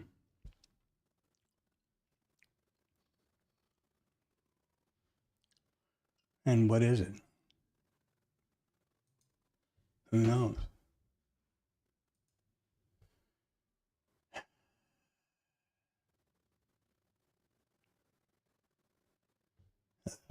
Unchanged? Oh, is that right? Oh, yes. That means they lowered it by 25 basis points, so that's correct. Okay, that was the forecast, and that's what they got. So everybody's happy. Everybody's dancing around. They got cheap money. They're going to lay off more people and pay CEOs more, and it's a real weird place. And there's some volatility for you. And now I'm going to be curious to see how quick it takes AMP to get their margins back to normal.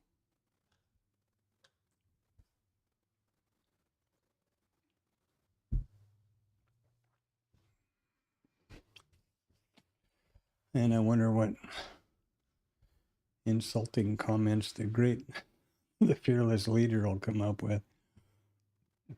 Pretty weird.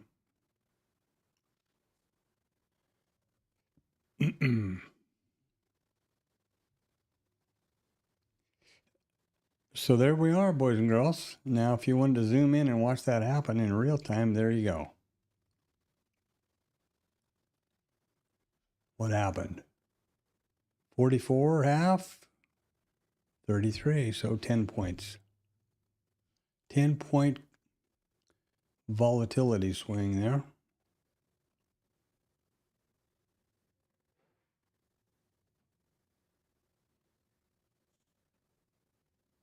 And Blue Boy is running for cover, apparently. All right, well, that was a nothing burger. I mean, I had plenty of excitement this morning already with IRT. I don't need any more, I guess. But there you are, and I'm not going to listen to Powell.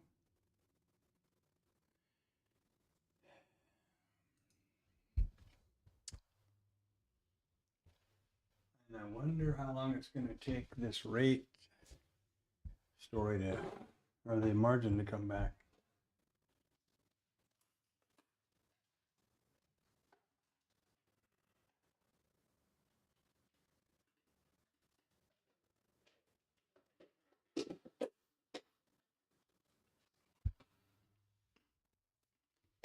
Hey, the IB low is taken.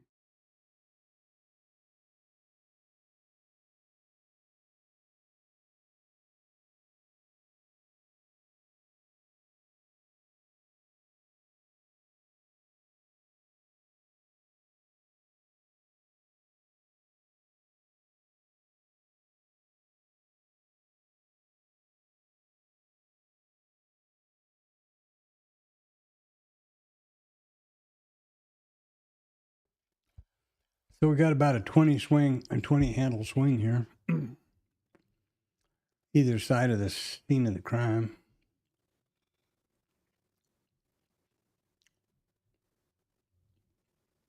I'm sure a lot of people, a lot of rear view mirror guys really caught that one on both sides and made gazillions of dollars. I hope so.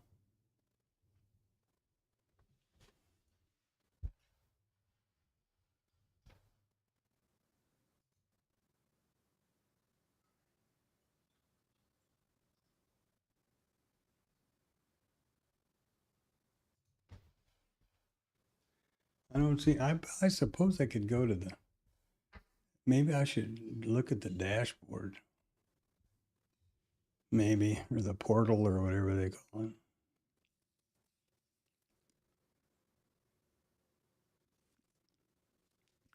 it. Kind of piss poor to depend on email for margin rates.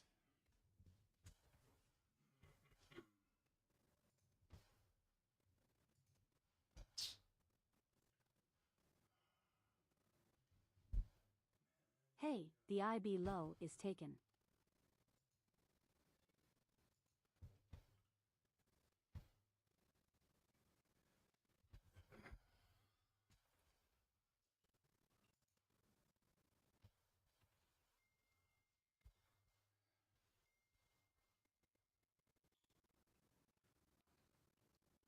$78, $81.60.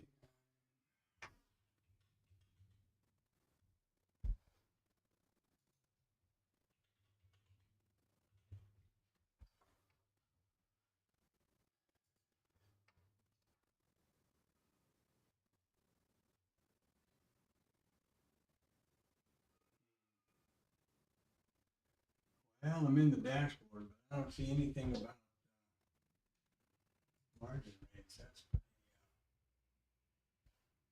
There's got to be more to this thing than meets the eye. For me, I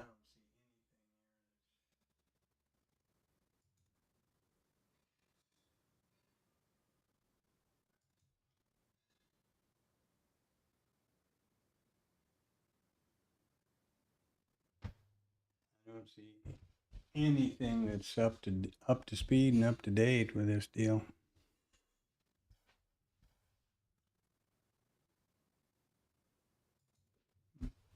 Hey, the IB low is taken. Oh, that would have been.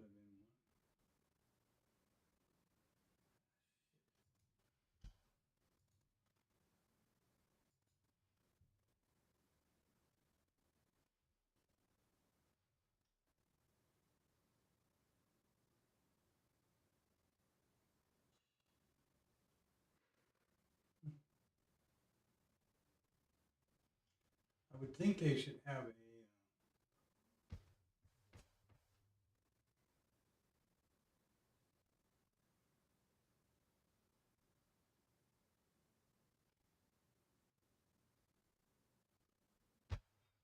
I would think they should have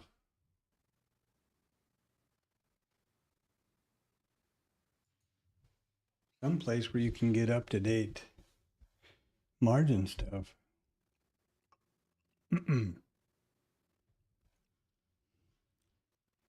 For example, I have not seen any email or anything to the contrary. I guess they're waiting to see how long they're going to leave the margins up. I guess. That's pretty weird. Pretty disappointing, actually.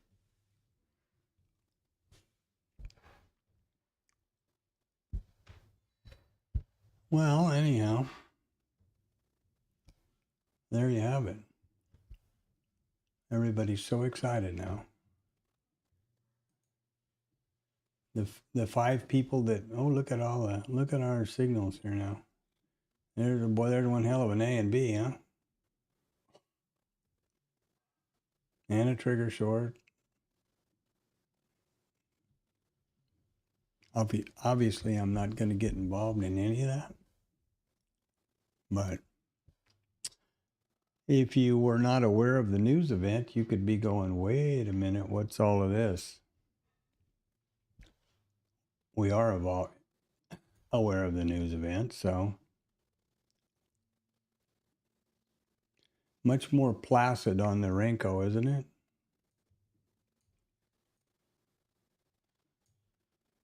Come on.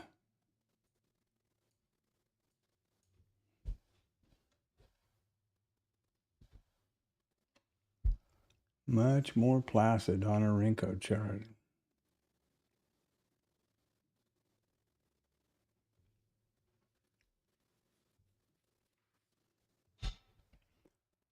Okay. I have nothing more to say here. I mean, I'm out of gas.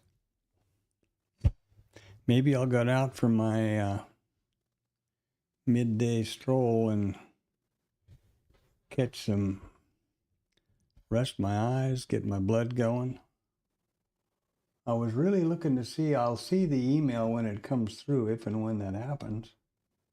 It'll have the arrival time already, obviously, but it's pretty weird.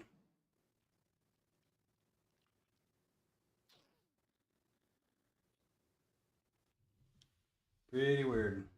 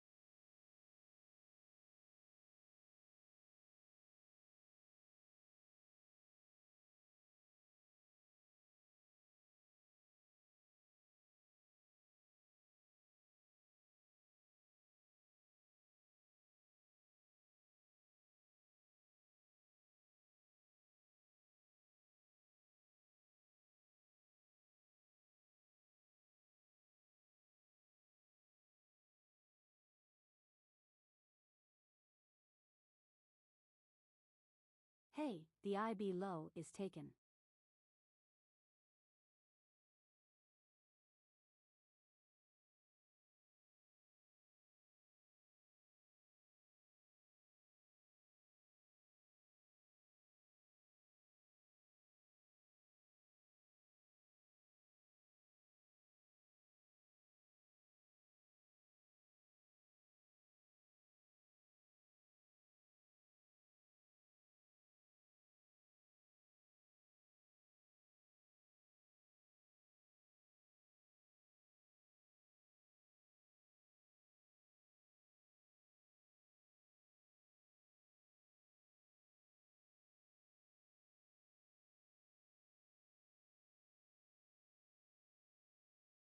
Hey, the IB low is taken.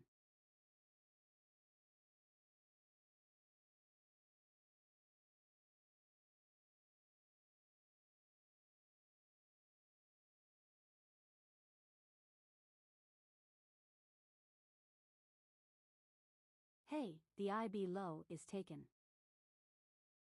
Not going to do anything while Jerome's having a speech there.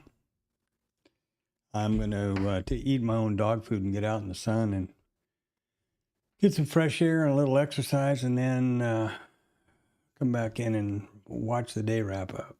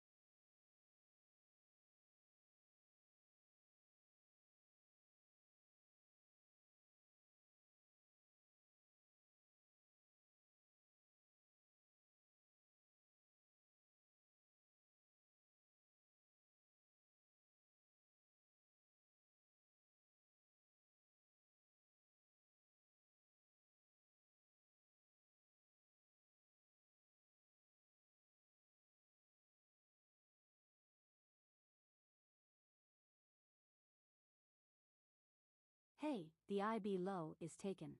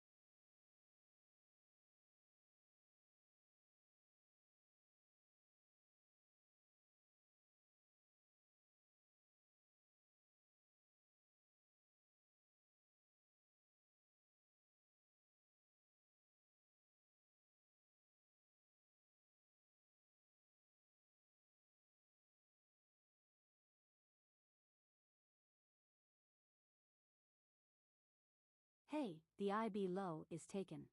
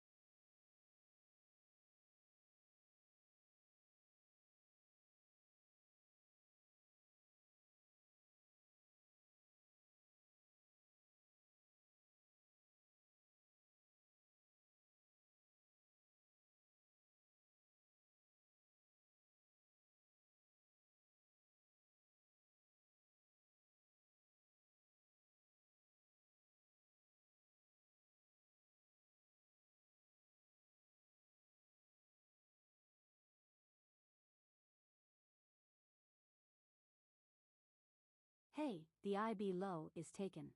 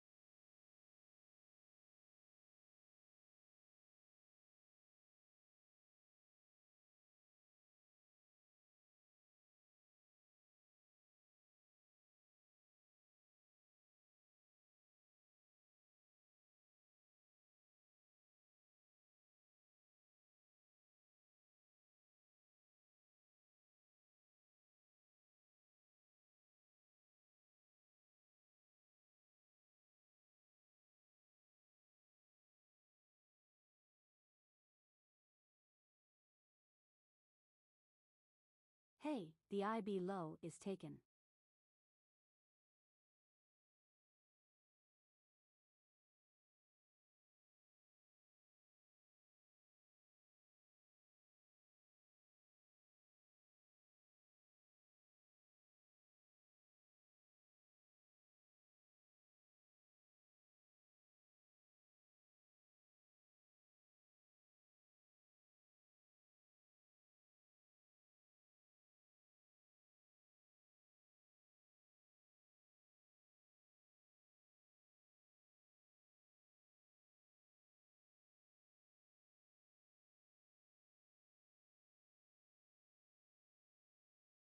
Hey, the IB low is taken.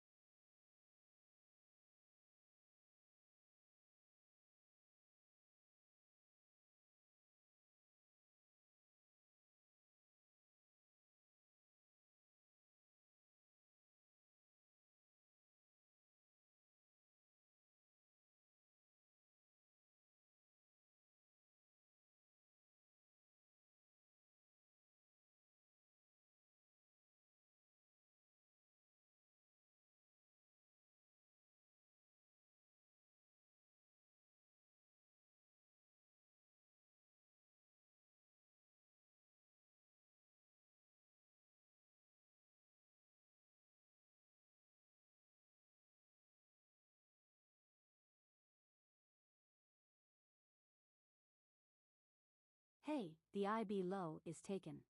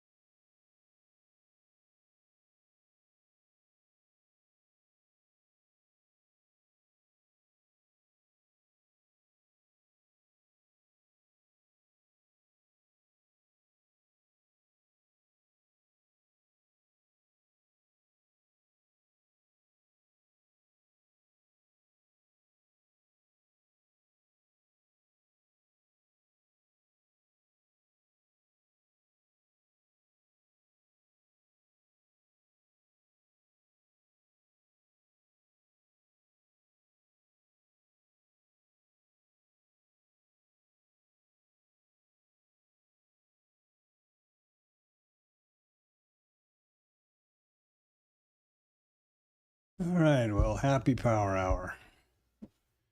Oh, looks like Jerome got down on him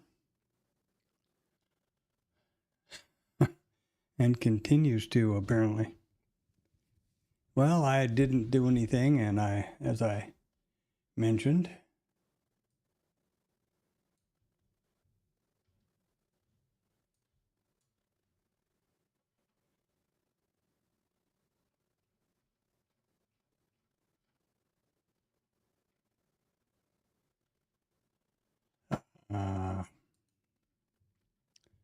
looks like we got some volume coming through here.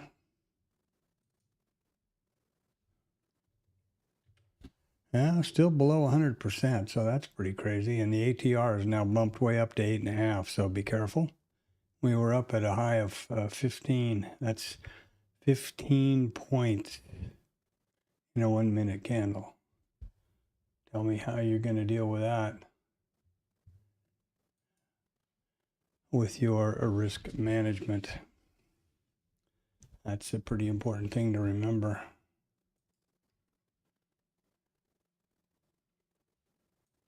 What the hell is going on? Okay. Wanted to be sure I was seeing everything. And yeah, well, I've been through the whole story with the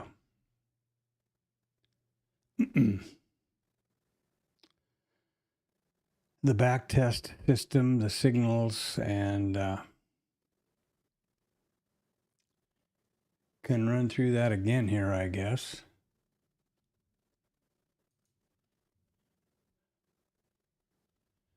Now this is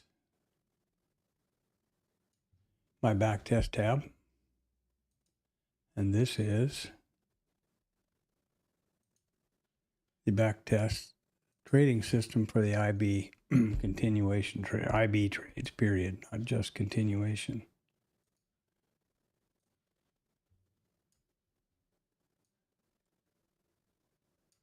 And these are the rules.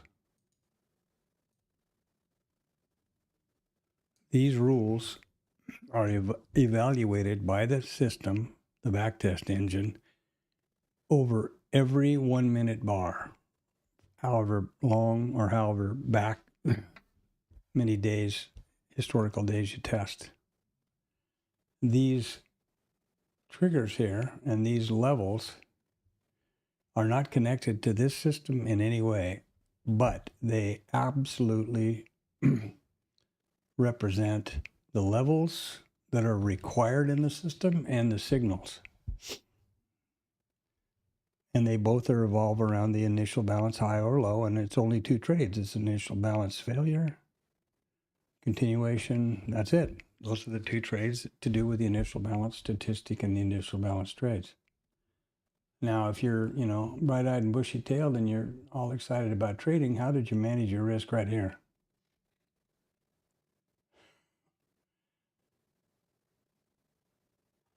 That's almost, that's 80 points.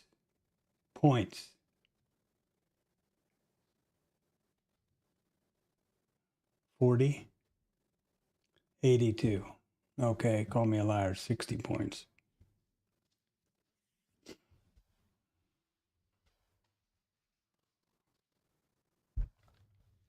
So the way the system works is,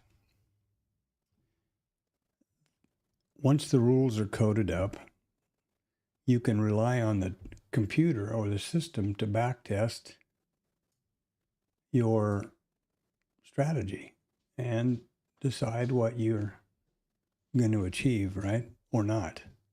Is it got a positive expectancy? What are the statistics?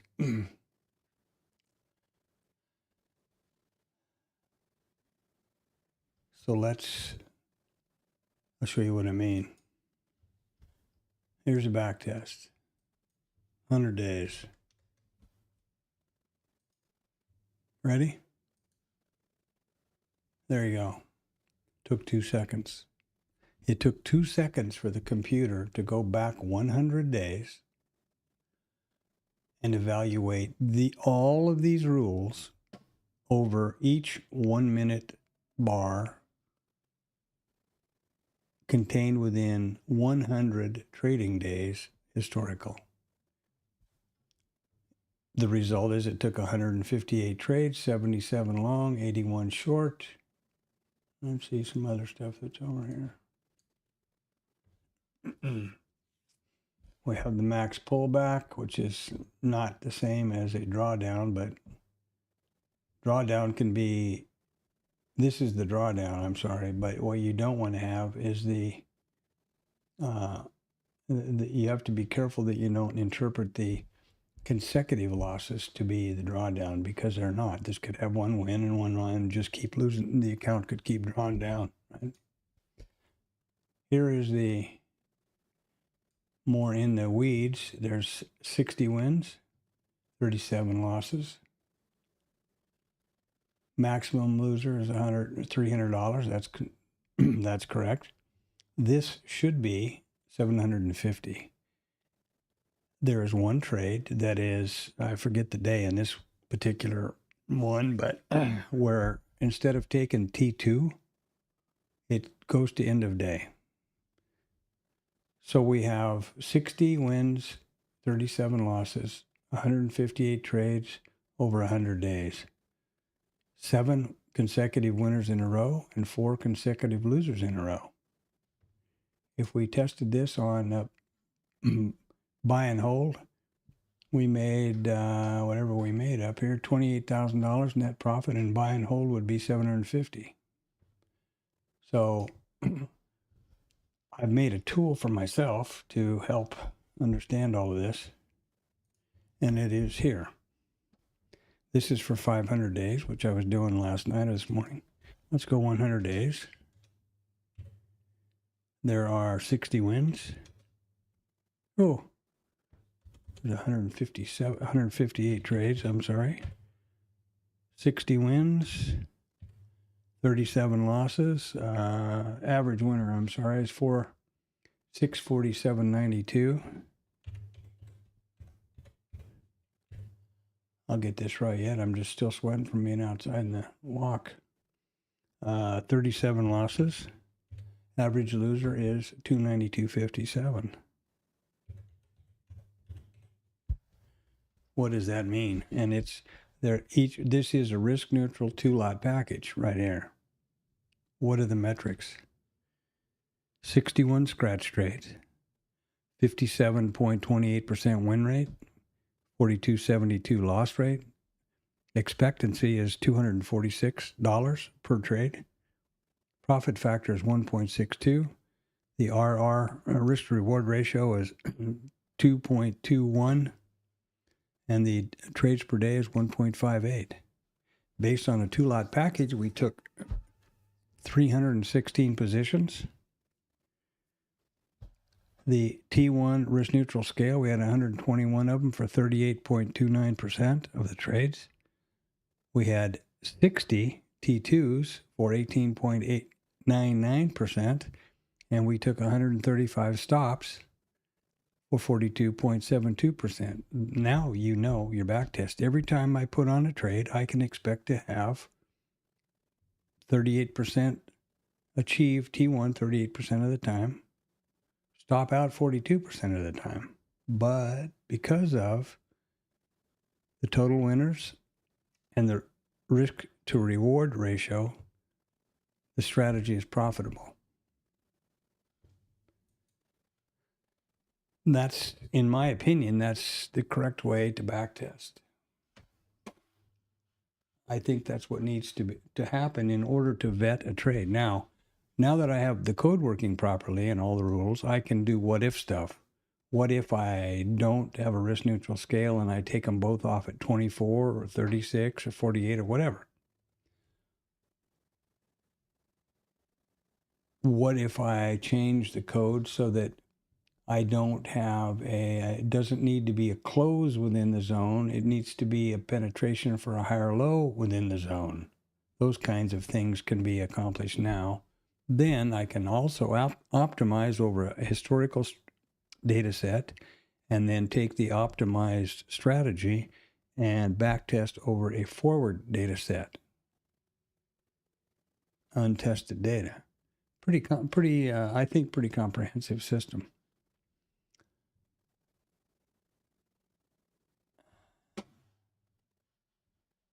So there you go. And I think that I got it about right. This thing is driving me crazy.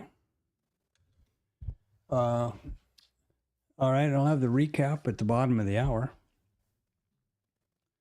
And, thanks for stopping by. It's been a pretty goofy morning with the everything and waiting for the Fed. Okay, I've gotten the...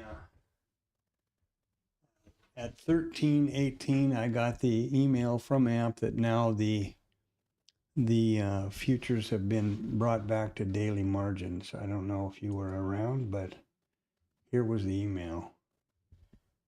Until 1300, until notified, the daily margin intraday trading margin on the ES is gone from $400 to $5,945, which is 10 or 25%. Now I got that at 16:30 yesterday afternoon before the RTH Open, and that is from the beginning of the overnight session all the way through today. And I've got the email saying that they're back on regular margin at 13:18 today. So, about an hour ago. Unless you've got trading a 2-lot, unless you've got $11,000 or $12,000, you couldn't do it. You'd receive an instant, they'd close you out immediately and send you a margin call.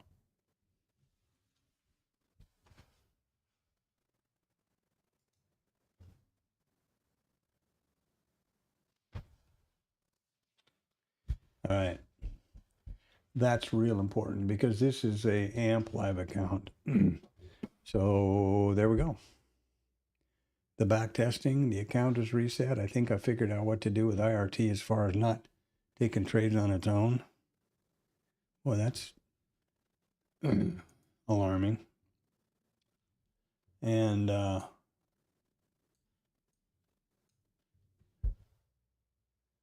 yeah. Okay, I'm going to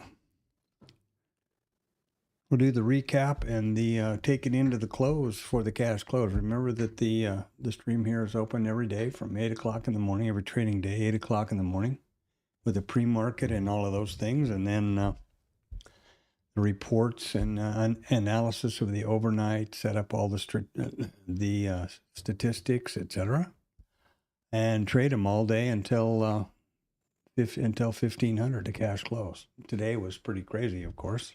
IRT was upside down. All of these trades,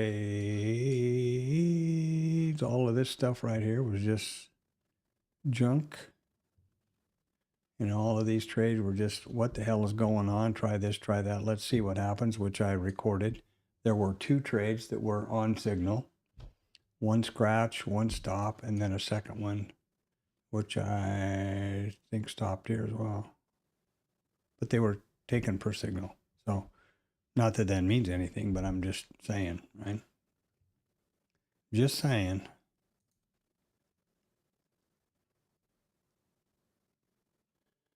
So we have Blue Boy in view. There's the session. Thank you. Now, I can tell you right now that this is based on the remarks from Fed Chair Powell. So he has put forward a very hawkish opinion on the economy, even though we gave them a rate cut. They gave the rate cut. Just bear that in mind. I'm sure you'll see that all over everywhere. And then Trump, of course, will be calling them all kind of dirty names and insults like he did yesterday. This is just the weirdest thing. I never saw anything like it. Really, it's, if it wasn't serious, it'd be funny. Really funny. But it's pretty serious. What I like to do is, if I can, and I may not be able to here, I can't really, it's too much volatility. There you go. What I like to have is 1 point high on on the ladder and the full session in range. So there it is. All right, I'm going to step away here for a second and be back for the wrap up and the daily recap. I'm not obviously taking anything or doing anything now, so I'll leave on the book map screen, and this is the IRT stuff. Full session. I'll now be able to pull these together for a micro composite profile up here because we have overlapping 3 days. Typically I don't do that, but, and what is this noise here? Well, that's what that noise is. All right.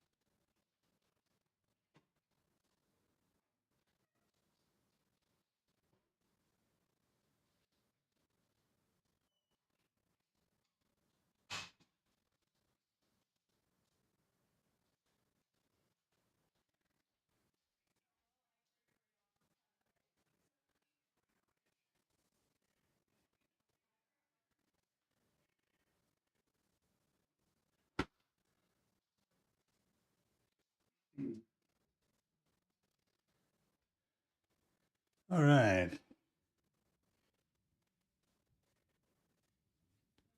Let's do the recap. We're still having FOMC fun over here. What have we got going on the bigger picture? Well, here we are. This is the micro composite, the higher time frame, 8:30, 1600. This is a regular trading session.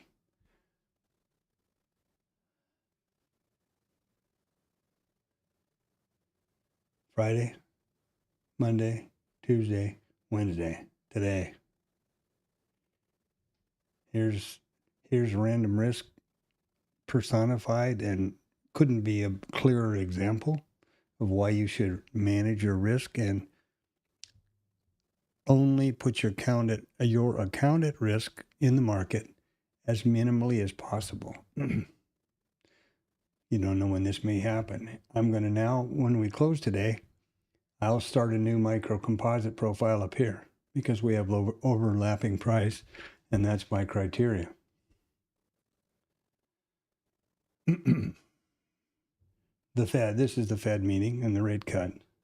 Obviously, they got the rate they wanted, but I have no idea what Powell is saying. And it could be one of those buy the rumor, sell the news. I suspect that he's, in his remarks, that he is being accurate and not politicized or anything else. And it's probably hawkish because, yeah, inflation is up 2 points. Unemployment is softening big time. I mean, the labor market is softening. There you go. You don't believe that? Well, good for you.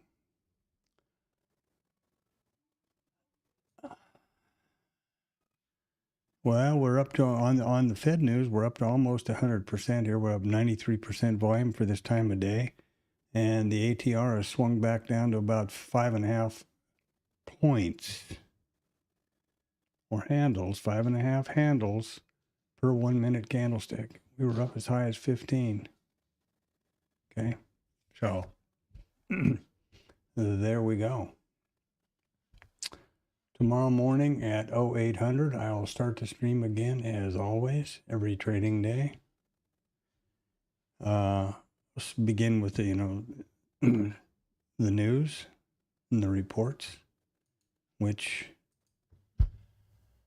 we had today, of course. And now today is, it's real important to remember that this is earnings season and we are really in the throes of it. Today is huge. Today we have Microsoft, Google, and Meta all reporting. Tomorrow, it's somebody, Apple and Amazon, Merck, Lilly, on and on. So we are in the throes of definitely the earnings season. In addition to the this crazy political stuff we've got with the shutdown and all those things. This is investing.com. It is absolutely free. You can pay if you want, but I prefer this calendar because it's easier for me to screen snap, and I think it's clearer when I post it into a Discord or somewhere. The second news thing that I use is Financial Juice. It has a similar calendar, but more of a squawk box feel on the right side here. I don't like the calendar as well, but hey, shoot your best shot. You can filter either of these for your, zone, country, time zone, whatever you want. And in a little while here at 1450, we'll have the market on close imbalance, and that'll show up in the squawk box over here.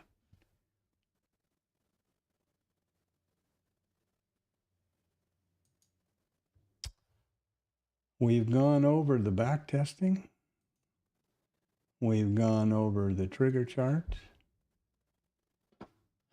We've gone over IRT, not being, me not properly knowing how to configure IRT to deal with this trading properly. The first one was fine, but then the short, it got backwards. So something is going haywire somewhere.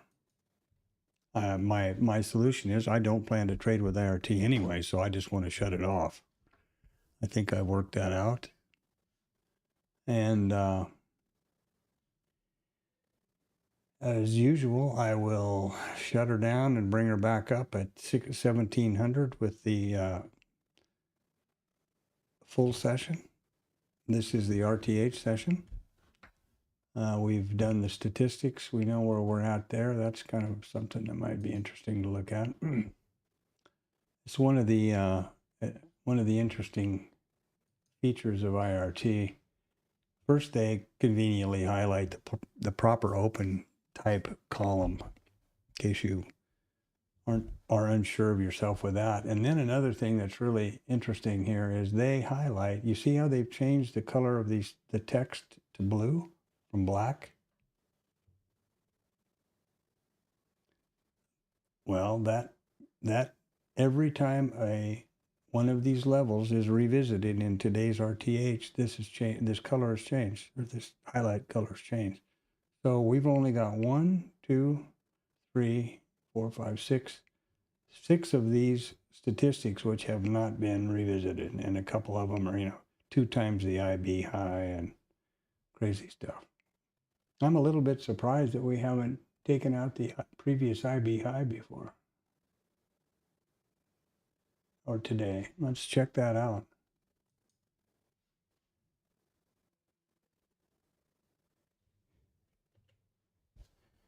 I'm especially surprised that we didn't do that. Of course we did. It's right there. Now, we came through that with nothing, essentially. So that's probably why they didn't pick it up. We came through this with no volume, just flying on something that was said, obviously, because this is way past the rate cut. And so that's wrong. There you go. And I was pretty sure it had to be, but I wasn't positive. All right, so that pretty much wraps up the wrap up. Not much to say here, IRT went crazy on me. That's not fun. Here's the day. Here we are again.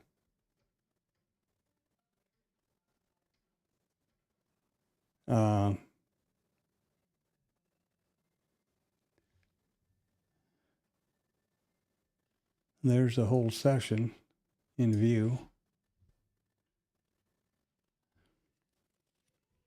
And that's where we are. So another 10 minutes, we'll have the market on close orders in balance. And we'll wrap this up at the top of the hour. And I'll look forward to seeing you all at 8 o'clock tomorrow morning. We'll do this again.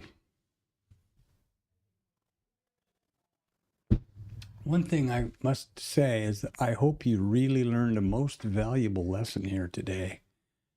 When you're not sure that your equipment, data feed, your head is working properly, you keep the hell away from the live account. Look at what happened here. And I went through that, as I do everything. It's completely transparent. So you see everything that's happening, and I try to narrate it so it's understood.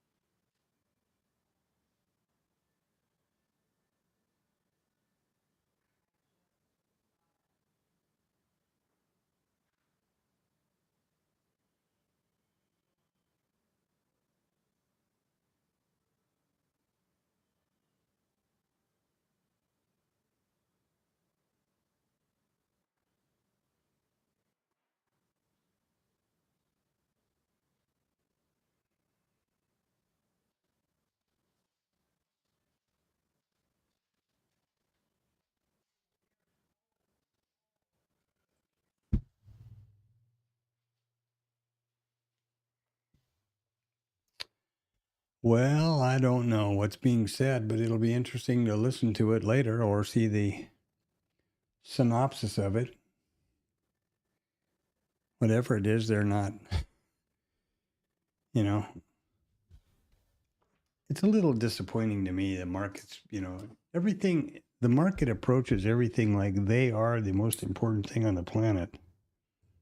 The market's expecting 2 rate cuts, blah, blah, blah. Well, okay, great. People in the country are expecting to be able to buy food. Which is more important?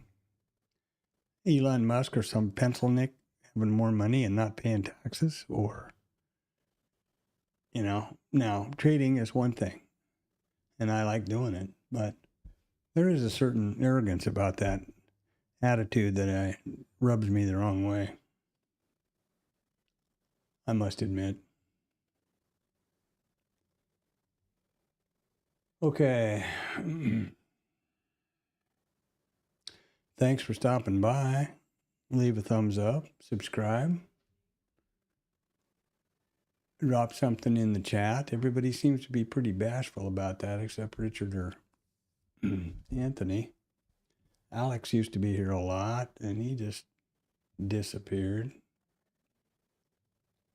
I'm sure that this is not exciting and entertaining stream because it's reality. This is really trading with from a proper probability perspective, not just, whipping and spurring.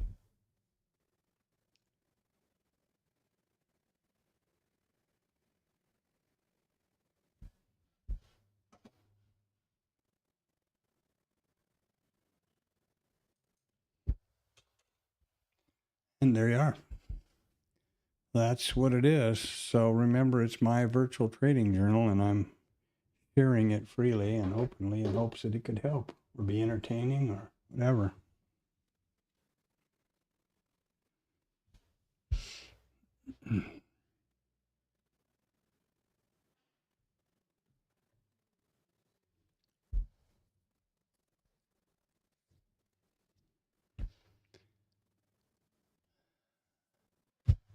Boy, I'll be glad when all these wrinkles. This whole wrinkle with the margins is a new one.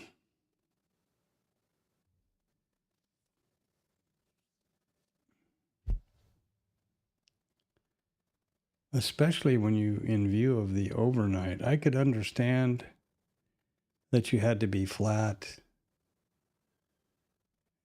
an hour before or whatever a report, but to have the margin be raised to 25% of maintenance from the open of the ETH session the night before all the way through 1300 the next day, that's pretty dramatic, I think.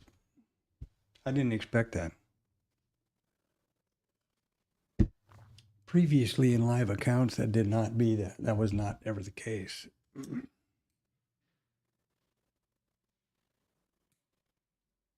Never had a live account with AMP before, but according to them, it is mandated by the CME or the exchange. So maybe that's a new wrinkle from them. I don't know.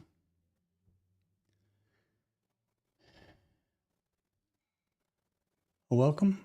Drop a thumbs up, subscribe. That'd be great. Tell your friends. Drop something in the chat. That's always good. Trading's a lonely game. Solitary. Nice to have feedback.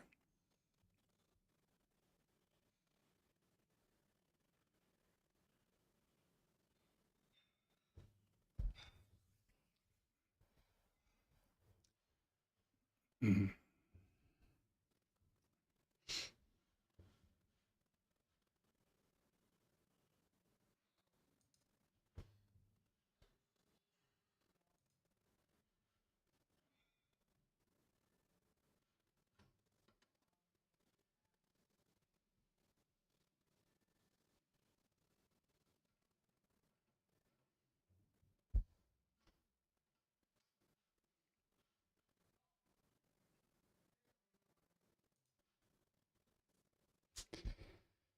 Okay, a minute and a half till the MOC.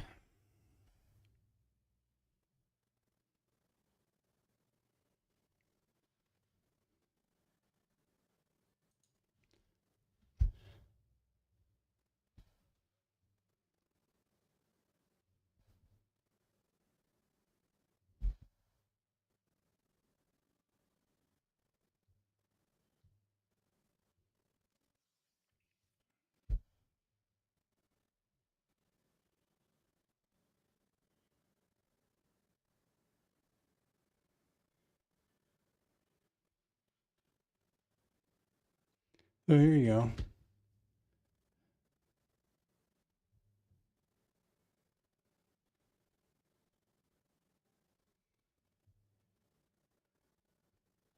This, of course, this is exactly what I said right there. Was the reason for this sell-off. And what a bunch of arrogant assholes, you know. They don't care anything about anybody but themselves, the market participants. We don't need, the economy is not great, and it's getting worse. Why do you suppose that suddenly the numbers are not coming out? There was our market on close orders. And don't forget, we have the big earnings here right after the bell.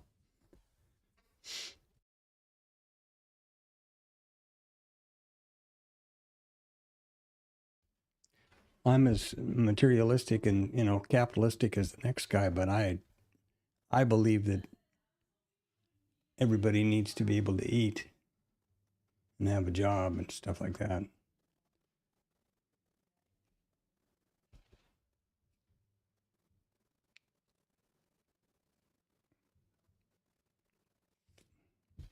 And here are the market on close imbalance. We got 1,540,000,000 buy side S&P 500. 1,214,000,000 buy side NASDAQ. 958 million buy side the Dow, and 778 million buy side Mag 7. I don't guess the stock market was too shaken. You know, they got it down where they could load more inventory and get it higher. That's what I think that's the reality of it.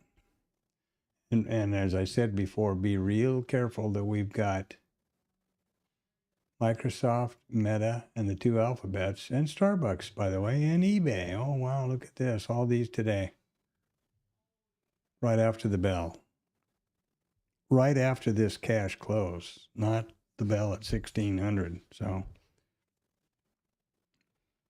there you go. Now you know everything there is to know. Everything I know.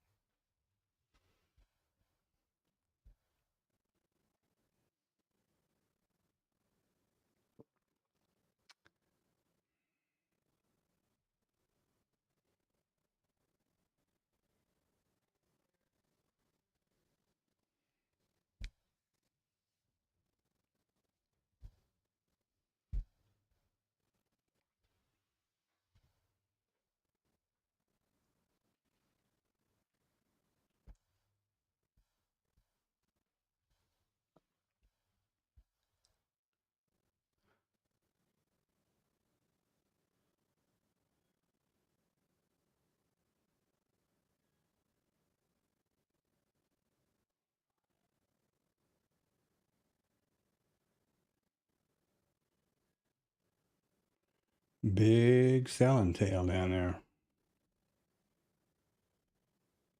I think I always get that backwards. Is this a selling tail or a buying tail?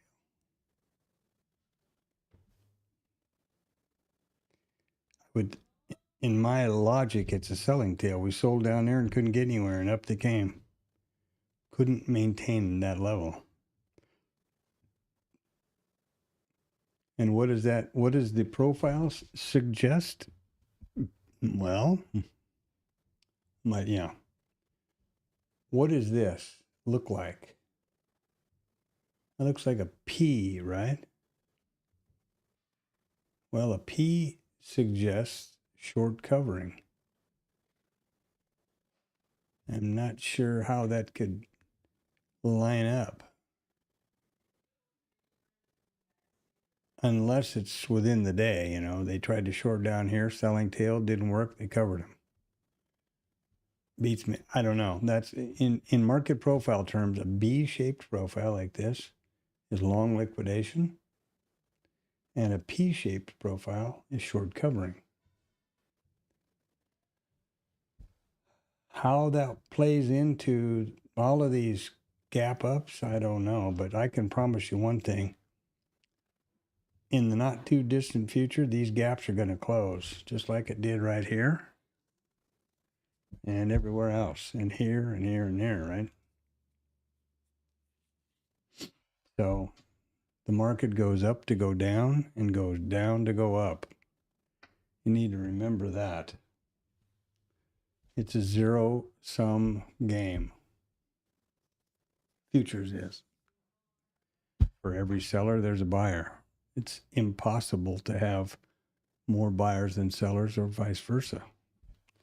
Because just think about it, it's a contract between a buyer and a seller.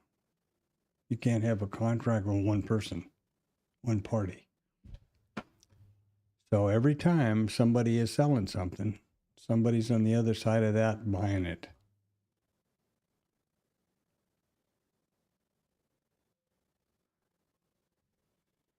And how is that person on the other side going to make a profit?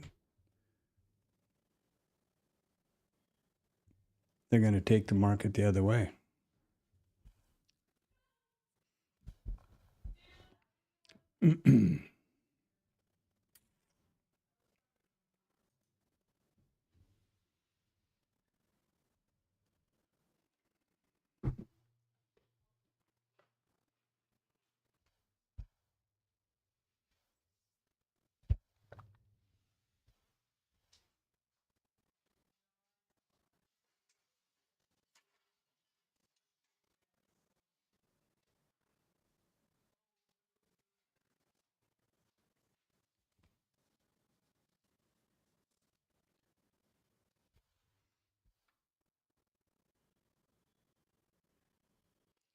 So yeah, let's hope for better days tomorrow. Huh? I will definitely know what I'm doing with IRT to eliminate that kerfluffle.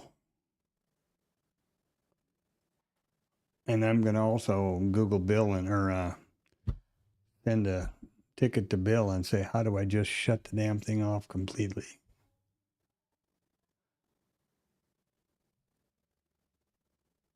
I know what he said the first time, and let's check what we have open for Windows here.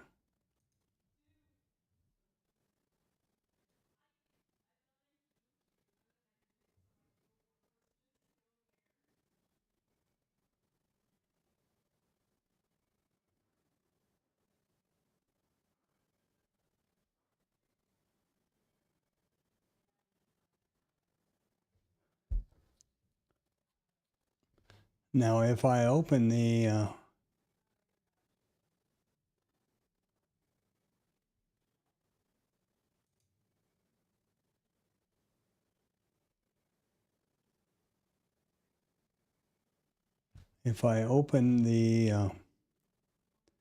trading list, will it be empty as it's supposed to be, or will it be propagated? Let's look, shall we? We got a couple minutes, or what do you got to do? Anything? Trading list. Look at there.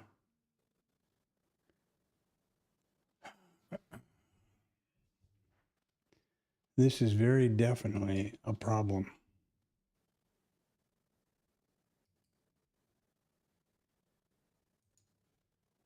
according to Bill Lynn, who's the guy who Linsoft, right? The way to prevent IRT from trading at all is to delete this quote page or remove the tickers, any tickers from it or symbols. Now, is it a function that it just, trying to be real helpful when you open a new one, it propagates? We'll have to see.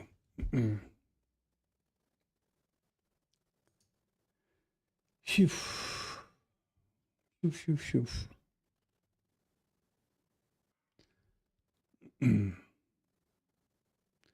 So I believe I got the value area story straightened out. That's pretty helpful. We're going to close here in 30 seconds. That's even more helpful. Yeah, have a great evening. Do something for yourself, Remember that you are the most critical tool in your trading arsenal. You need to be healthy, well rested, take care of your eyes, hydrated, not on emotional tilt. You need to be, this is a performance sport with some of the best performing people in the world, and you need to be ready for it. We're going to get a closing swing trade here, it looks like. They're going to squeeze them. Closing swing squeeze here. Look at there.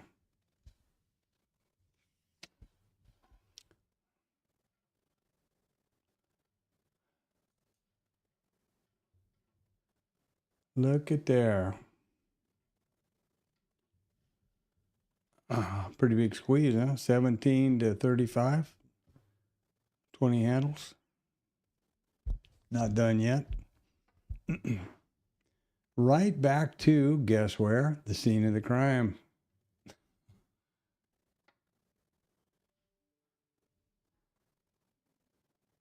Right back to the scene of the crime. Look at there.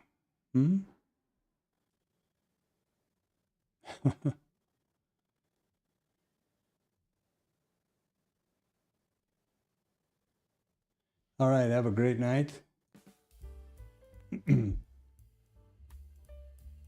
Here's what I was talking about. Look at there.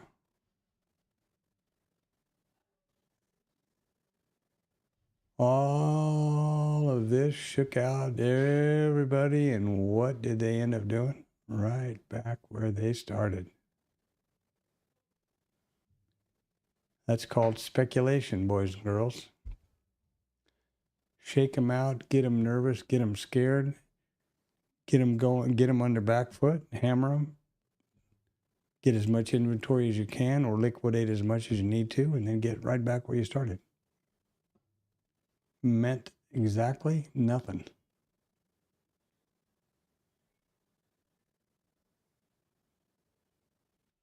Think about that. Have a great night. See you at 7 in the morning, or 8 in the morning, Central Standard Time. I appreciate you coming by. Smack a thumbs up and subscribe. That's great. Look at them go. Got a squeeze on for sure here. Let's keep this running for a minute. See what they can get out of it. Definitely squeezing them. Look at that.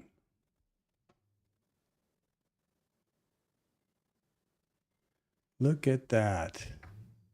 Got the curb trade at about 315, and then it's probably going to wind down.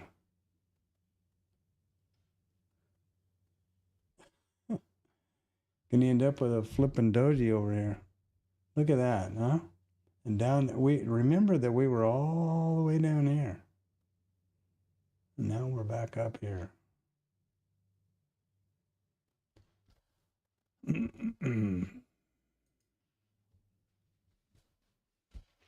And now let's go the other way for a while. Oh, you know what's just happening? Don't forget, we've got all those earnings out right now. I forgot about that. So yeah, keep your eyes peeled, keep your powder dry. By all means, keep out of the damn market as far as I'm concerned. And I'll see you in the morning. Take care of yourself. 0800 in the morning. Be there, be square. Submit or subscribe. Tap the bell thingy and you get notified when it's going live. And subscribe and thumbs up, please. Thank you very much. I'd appreciate it.